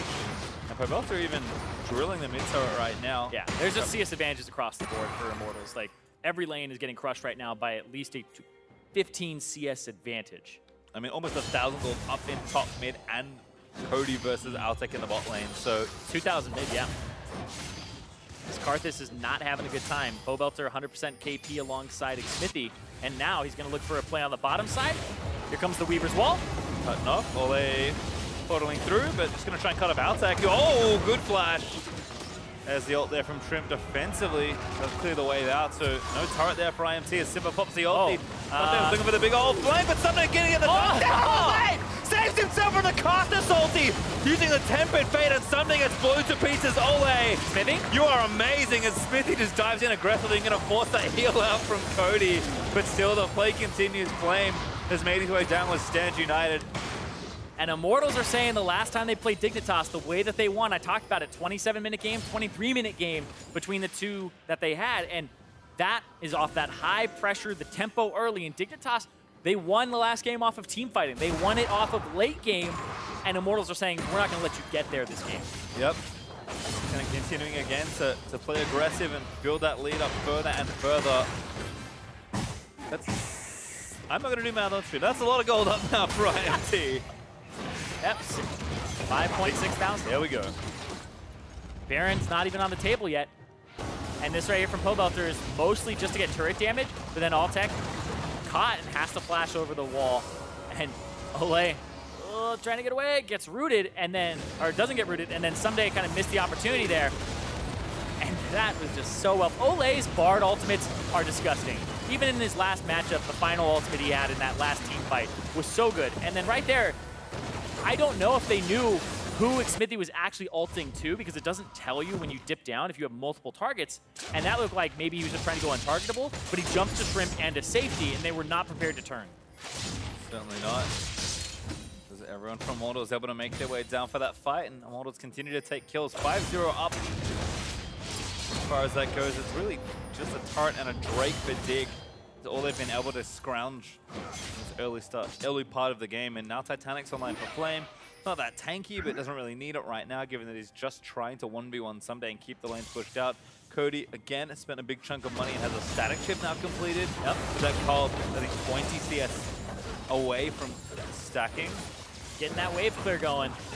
I mean, this start's dead if Dig don't have a response. Yeah, if Dig doesn't play a defensive composition before the Maokai actually gets to an engage point, and you get all the pressure as Immortals, who drafted incredibly well. So honestly, huge props to Song for this draft, because Dignitas felt the need to take the Jarvan away very early on and drafted for an engaged composition. Now they've been able to play completely around it and shut down Shrimp. Yeah, and again, every lane just kind of sticking here for Immortals, and it's continuing to get further and further ahead. Pobelter is approaching 50 CS ahead, and he's already got 2 pen items plus the Morello. IMT just going to rotate around, look to keep taking turrets. They've got 4 already. Going to try and make it 5, but there's the wall from Pobelter, and that's an easy feed. And this is why Taliyah, I forgot who said it in an interview, where it was like, they had Taliyah, they had an advantage. You should be able to just keep getting turrets with the Weaver's Wall over and over again. Like, there's no excuse for not using the Weaver's Wall to get turrets like that from a diagonal angle and forcing people off, because you section fights incredibly well. If you want to play Taliyah at a high level, you just go in the practice pool, get yourself to level 6, figure out when you approach side lanes how you can get walls in, and then give yourself level 11, extend the range of the wall, and then figure out your mid-game walls. And Pobelter just has all of this down. Yeah, very well practiced on this champion. As the second Drake goes over to Immortals, equalizing the clouds, as the next one will be Infernal. Certainly something nice for IMT as they're looking to scale up into the game, but not going to need it right now. Almost 19 minutes in, and that gold lead is continuing to grow. Almost 8,000 gold up for IMT. Yeah, you win that early game in multiple lanes and just start winning the entire map. And when it's on something like a roamer, like the Taliyah, who got those 3 early kills and that 1 assist, then the whole map is afraid of this pressure, and you lose your mid-turret. Karthus can play defensive and try to get to a point where he has those penetration items, but it's just too high of a tempo here for Dignitas to match. And I think for me, the biggest indicator of just how straightforward this game feels from Immortals is Cody is just continually stockpiling like 1,500 to 2,000 gold before shopping. He's just hanging out on side lanes, taking farm, and just, he knows, you know what? If I need to be somewhere, I will. But my team is winning so heavily everywhere else on the map that I'm just going to keep farming. Yeah, he's 2 levels up. He's got 2,000 gold almost in the bank here. His Cull just cashed in. He's ready for his Infinity Edge. Like, why not keep the pressure up? I feel like he backs here, you reset, maybe look for Baron, but trust Cody. I actually feel like the way that Dig gets back in this game is off of a Baron fight. I feel like if you're Immortals, you only go for a Baron if you have absolute vision and you've made some picks and they're trying to make some down. Starting to the wall. No, not quite. Shrimp with the defensive ultimate as Adrian taking a little bit of heat. That's a long wall. They're like, get away, stay away. I was waiting for Ole to snag someone into the Weaver's Wall for some ultimate Taliyah combos, but instead IMT is continuing to siege, and Keen is trying to find a flank here on the Karthus, but Smithy going to chase him away. Might even get good damage done here as Keen actually firing back. Does do good damage with the Karthus right now. Somebody also looking for the flank. He committed his TP as Smithy could have been caught here, but able to tunnel back towards the Baron. Altek and Adrian still getting zoned by Pobelter and Ole, and Immortals commit a couple of things here and there. Don't get too much out of it, but really not a risk at all for them at this stage. And this game has been so much about the lanes that Flame has only had to ulti 1 time this game, and that was that bottom lane team fight. That was it. Otherwise, nobody's made many moves. I believe Keen has also only used his ultimate once, and Shrimp, put him on the Barbie. The tank disappears. As I doesn't have too many items right there. Cinderhawk and some Locket Putts for Shrimp means that he is going to melt even to the magic damage dealer. Cody, I still can't believe he did that. Cody, still looking to siege up this top side turret. Again, happy to just sit on a large amount of gold, but just doesn't need to be off the map. Immortals know they've got all the pressure. Might as well continue it. And Shrimp, who's trying to clear some vision, Ole says no. Yeah, as a jungler, it's the worst feeling because it's a team game. Your team has been losing lanes. You got punished incredibly early after the flash and the invade from the Rek'Sai. So Shrimp hasn't been able to really play League of Legends. He's playing I would say it's Farm Simulator, but like there's a ton of people in your field and they're trying to beat you up. So I'm taking all your crops. You can't get anything. Get invaded, yeah. I mean, like, that's the thing is when you're playing jungle and taking your camps is kind of a thing that you can look around the map. You can just like hit F1 through 5 and like check your lanes. But when it gets to the point where you're farming your jungle and you have to like look everywhere, pull your camps into brush, like be incredibly paranoid about what's around, that's when jungling is just not fun at all. It feels so bad to pick up any gold.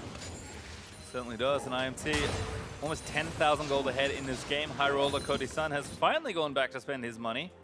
He's got now an Infinity Edge to join that static ship and an extra Zeal item. So investments have certainly been paying off here for the trip. And they're at a really good pace right now, above the 10 CS per minute mark for both of them. But look at us trying to engage, trying to get something back someday on Pope. Ooh, Pavelta outie, but that's the stand. No, he's gonna have to fight, but he's just gonna go down. Sivir able to get that kill. Tempered Fate blocks up 2, but not enough as Cody does take the turret. Might just have to keep going. Yeah, and they're split pushing still. Flame on the side. Is this gonna be a Baron startup here? I feel like this is how they get back in the game. They use the Sivir ulti to rush down. They're trying to go for broke, trying to get something back. There's the TP. Yep, Flame comes in, already burnt the ulti to try and save Pavelta, but it did not work. Smithy is around the side, but I think Dig just have to rush and try Adrian and ulti. They're going to go in for it. The Baron does go over to Dig and Shrimp. Able to take it. Ole firing back with some Eepsa. Flames in the pit, forced to flash out. Cody just could not get in there. In fact, he's still coming back down from his split push. Yeah. Immortals might finally find some exit kills here. He has great damage. Oh, they found Cody, but someday I just don't think they're on him. Shrimp gonna try and lock him up, but Dig can't safely get in. He's still there to CC. Cody just free firing away. The Karthus ulti could be big. Not enough damage though. That's bigger than expected though, because Keen has not gotten much of the action here.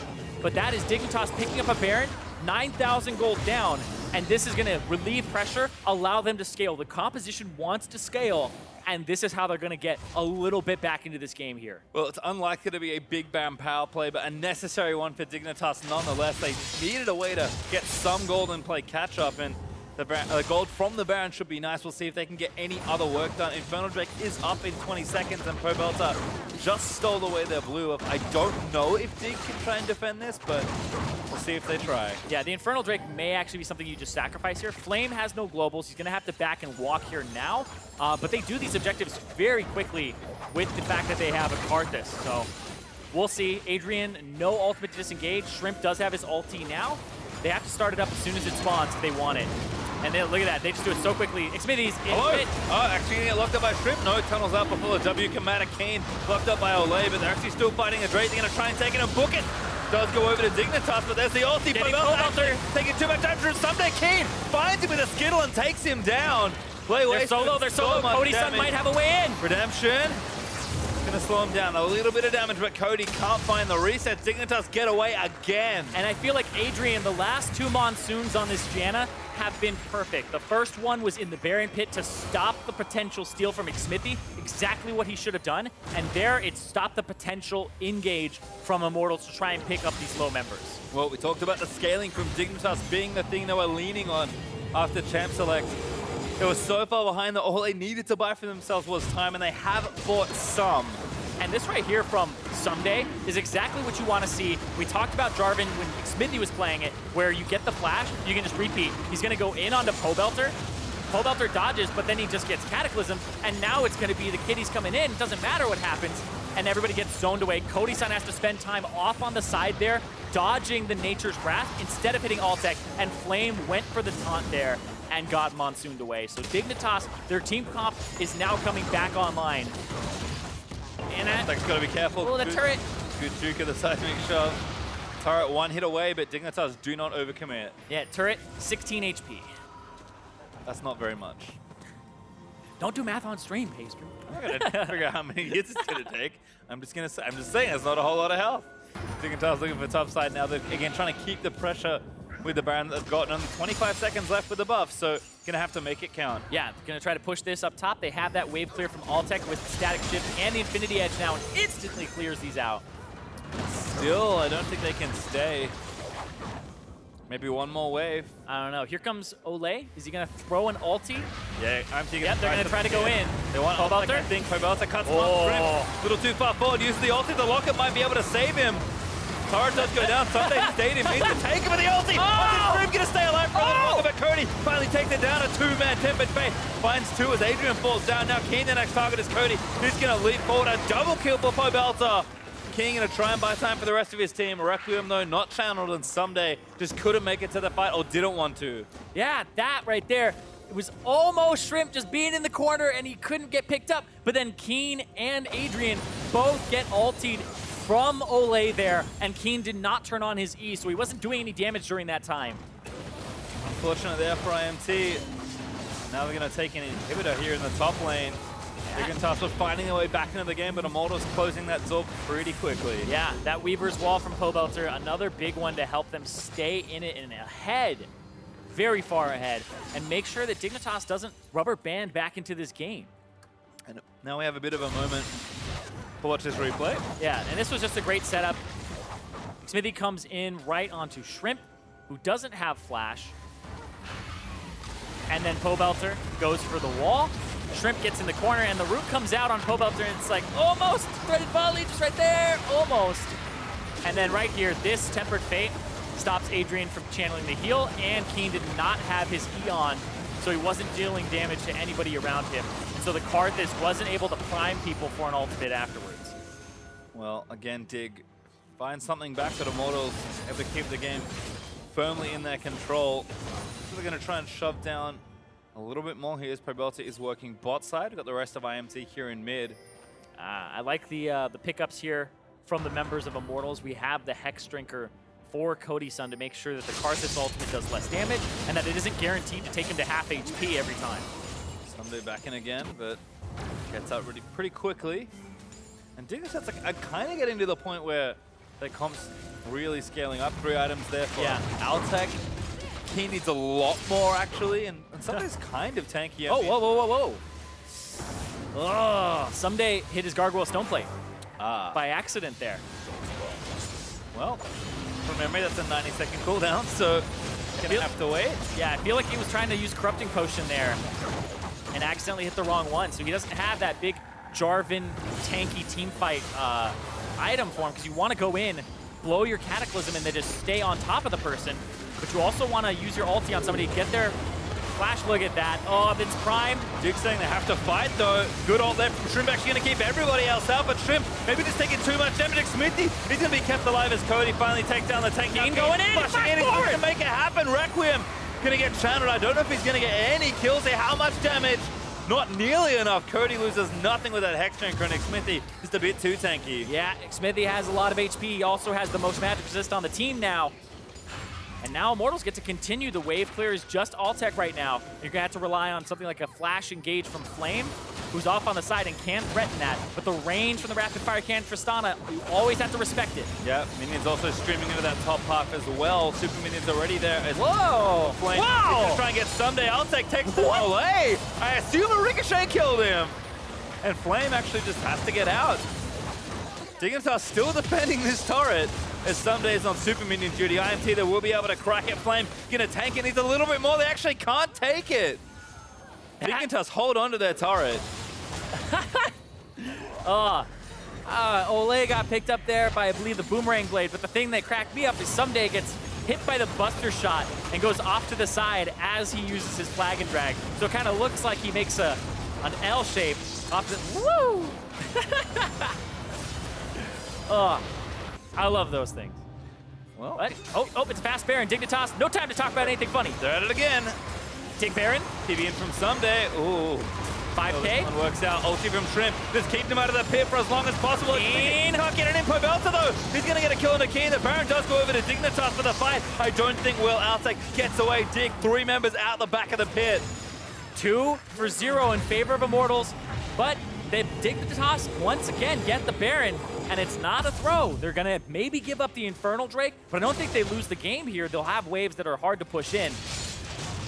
Yep. We'll see, they're trying to pressure turrets. They might try to get that bottom and the mid here. Immortals just have a big advantage here in terms of the pressure on these turrets. Just working against the clock for Dig. Immortals playing so fast still with their lead.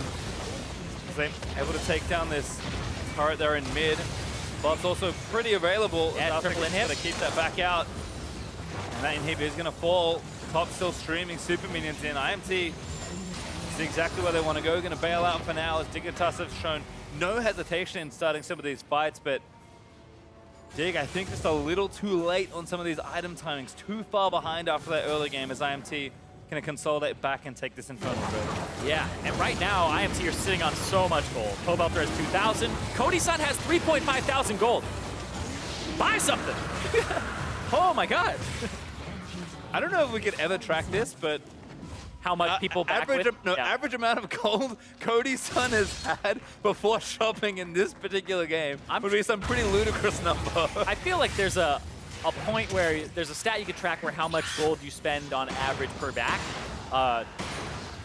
There's got to be something there because some people just have those late back timers, but this is one where he's so far ahead, but it does leave you susceptible to counter plays, right? People had to spend gold right before that, and that's how Dignitas got in on the Baron faster, is even though you have this pressure and you're pushing lanes up the entire game, you have to back eventually for items to keep your spikes up, right?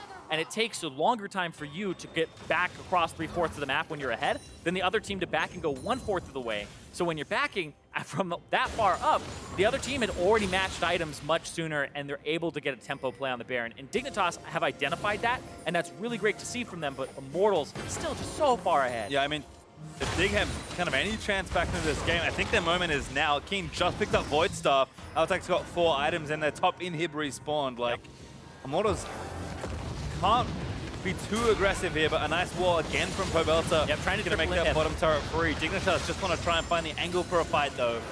And somebody just dueling Xmithy, trying to push him back. Top lane, though, Flame versus Keen. Those are the 2 globals, right? Dignitas making sure they stick Keen in that top lane. Yeah, because Someday doesn't have his teleport right now. But we've seen what can happen if Altec can get into a fight with these items, and if they can get on Pobelter.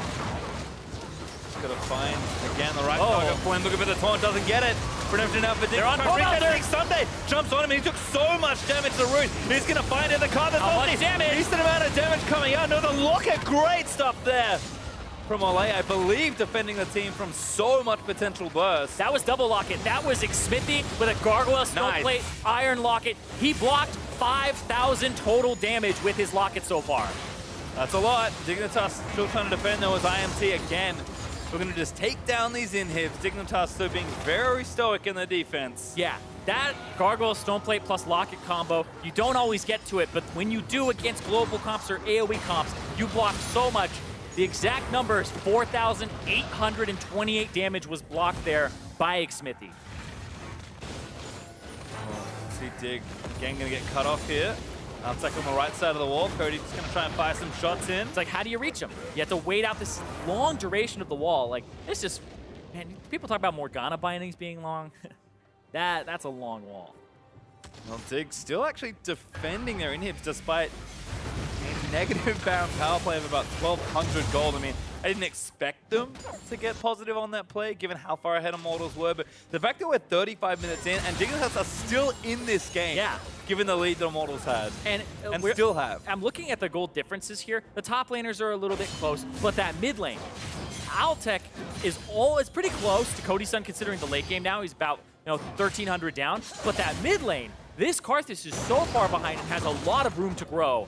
So that's what you have to worry about, is this Karthus getting those 2 extra items, because Pobelter is a whole item and a half ahead now and has 700 gold to spend. So he's pretty close to completing what I think would be a Void Staff at this point, but we'll see. Pobelter did blow his flash, so he actually has to be very careful because Someday's going to jump on him next fight. Someday is just always going after Pobelter here. If they're able to kill him, they're able to shut down a lot of the damage in the fight. Yeah, this Jarvan playing very aggressively, keeping Flame back as Immortals line up yet another push. Baron is back up in 2 minutes, but Immortals going to try and take these inhibs first at least. There's another wall from Pobelter is going to lock them out of this. And you're seeing the methodical play from Immortals try to come through here, but here comes the Nature's Grasp. Keen almost dead. Took a little too much damage. On to Pobelter! Requiem again, the locket's already burned down, but they don't have quite enough. Altec needs to do damage. He dodged a Tepid Fate, I think, with a spell shield, but Cody, he takes down the front line. Dignitas throwing after Keen. Then Keen, he's dead as well. Ignite down, that should be enough as Ole does pick up the kill. He will fall, but Immortals are happy to trade there. So much damage blocked again. Xmithy has blocked 8,200 damage now with his Locket. That is an insane combo in these fights. He is just trying to shut down the damage that Keen does. And it is making a big difference here. Shrimp, still not that tanky. The guy is 0-6-0. He has been bullied all game long. TP back for Flame, 2 hits down already, and now Someday gonna get moved back into the team. Altec gets buster shotted out of the way. Codyson jumps forward, Altec smells blood, but that's a little too far forward. Flame able to take him down. And I think Digger out of defenses at this point. Nexus start number 2 will fall, and Immortals are going to force a third game. Dignitas, they tried to hold on, but the snowball was far too big. Yep, trying to kill Pobelter here, trying to get the KDA, but no! And that's going to be forcing a game 3. That was a game that is 16-4 in kills, and it was 37 minutes long. It was another barn burner. It took forever for Immortals to close this one out. But that's that wave clear. That's that Janna disengage, and we saw a lot of that come into play. And looking at the damage dealt, like just jumping right into that, it's almost identical across both teams. I mean, Keen did a lot of damage, actually. Not quite as much as Altec, and you have to think that was a Karthus that for most of the game did not have a Void Star. He was very far behind in gold. We saw even behind Altec about 3,000 there at the end. So he was not being able to like kind of pick up that CS. It was mostly going and getting farmed by Altec with the Ricochet, because that's how they kind of stay in the game, is that ranged wave clear. But now you're looking at Codyson and going, good thing they drafted that Tristana first pick in an early game composition, because it allowed them to have this insurance in case something went well. Because if you have to play perfectly for the entire rest of the game, then you're going on a knife's edge and saying, we mess up once and they get that Baron, it might be game over. But because they have the late game insurance of the Codyson, Tristana, he can't really be jumped on in these fights. Even though Pobelter gets blown up by Someday a few times, Codyson's able to escape, and you don't want to cataclysm the Tristana because she jumps away, and that was really a big point in the draft. Yep, another back and forth game, but for a deeper dive on how Immortals have tied up the series, let's hand it back over to Dash and Mark. Thank you very much, gentlemen. I asked for a game 3. I got it. Immortals delivered, but again, didn't come so easily for them. As Irene mentioned, given the scoreline, when you look at those numbers across the scoreboard at the top, you would have assumed that it would have been easier for them to close. Dignitas really gave them a run for their money there. It is pretty hard to win without Baron, even if you're very far ahead. If the enemy team keeps getting those Barons, it can be pretty hard to close out. And I think that was kind of the case that happened here. Never had the super creep pushes, or the Baron buff pushes helping them actually close that game out. So that was the problem. But for the most part, it never felt like it was out of Immortals' hands. Exactly. And along with that, Dignitas made a stab at this Karthus mid lane pick, which we did see in the Challenger Series, as was mentioned, and you were there to witness this. Give me your thoughts real briefly on Karthus and where he may be able to fit in the meta or may not. It's an interesting champion, just because when Freak was talking about on the analyst test during the Challenger Series, he said he didn't like it because the AP ratios are very low and you're going to hit like a damage cap that you're not going to be able to use that ultimate to burst out tanks. Right. When against squishies, when you get really high AP values late in the game, you can do 2/3 of a health bar sometimes. It's absolutely crazy. That said, he still also has some of the best AoE team fighting. Karthus is usually, if he's not super far behind the game, the highest damage champion, just because his AoE from his E and his spammable Q does do a lot of damage, even to tanks, even if the AP values aren't that high. You put a Leandry's in there, you have cooldown reduction, you're just putting those out more than every second. You end up doing a lot of damage. So it's one of those champions where I'm not ready to say it's bad quite yet, but it hasn't impressed so far. It keeps falling behind. They do these build paths that seem like they should be spiking earlier, but they're already behind. But they get behind. Yeah, that's the thing, right? We will call into question to some degree the build path. No catalysts, no tiers, nothing that's going to scale. But also, as you mentioned, if you get behind, and this is where we're going to go to the focus on the mid lane, Immortals putting all of their focus there, making sure that Keen goes down not only in kills, but also in CS. Really great play from both Xmithie, Ole, and Pobelter. Yeah, one of those plays where it's no flash, you get caught out in the counter gank, go down. Ole reads this moment of weakness, roams up from the bot side, able to join in and get a dive off onto Keen, and then it's kind of off to the races for Pobelter from here on out. He's going to just have a monster team fight presence. Xmithie's going to keep that pressure up in the jungle, knowing that they have this lane priority. Doesn't need to be scared of Shrimp walking forward, trying to arcane smash him off the wolves, but a really nice cutoff path there by Pobelter, able to punish. Keen's trying to get involved, but can't quite do it. Yep. And there's another kill going over, and it was just constant pressure like that. Again, rotation, again. So yeah, this is the point, right? Pobelter's now ahead. He's got a sizable advantage. He's just going to shove his lane and immediately rotate to his side. Pairing up with Xmithie here, going after Someday in the top lane. And it's just very clear that Immortals with the lead does know how to play. Yeah. I'm scared, though, of the fact that they don't know how to play with Maokai. because we've seen them now give away Maokai twice, and even though they did beat the Maokai this time around, we saw how difficult it was for them to close against this team of Dignitas. I think the big thing we said, though, was the Baron. You can see that the goal graph kind of stops at around 9, 10K. Out. Yeah, and it's the kind of thing where, like, yes, the goal lead isn't supposed to go up anymore. The game's supposed to end. Right. Yeah. They just never grabbed the Baron. That kind of led to those stall-out phases. They couldn't win team fights super definitively. Someday was doing a decent job finding Pobelter and otherwise just wave clearing with Sivir, which is one of those champions that can stall out forever. All right, so we arrived to player of the game, which will go to Pobelter on Shocker. that Taliyah again. Part of the reason why they were eventually able to close it out was because of those Taliyah walls being used very effectively. I think we're starting to see a clear division in mid laners here in the North American LCS, those who can and those who cannot Taliyah. That's the thing, is it's one of those champions that, in principle, pretty simple champion. You push the wave, you roam, that's great and all that, but the timings of everything, being able to land the seismic shoves, which is a huge part of your damage in team fights, as well as being able to actually make sure that your ults cut off every angle, because if you leave a small gap, we've seen it multiple times out of teams like Echo Fox, where they try and use the wall correctly, but they're a little bit too far forward, and the enemy can just walk around it. 1-1, I asked for a third game. I'm not even going to hypothesize or theorize how it'll turn out. I'm just going to wait to see. And so shall you. Meet us back here in just a bit to see whether or not Team Dignitas or Immortals takes it.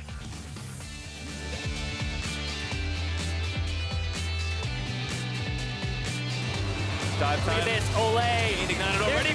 That's great from Ole. There's Pobelter's second kill. Well, he's going to try and get his way out, but Ole's going to flash slow him down. Ignites through. There's a knock-up and Pobelter. Looking for the big old flank, but something getting in the knockdown. Saves himself from the Karthus ulti, using the Tempered Fate and something gets blown to pieces. Watch your target. Can we chase? Yeah. Target. Nice. Hey, can they go? Okay, wait, are you doing? Yeah. Keep going. I go down. Oh. Hey, keep going. Hey, go. 잘하면 이제. No dive. Karthus has ulti. Cody then jumps forward. Altex but that's a little too far forward. Flame able to take him down. And I think Dig are out of defenses at this point. Nexus start number 2 will fall, and Immortals are going to force a third game.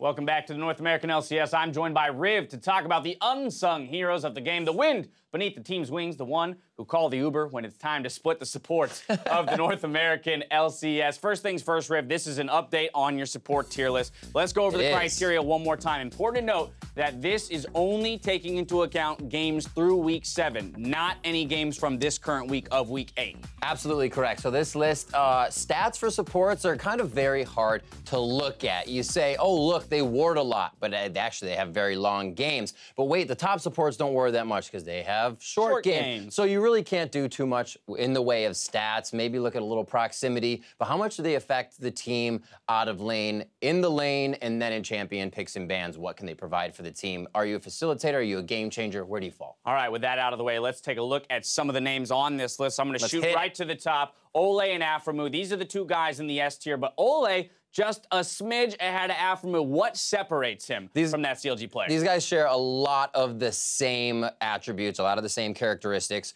And you look at the top and I say, Ole, game changer, Aframu, facilitator, playmaker. Okay. Why is Ole that game changer for me? I mean, you just look at the previous game. He drew 3 bans as support. You don't see many supports even having a few bans thrown at them other than the Thresh, which is at the top. These guys also have 10 unique picks, 11 for Aframu. But for Ole, I believe he has some of the most top decisions making in the game. He can affect the game outside of the lane so much that you even hear the LCS players say, this guy is one of the most annoying players on the Rift when he's out of lane. Hard to argue with the other NALCS pros who are pointing at him as one of the major playmakers for Immortals and one of the linchpins to their success. Moving down the list, we've got Smoothie, Baofrost, and Hakuo in that 8 tier. Now, Smoothie is on a struggling C9, I'll call it, at least in terms of being behind TSM in the standings, and yet Baofrost is below him. What's the thought there? So looking at the A tier, this is one of the closest tiers I have ever seen that I have created. I guess I've seen because I made it. Yeah. But looking at how close these guys are, your teacher asks you to write single-space essays. This is negative-space essays. Their names are almost touching.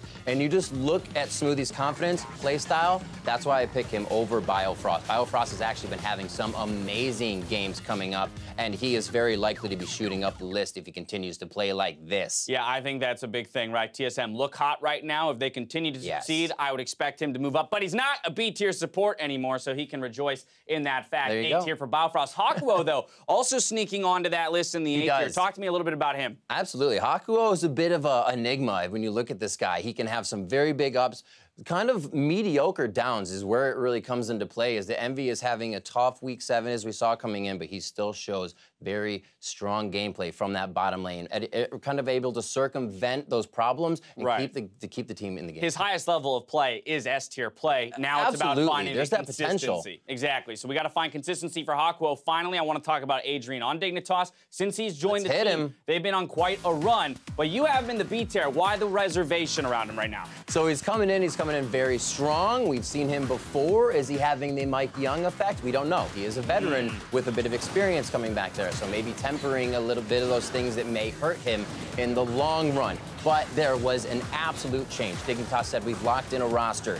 Then when they had Altec, they locked in another one with Adrian, and the wins started to come. There's no doubt about it. Well, what speaks to me there is those stats that were pulled up on the left side of your screen. Similar KDA to both Aframu and Ole, but around 10% higher kill participation, so things don't happen for Dignitas unless Adrian is involved. But I agree with you. We haven't seen enough games simply to say, boom, he deserves to be at the top of the list. Well, thank you very much, Riv. We've broken down the top tier supports here in the North American LCS, but we want to hear from you at home as well. I want to take a moment here, really quick. I want to take a moment as an opportunist to plug my new store, Riv's Pitchfork Emporium. We are releasing a new digital line, a huge variety of pitchforks for you to choose, download, readily available for you to use, poke it, whatever, and use it will. I love it. I'm going to get one for myself. You've heard what Riv has to say. We want to hear from you, pitchforks and all, on what you think the best supports are in the North American LCS. Tweet to us using the hashtag NALCS to join the conversation. Time now, to throw it back to the casters to get us into game. And we are back and heading into game 3 of Team Dignitas versus Immortals. You keep that fork away from me. 12 RP. Wasn't worth it. That's like the 5 RP one. You get that out of here. All right, so game 3, Immortals and Dig. Honestly, been a fantastic series so far between these two. I think much closer than we might have expected. Yeah, it was incredibly close. But the fact that it was that long, but I feel like Immortals had that game from the start. It was one of those ones where you get to the late game team fights, you're like, wait, what's going to happen here? They have such a large advantage that things have to go incredibly wrong for them to actually lose it, but it was getting to that scary point where things were scaling up. But we're here in game 3, and Dignitas has been surging, and they're taking the number 1 team to a game 3. Yep, Immortals again trying to keep as much distance as they can between themselves and everybody else. Yeah, and to kind of set up what this match means here is Dignitas, if they win, they secure themselves a playoff spot and they will be in playoffs. If Immortals win, they give themselves a 2-match buffer where they only have to win 1 more to be in that number 1 spot and secure a first-round bye for them, which they are very close to doing. Yep, you can see the bans though have almost completed here in phase 1. LeBlanc, Thresh, and Caitlyn banned out by Dignitas, Zach, Nunu, and 1 more to go for Immortals. We'll see exactly where they want to go with this last one. I think a lot of discussion about the types of champions they could ban away. They kind of beat Maokai already, so maybe they don't want to ban that one, but yeah, it did certainly cause some problems, and it does just seem like the Cassia will be banned for the 3rd game in a row. Yeah, and every game. And now first pick Tristana for Dignitas, so wow, seems like priorities have changed a lot in this series. Yeah, no Sivir. They first picked, so far, AD Carry has actually been first picked all 3 games. It was Caitlyn, then Tristana, and now Tristana again with the Caitlyn being banned away. Cool, interesting stuff. We'll see how Immortals do respond, but like we've seen, it doesn't feel like they really want to take Maokai all that often. Yeah. Jin, though, locked in for Cody very early. Jin Jarvan? Is that what we're seeing here? Syndra also on the table if they want to go for one of those super early picks, but I feel like you save that for a little bit later. Yeah, I mean, in some ways, I almost feel like you could take support here as well. Gragas. Looks like Gragas will be the pick instead. So another flex pick, but certainly expecting Xmithy to play it. Yeah, exactly. It's not a real I flex feel like pick. it's not a flex pick so much anymore since top lane got nerfed. It's like one of those ones where we have not seen it top lane. It's like, I would say 10% presence top lane, if anything.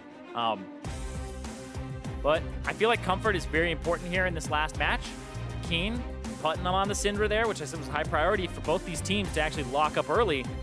Is this Syndra plus Maokai for Dignitas? But Shrimp, you saw what happened where the Maokai in the jungle just got completely destroyed. But he's not up against Rek'Sai. He knows what matchups he's in now. Keen again, having some fun. It's nice to see him back on some more unique champions. That was something he was known for a long time. But it looks like Syndra, and there's the Maokai, going to join in those first 3 picks for Dig. Yeah, go for comfort, have the flex. Talia, I assume, will come through, yes. Yep. And yeah, I think it's all about comfort here. We talk about how Immortals kind of played their own meta of what their high-tier champions are. But I'm looking at game 3s in particular for comfort, and I was looking at the stats. Dignitas has actually played the most game 3s out of any team so far in the North American LCS. They have played 12 game 3s out of their 14 matches, which is insane, but they are 5-6. And this is their 12th one here, whereas Immortals are 3rd most game 3s, and they have played 9 of them, currently at 7-1. They have only lost 1 game 3. Well, you can hear the cries from the crowd as Bard eats a ban there from Dignitas. Janna also banned by Immortals, so again, a lot of targeting down towards that bottom half of the map with ADs already picked. Oli and Adrian kind of fighting back. There's Gnar banned away though by Immortals, so looks like IMT might want to tank out of this one. We saw Shen for Flame earlier, so Dig might have to ban it here, or I think Immortals will just take it. Quite probably even blind. Shen. The Shen ban. Yeah, making sure that it doesn't go top lane with the Gnar ban. Blitzcrank actually up right now, which is an interesting thing because it was banned by Immortals both games. And now it's going to be let through. And was it really that much of a power pick for Adrian that it's a game changer for them? It might be, considering it's a Jhin.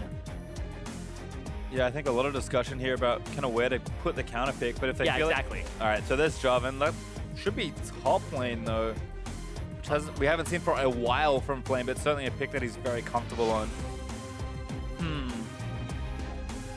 Renekton kind of fell out of the meta. Isn't really played banned at all anymore. So Jarvan doesn't have too many things that he feels really bad about playing into. The Shen is kind of one. The Kled isn't really too much of another, but this is more for the team and for the engage. Yeah, Dignitas have shown that they have a pretty strong preference towards team fighting, so Kled makes it pretty easy to get those started. And notice that final pick here for Dig. We'll see if Adrian kind of sticks with his defensive supports or... Oh, he thought about that one. Yeah, he thought about that one a lot. And he was like, no, I think this is what we're going for. Alistar All right. All right, well, gonna double down on those last 2 picks for team fight strength. There's some moves from the crowd. Cowbell Alistar incoming. Oh yeah, definitely. These 2 players are definitely Cowboy Alistars. You can just tell. What's your tier list? You give them like a cowbell next to it or no cowbell. And yeah, the Morgana, I actually thought they're saving their last pick for support, and they would blind pick their top laner. They don't care if Flame gets counter picked as much, if he can team fight, as much as the bottom lane. Because if you pick Blitzcrank, Olay will play the Morgana. It's one of the only people playing it. I think Afro or kind of the other ones that jump to mind.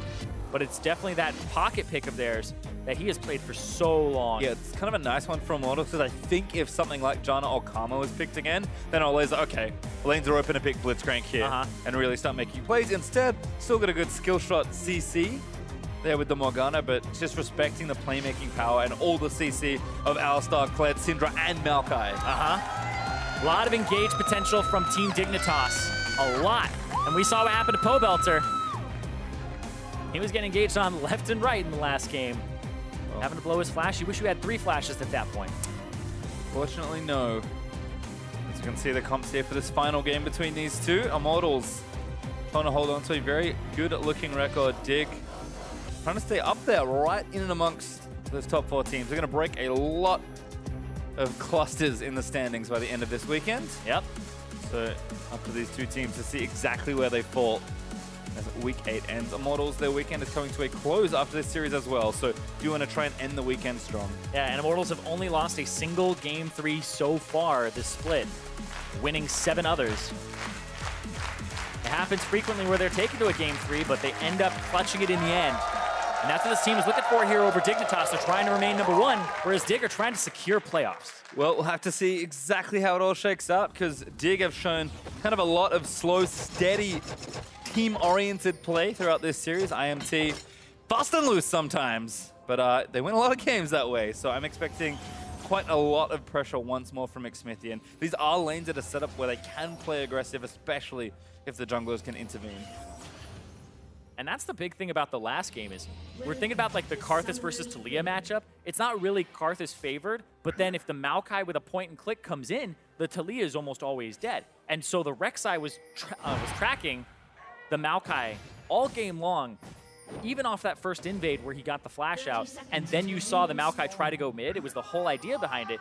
If Shrimp can get into these lanes because Xmithy isn't on as aggressive or high damage dealing early game jungler, then Shrimp can affect something like Pobelter versus Keen, whereas Pobelter's just been playing well, even in the loss they had. Yeah, his Corki game, his first loss on the champion this split, was still a valiant one there. Looks like both teams are kind of, again, feeling each other out here early on in the game, but no wards being put down just yet, so pretty neutral vision across the river. Ole did try and sneak a binding onto Keen in mid lane, but was well dodged, and now Shrimp is going to go back on the blue buff here, starting with some saplings. Xmithy wanting over the Raptor start, so staying consistent in these early jungle paths.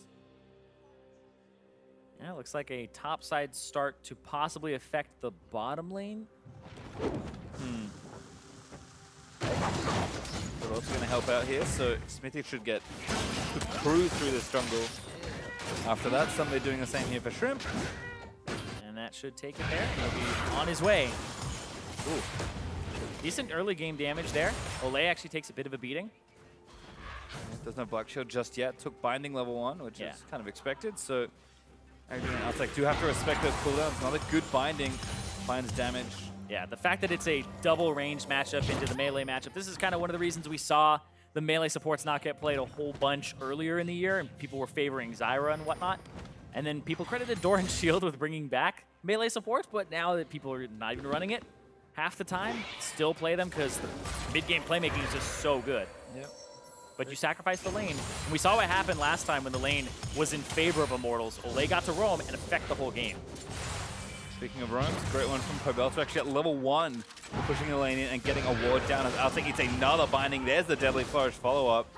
And Adrian does not have... Oh, what? He messed that up for his, for his AD.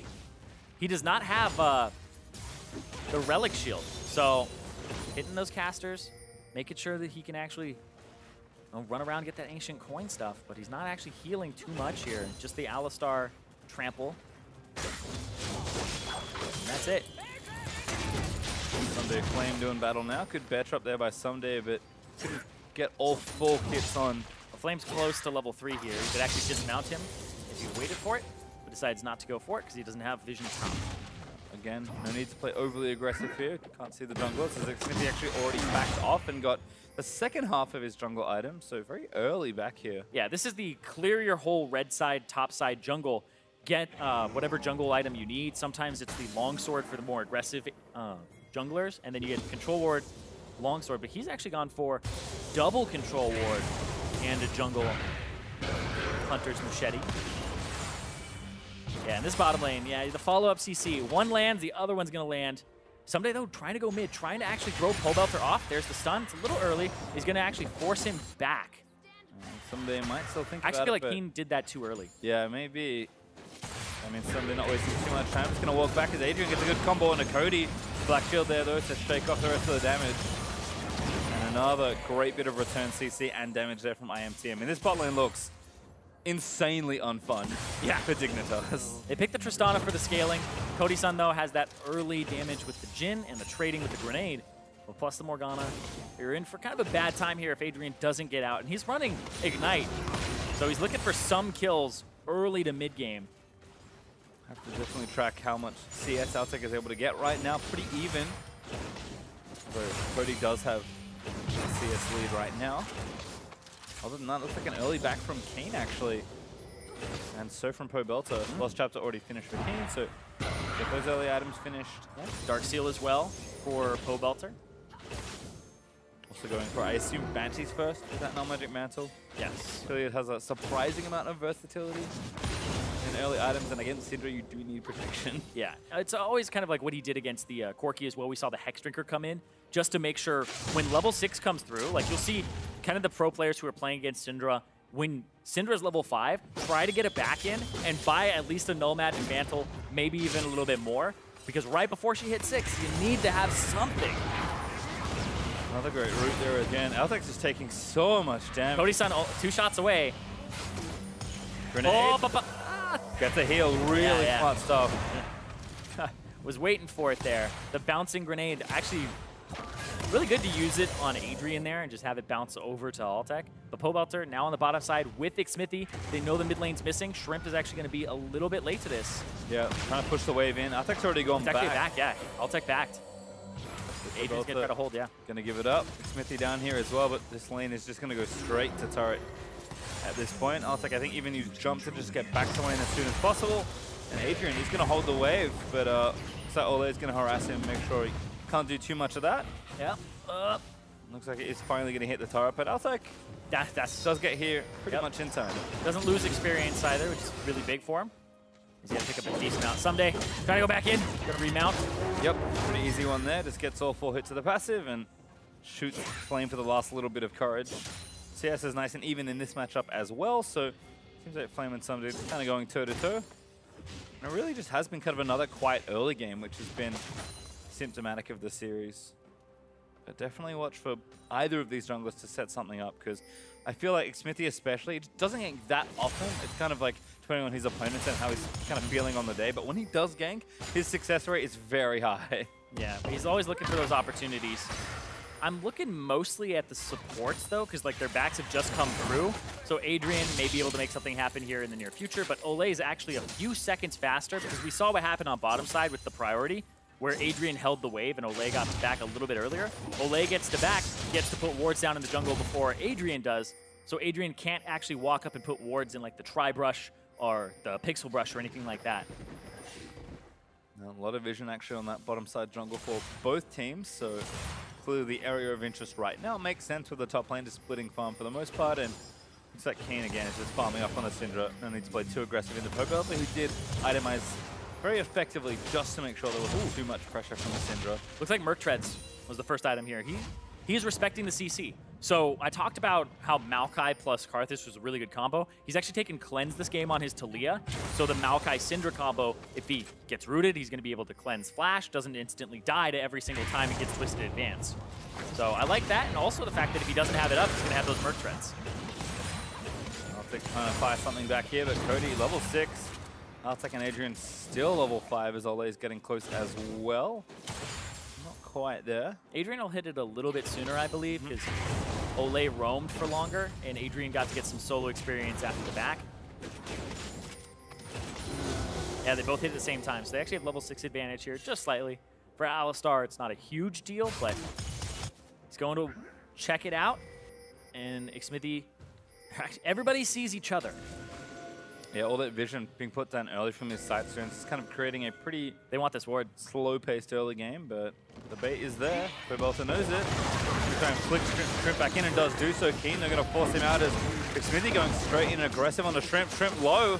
He's going to force Keen's heal out, but Xmithie he gets the ulti barely on the right end, and first blood actually goes to the Maokai, took down the Gragas, but Pobelta does get the counter kill. Over the wall after the flash, and Keen, he's going to get a double stun. Pobelta, he got black shielded, but Ole not so lucky. Cody is going to go down as well, and Dignitas come up huge. Pobelter's flash pushed the slipstream even further, and everybody gets to rush in, and Adrian follows up with a headbutt there, and Dignitas have an early game that goes their favor for the first time in the series. Really nice collapse. And we'll watch it, how it all started. IMT have the initial jump here. Yeah, but watch the damage that goes on to Pobelter here. The Thunderlords and all of that comes through, so he's half HP and skirting this fight. The TP comes through first from Flame. The heal and that prediction from Xmithie is beautiful, but the first blood does go over to the Maokai, who then zones Pobelter slightly, and then the flash to make sure, and then Keen follows, but then the stun goes through, and then the cow, yeah, that's right. He gets the moves, gets the headbutt pulverized. Credit to Adrian there for setting it up. Keen had a pretty easy job, as it turns out, to clean up that fight, but a great collapse from Dignitas, again, playing as 5. Seems to be where a lot of their strength lies. Pobelta returning back to lane, does have a kill, and gets blue buff now for himself, so set up nicely for himself, but Dignitas up 3 kills to 1 and 1,000 gold. Yeah, we talked about this yesterday when we were casting, where the Syndra, you get an early lead, you get even 3 assists like this, you hit breakpoints much sooner, and you end up being able to kill the AD carry very early on. And so Keen has the tools to snowball this game now. He doesn't have like a lightning advantage. It's mostly neutral here, and the fact that Pobelter picked up a kill as well kind of just still makes it even. But if you can spread this out, start roaming, and get to other lanes, then Keen, like we've said, we're wanting to see some more consistency from him to be that standout performer, because Altec and Sunday both put up great damage numbers on a very regular basis. It's just Keen is kind of the one who hits irregular, not always there. For this game, he's set up to have a good performance. Certainly off to a good start here as Dignitas still having to play a bit more defensively. Bottom lane still well in favor of Immortals, so smart to see them pressuring where they can. This game's certainly not snowballing heavily in one direction just yet, but you have to maybe worry just a bit for Immortals as the team that has been really wanting to push the game as quickly as possible, particularly these types of team comps. I don't think, unlike in the first game, that Dignitas have a really obvious scaling advantage, but they've certainly picked every game to try and outscale. See if they can manage that here as Adrian goes in. Starting to get much more aggressive on the Alistar now.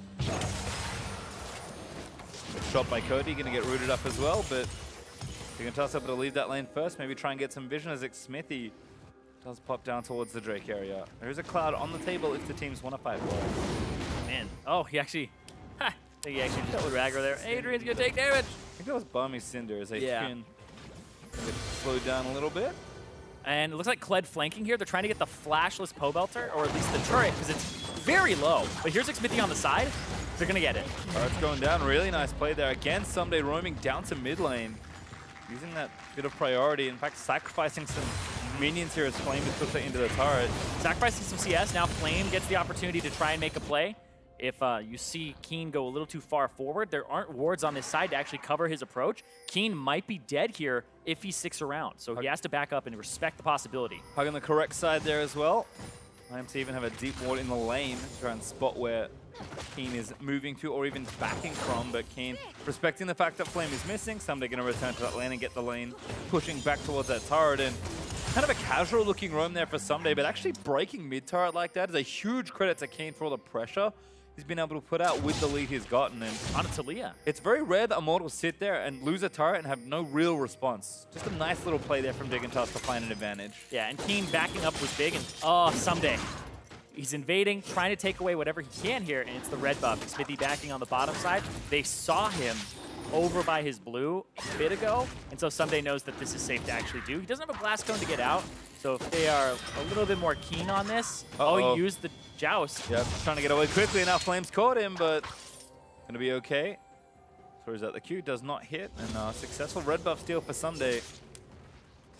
The out of combat health regen gonna start to kick in. Yeah, it gets better as you level up and when you hit some breakpoints. So early on it's not noticeable, but 10, 11, around level 13 as well definitely helps. Looks like did briefly get rooted there, Yes, he I believe. did. Saw the SKT logo on the bottom. But gets out again. As actually using 3 SKT skins this game. Playing the dunk in the mid No lane. flash yet. Ulti from Keen. Good follow-up there from McSmithy. Pobolt's going to shove him back. Keen looks to go down. The ulti from McSmithy's going to do it. And Someday going to make his way in, going to try and get a counter kill here. McSmithy pulled back by the bear trap. Someday able to take him down. And they get a counter kill there. Oh, we see that Jhin is actually rotated towards the mid lane. Is this going to be a push for Tristana on the bottom side? Is Cody Sun's going to go back here and actually missed a back timer because of that. So Tristana has the Infinity Edge and will push out the bottom lane. But right here, they're just trying to exploit Keen, who doesn't have flash just yet. I believe it comes up right now. You can see it ticking at the bottom. About a second or two before it was up. So right on top of that flash timer. But Smithy dies for this, having no flash himself either. And it's just the trade back. Oh, turret dive? You can turret dive with this comp pretty easily. Adrian's going for the interrupt. Yep, Adrian does get it. Oh, pounds the ground, but gets out of the root with his ulti. Whoa. Someday to slide Pobelter in transition. Grim gets an ulti back down, but he may have gone a little too far forward. Someday looking for the flank, but Flame's in there as well. Someday trying to make it on. Does Q Flame, going to pull him back, but a great spell shield from LA. Going to keep him safe. IMT just still firing long-range shots with the Jhin, but Dignitas going to walk away. Yeah, but another kill and a turret going over to Dignitas, and they didn't lose anything there. They're now looking at a 4,000 gold lead, which was bigger than what we had seen in the early game for Immortals in the last game. And it's, again, so surprising. Altec back up even on CS for the good. The first major item now done. Dignitas even going to try and take this Dragon away from Immortals. Be able to get the Cloud Drake and do. And you can see Altec, so it's like, you guys got this. It's overkill if he stays. Rocket jumps over and starts his back for a better timer. I feel like you go rotate to top now if you're Altec. And he caught him, and there's a flash and a cleanse available for Pobelter. But, You hate to see that kind of thing happen. So in that situation, your options are covered much like a fighting game, where the bear trap on a rope landed from Fog of War. You flash now, he's going to be able to joust or even follow you a bit. And after he hit him with the first joust, it meant that you can't flash until the second joust. And after he saw that come through, he flashed, but the auto was already buffered in. So at that point, you only have like one window to possibly flash in, and you have to identify it immediately or else it's closed. Man, certainly was close there. Pobelter picking up a death for the first time in this game. The Altec swapping towards that top half. Immortals have matched this swap, but I just feel like the Trist is getting farm a little too easily, given the early pressure that IMT had in the 2v2. And again, Dignitas with any sort of scaling just seems like a potential death wish. Oh yeah, if you have a scaling comp or something that fights and team fights incredibly well and can start those fights and engage, once you get ahead, you get to take that lead, you just jam it down their throat. You just get to keep going over and over again. And so Adrian now has ultimate, he can turret dive, and this was a lane that was supposed to get punished. Like you said, Altec has been picking up farm in a double-ranged matchup versus his Alistar, who is providing some threat. And this is what we're seeing here, is that it doesn't mean enough that you pick the Morgana early to actually that was lane. so sick from Someday. Oh, now gonna go. Everybody's gonna go. Smithy, Ole actually gonna get caught out here. Absolutely dead as Shrimp. Able to get that kill. And we talk about that lead there for Dig. It's starting to grow, and the biggest benefactor of that has been Someday. His play has been immaculate to lead his team to this mid-game advantage. Exactly. Going mid, helping them get that early kill by wrapping around and get that turret. That was the big thing. The turret, the ultimates, and following Pobelter. Pretty much his ultimates have resulted in kills. And the outer ring's now done. Dignitas actually have 3 turrets to nothing. Immortals with only 2 kills. Time to get Rift Herald. Do something. I mean, might as well take it. Not a whole lot of threat right now from Immortals. Someday going to start that again, leading that team around. It should go over nice and quickly. Oh, and now you find yourself as Immortals in a situation where they have the Rift Herald. They aren't going to use it on a tier 1 turret because they're all down. So they're maybe going to be able to crack a tier 2 quite easily here. And like we just said about jamming a lead down somebody's throat, Someday just did that top lane with that ultimate, and he can do it again when it's back off of cooldown. Sunday has some gold to spend, I believe, so we'll see exactly where he goes. And I mean, Immortals have low mobility carries, and you only have one black shield, so Olay's gonna have to be on top of his game, because Cody Sun and Pobelter are both very susceptible as low mobility carries. 1v1 after he fourth shots. Versus Dustblade, Cody Sun with Morgana also there. Yeah, Morgana's there as well. Olay's like, maybe? I think like, I'm out. Nope, Jiggy's up. I've been had. I'll take that able to escape and keep the wave safe. Gonna get all of his CS as well. Yeah. 1,400 gold. Okay, in Altek's pocket. Looking for a Zeal item next after the Infinity Edge, whereas the Duskblade completed. Serrated Dirk now coming through for Cody Sun. The lethality build for the Jhin, but he's up against a lot of tanks. He's up against 2.5, because Kled eventually gets to the point where Gargoyle Stoneplate will make him transition from bruiser to tank mid-fight. Yeah, something interesting to see Cody switch up Jhin builds mid-series. Yeah, this is a great one, because if you auto-attack, the 99% slow still exists on this patch on 7.14.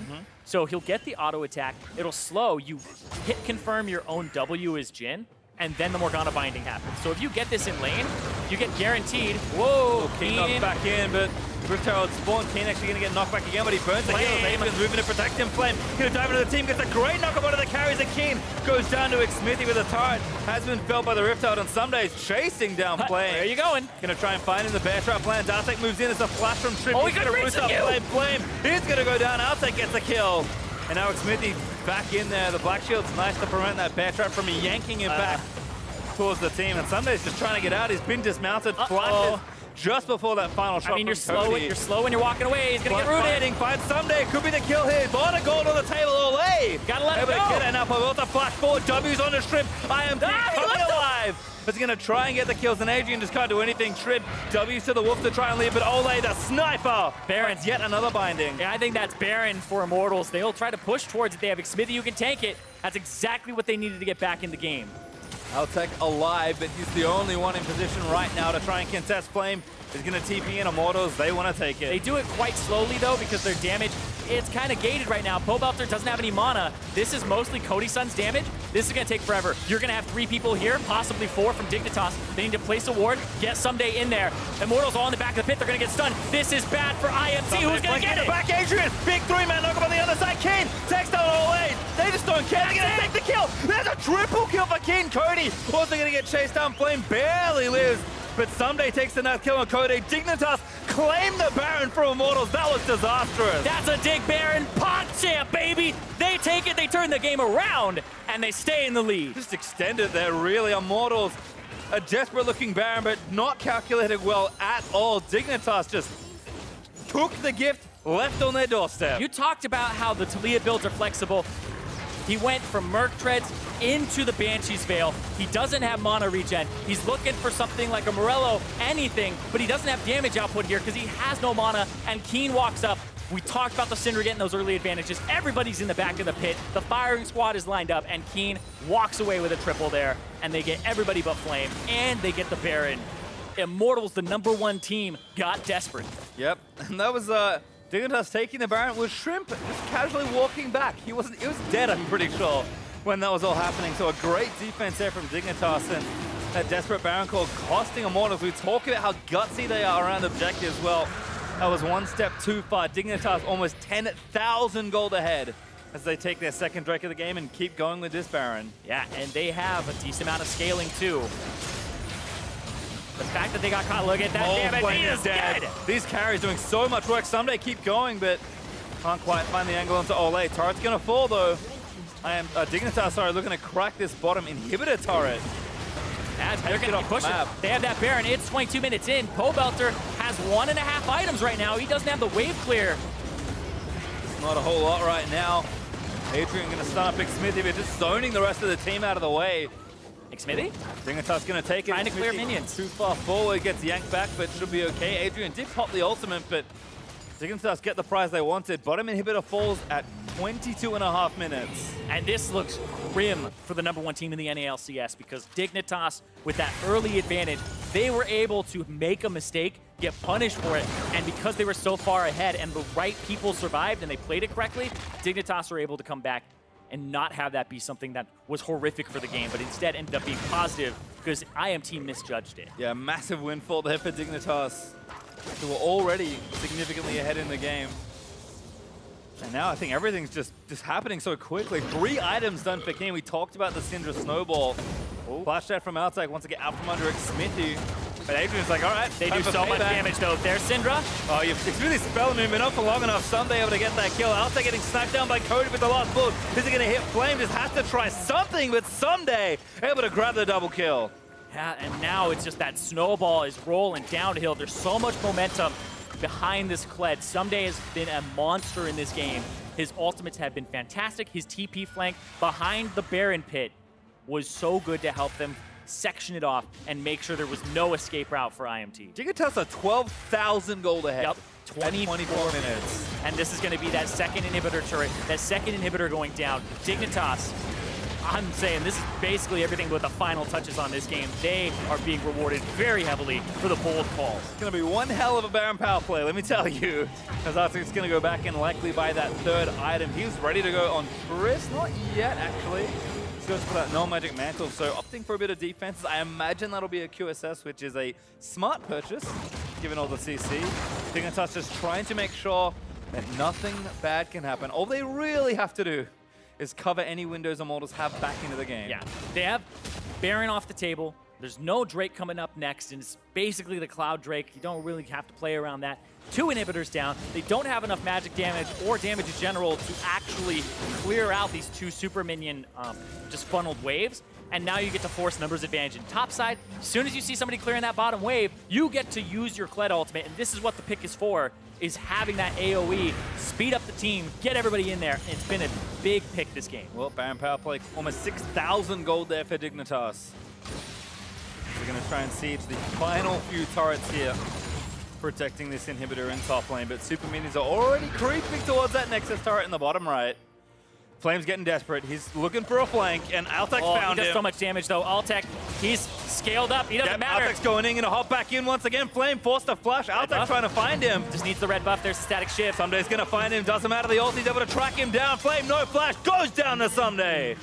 And Someday helping pick it up. Flame 3 levels down, even a level down behind Altec. He has just been, honestly, very ineffective in this game.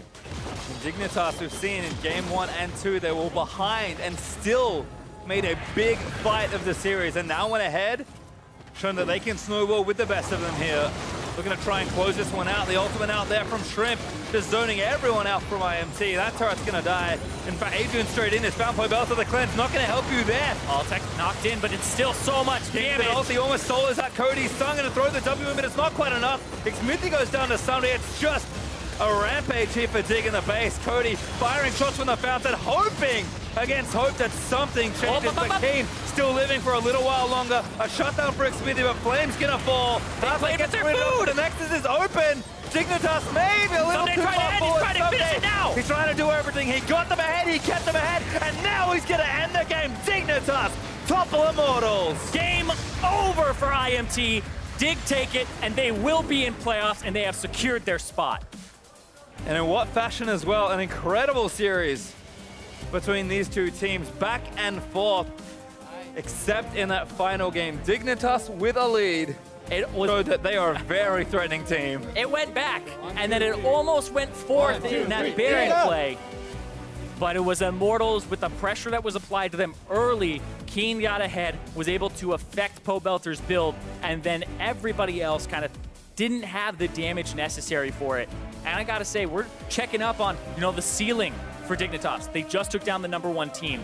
Altec in particular had 2 deaths in this entire series, with one of them coming at the very end there. And then you look at somebody like you were talking about, Someday, who came in at the beginning of the year, and that was just a disgusting Kled performance from him. That was a team play Kled, where he is just constantly going in, pushing the lead, and now Dignitas, you have some questions about where are they going to end the season in, not the regular season, the season in general, because this team is looking better and better every week. I mean, I called him a monster in his introduction. Looks very cute in his player picture, but deceptive. That was a Someday carry performance that I have not seen in quite a while. Yeah, it is one thing to be so mechanically good that you can just kind of outclass your opponents in a lot of ways, and Someday is that player for so many reasons, but this man's game sense pretty much carried that game just using his brain. I can roam here, I can pressure this spot, I'm going to find this person moving through in transition and get a pick. Yeah, and right there, like, Altec, like, he's somebody that's always kind of been, I consider him very level-headed, right? Somebody who doesn't get super energized by plays. That's probably one of the happiest I've ever seen him because Dignitas are surging, he's looking incredibly good, and the team, like you said, Someday, massive performance from him, 8-1 and 5, was multiple levels ahead of Flame near the end of the game, and then he's able to just focus up, kill the Nexus, make sure the game doesn't have any delay to it, and get out of there and take down the #1 team. I told you, he started the game, got them ahead, he kept them ahead, and then he ended the game as well. Someday pretty much did everything he possibly could to solo carry in a very team-oriented game with a very team-oriented team. Dignitas playing so well together to get themselves to this spot. Yeah, and they were tied for 4th. They're going to move up and have themselves be around that 4th place spot right now with the teams around them. You know, we're figuring out what those results are. Envy dropped, so they will no longer be that multiple-man tie for 4th. The 3-man, maybe 2, depending the results of Cloud9 TL. Yeah, and I think, again, just one last hit on Altec. I think I kind of played that when we talked to him last, feeling a little dejected, but really motivated on FlyQuest in spring to move into the summer. I think proving himself definitely a lot more here, and you can tell with a smile on his face. But for a first-hand account on that series, let's hear from Freak and Team Dignitas' man in support. Thank you very much. I'm here with Adrian, Coin Alistair himself, and I want to talk to you about the fact that you just beat the #1 team as far as ratings are concerned in North American LCS. Do you expect that, and how do you feel afterwards? Yeah, like, I was really confident going into the game because I know we're a top team. Like, I'm kind of glad we lost to C9 last week because, like, if we beat them and stomped them, we probably would have been, like, really complacent and, like, I had a big ego. But, like, once we lost to C9, like, we realized that we were in hot shit and that we had to keep improving still for playoffs. Well, speaking of being hot shit, you guys are 4-1 with you in the lineup right now. You beat Immortals, you beat TSM, you beat CLG. As you mentioned, your only loss is Cloud9. You know, where is Dignitas right now? Are they, like, the #1 team? Like, you've beaten all these top teams now. I don't think we're a top team yet. We have to prove it in playoffs because, like, I've always been good in regular season, but, like, I've never won the playoffs. So, like, I think we're definitely top 3, but I'm not sure until we play. Well, speaking of definitely being top 3, I want to kind of ask you, because we've only seen 5 matches with this lineup, what does make this Team Dignitas so good? I don't know. Like, I feel like everyone really wants to go to Worlds right now. Like, everyone's, like, so motivated to try the hardest. Well, some other previous teams, people weren't. So, like, I'm really confident that, like, everyone's, like, really wants to go to Worlds because, like, it's all that really matters now. And you guys definitely look very good. It seems like you're likely to make that happen. I want to ask you about a more recent sort of topic in the community. People are talking about Coin a whole lot on supports. We're seeing it now in Alistair and sometimes Thrash and Tarek and things like this. Is Coin OP? Is it a choice? Like, give me kind of your thoughts on that kind of line of items. I don't think Coin's that OP. I think, like, every other item is just really weak. I feel like Coin just, like, gives us gold, but, like, I think Relic and Spell Thieves is really weak right now, so hopefully they buff those support items. So you want to get more gold from the other items. That actually makes sense. Thank you. So final question for you. Tomorrow you face off against Echo Fox, and if you win, you guarantee a playoff spot for Team Envy. So your old teammate Apollo can be guaranteed top 6. Are you pulling it out for him? Yeah, I love Apollo. Dude. Like, I'll definitely try my hardest tomorrow, and, like, hopefully we play against Apollo in playoffs. Hopefully he plays against Apollo in playoffs. There you go. Thank you very much, Adrian. Congrats on the win, and we'll see you tomorrow, of course. Anna, let's take it away. We are closing the series here for Cloud9. We're going to be welcoming the members from NALCS1, where Dignitas actually just took down our #1 seeded Immortals in a 3-game series. A nice little stab back here in that 3rd game. So real briefly, let's go ahead and pull up Champ Select for this game just to set the table, what these teams were working with when it came to the Dignitas victory. And what's so funny is we were just kind of talking about, you know, Adrian bringing back the karma and all this stuff. Well, this time he ends up on Alistar, and it shows that he's not just that guy who can only play the kind of lame bully champions, though. I would say that's probably his preferred style. We've seen him play Leona, we've seen him play Alistar, and once again, this time on that champion, building a massive front line because the Jhin was taken early on. Kalista not focused at all, which I find very surprising. Right, as soon as tanks came back into the meta and lethality was buffed, we saw a lot of people going for Jhin, and then we saw that the response in most cases was a triple tank line that Jhin just simply can't eat through. Once again, the Jhin gets picked early. There's no priority on Maokai from Immortals. Dignitas has shown that they love to play this champion, and hey, they don't go full triple tank. Kled still has slippery health building, you know, situations, and Alistair as well. It can be a complete nuisance. Right, and I understand the Kled pick just because you are a little bit concerned about just picking a straight tank in the top lane lane and maybe getting focused down a little bit on the side of Immortals. So I like that someday as well being a carry threat, getting a champion that can kind of pop off in these games. It doesn't have to be stuck on just the Maokai. And especially when Shrimp's getting targeted a little bit heavy with the Nunu, yeah, we put him on the Maokai. Once again, the same kind of idea. Shrimp can be too aggressive sometimes. This does give him a little bit more focus on control as opposed to just running in and making crazy plays. All right, now let's take a look at some of the gameplay from this third game of the series. Heading into it, 8:30 into the game here in the mid lane. And this is kind of the big play that opened up Dignitas to take this series. And it was just a bit of a mid-skirmish 2v2 that ends up breaking out with teleports coming in, bot lanes roaming up. It starts out as a 1-for-1, but then the big thing here is going to be the Kled ultimate, tracking Pobelter over the wall, setting this up, and then Adrian with a great headbutt pulve combo onto the both bot lane members, allowing a really easy chase down for the rest of Dignitas. Flame ends up over the wall, not really able to get involved in this fight, so even though he teleported down, it was just one of those situations where Immortals had a better positional, or excuse me, Dignitas had a better position to take the fight. All right, 3-for-1 in favor of Dignitas there. Now we're going to jump ahead to 21:30 into the game. Dignitas catching Immortals around the Baron. And hey, give credit to Immortals for going for it with 2 people down, but Dignitas responding in kind and find the fight they want. This is the really big thing. And once again, Pobelter has a decent wall to stop Altec from getting in, but Keen's able to come around the backside. People are getting low from this Baron, as well as the fact, like you said, there was just a skirmish afterwards. Just trapped in the pit, stuck on split calls. Adrian! Just not quite enough damage to finish the Baron off in time. They have to choose to turn, which they can't really do. They're so low already, and it's just a good call, like you said, to try and force it down, just not quite enough damage available to their team. The teleport eventually came through as well, coming back up.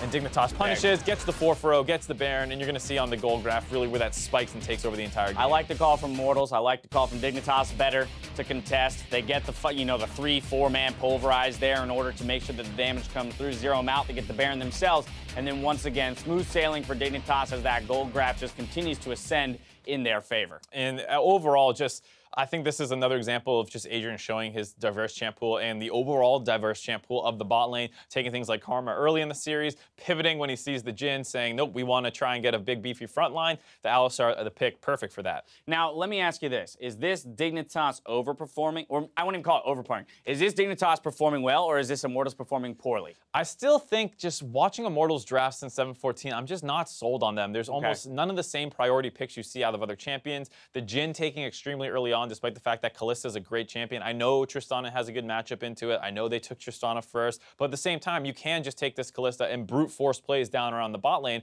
and you are stronger early game. Right. And that's something that Immortals is pretty good at, working with their kind of win conditions. Smithy is a smart enough jungler to know, with Kalista, I'm going to try and snowball that lane. He very much so is. But I have to recognize that with Altec and Adrian in the lineup, Dignitas is quickly ascending the ranks, right? They pick up their victory today. Cloud9 did as well, but in a 3-game series against Team Liquid, so they'll remain tied in the standings. But for this Dignitas squad, the competition that they're taking down, and in a lot of cases, the way they're doing it, to me, is very impressive. And would cause me to worry if I'm TSM or CLG or any of these other top-tier squads that might have to face Dignitas come the postseason. That's what I was about to say, is it's not so much like, oh my god, Dignitas looks scary right now, but if they keep this form up, they're probably going to be the toughest opponent in the first-round series, and they might end up upsetting somebody who is very scared to play them, and that's why the 1-2 seed are going to become so important, and why that CLG versus TSM match next week may be the highlight of the whole split. Things are getting interesting here, ladies and gentlemen. Player of the game going to Someday this time around. You got that roam to the mid to get the first turret on that Kled. He's shown mastery on carries, split pushers, tanks alike. He can do it all. Yeah, that great TP play in the first example where he's able to track on the Pobelter. Just overall a great player. Has a very diverse champion pool. He'll spam Maokai when it fits the team comp and then can flex off of it when he needs to. Plays carries, plays tanks. Huge player. And for Immortals, hey, they just suffered the loss. Once again, they were solidly in first place. Their destiny was in their own hands. They've got to be concerned about dropping any more series from this point onward if they want to remain at the top of the table. Yeah, I think that's the big thing, is that when we were looking at the strength of schedule, overall the teams were pretty similar. A couple points above 50%, a couple points below 50%, but for the most part, even strength of schedule for those top 3 teams. Them dropping this series to Dignitas does not bode super well for them moving forward, and it's the kind of thing where I would hesitate for Immortals, just because, like we said, 7-14 not looking too hot. The 7-15 changes are coming, but there's still going to be a bunch of the same strong champions between 7-14 and 15. Yeah, very much so. Now with Dignitas, again, the changing meta around the supports, playmakers, great. That's serving them well. I want to talk about the Baron just a little bit more because we can't ignore the fact we can't ignore the fact that they did have to turn a Baron play there in order to win the game, you know, in order to really grab control of that game. And even in a lot of their impressive wins, there has been some reliance on the Baron to strictly close the game. Is there any concern against, hey, a team like Immortals, for example, but also TSM and CLG, these top-tier teams, and their ability to contest the Baron and maybe not give Dignitas so many easy avenues to a victory? It's happened so many times now over the course of the season that I think it's not really like a, oh my god, it's a crazy 50-50 Baron. They obviously understand the limits just very well. So it seems very, very risky compared to like, oh, what's the difference between that and a lower tier team? It seems like a pretty similar situation, but they just play them slightly better. So when they have the Kalista, the Nunu, the Cho'Gath, they always seem to just find a better way to use that Baron to get an early lead. Even in this series, when they were down 10k against Immortals, they still took the only 2 Barons of that game. They ended up losing, but they seem to have great Baron awareness and how long it takes an enemy team to approach on That's them. a good point, right? They keep ending up with the Baron, which means they're doing something right around the Baron, and that's hard to ignore. Let's go ahead and put a pin in the day's games. Let's take a look at the standings. Despite their loss today, Immortals do continue to hold on to first place, while Team Dignitas and Cloud9 take 4th place, and both lock their spots officially for the playoffs, leaving Team Envy in 6th and Team Liquid knocked down to 9th. We'll be back again tomorrow with another full day of action. Coverage kicks off with Cloud9 versus FlyQuest on NALCS1, followed by TSM squaring off against Team Envy in the Battle Arena. Over on NALCS2, Omar God and Counterlodge Gaming face Mike Young and Phoenix 1. Then Echo Fox take on Team Dignitas later in the day. Any particular one that speaks to you tomorrow? I think I'm just going to be tracking the top teams overall. I mean, CLG looked pretty good today. They got Phoenix 1 tomorrow. You would expect them to handle that one just as easily as they seem to handle Envy today. But it's just, of course, where else are they going to go? Because, you know, like we said, Immortals is done for the weekend, and that kind of already puts the pressure on CLG and TSM to win, to match them. And if they just have a small slip up and drop a series, that puts them in a really dangerous spot. Tracking those top teams, as well as how Omar God will respond to the pressure maybe coming from Mike Young in the jungle. That's going to do it for today. So for myself, the casters, and the entire live broadcast crew, thank you for watching, and we'll see you tomorrow for more North American LCS. Good night.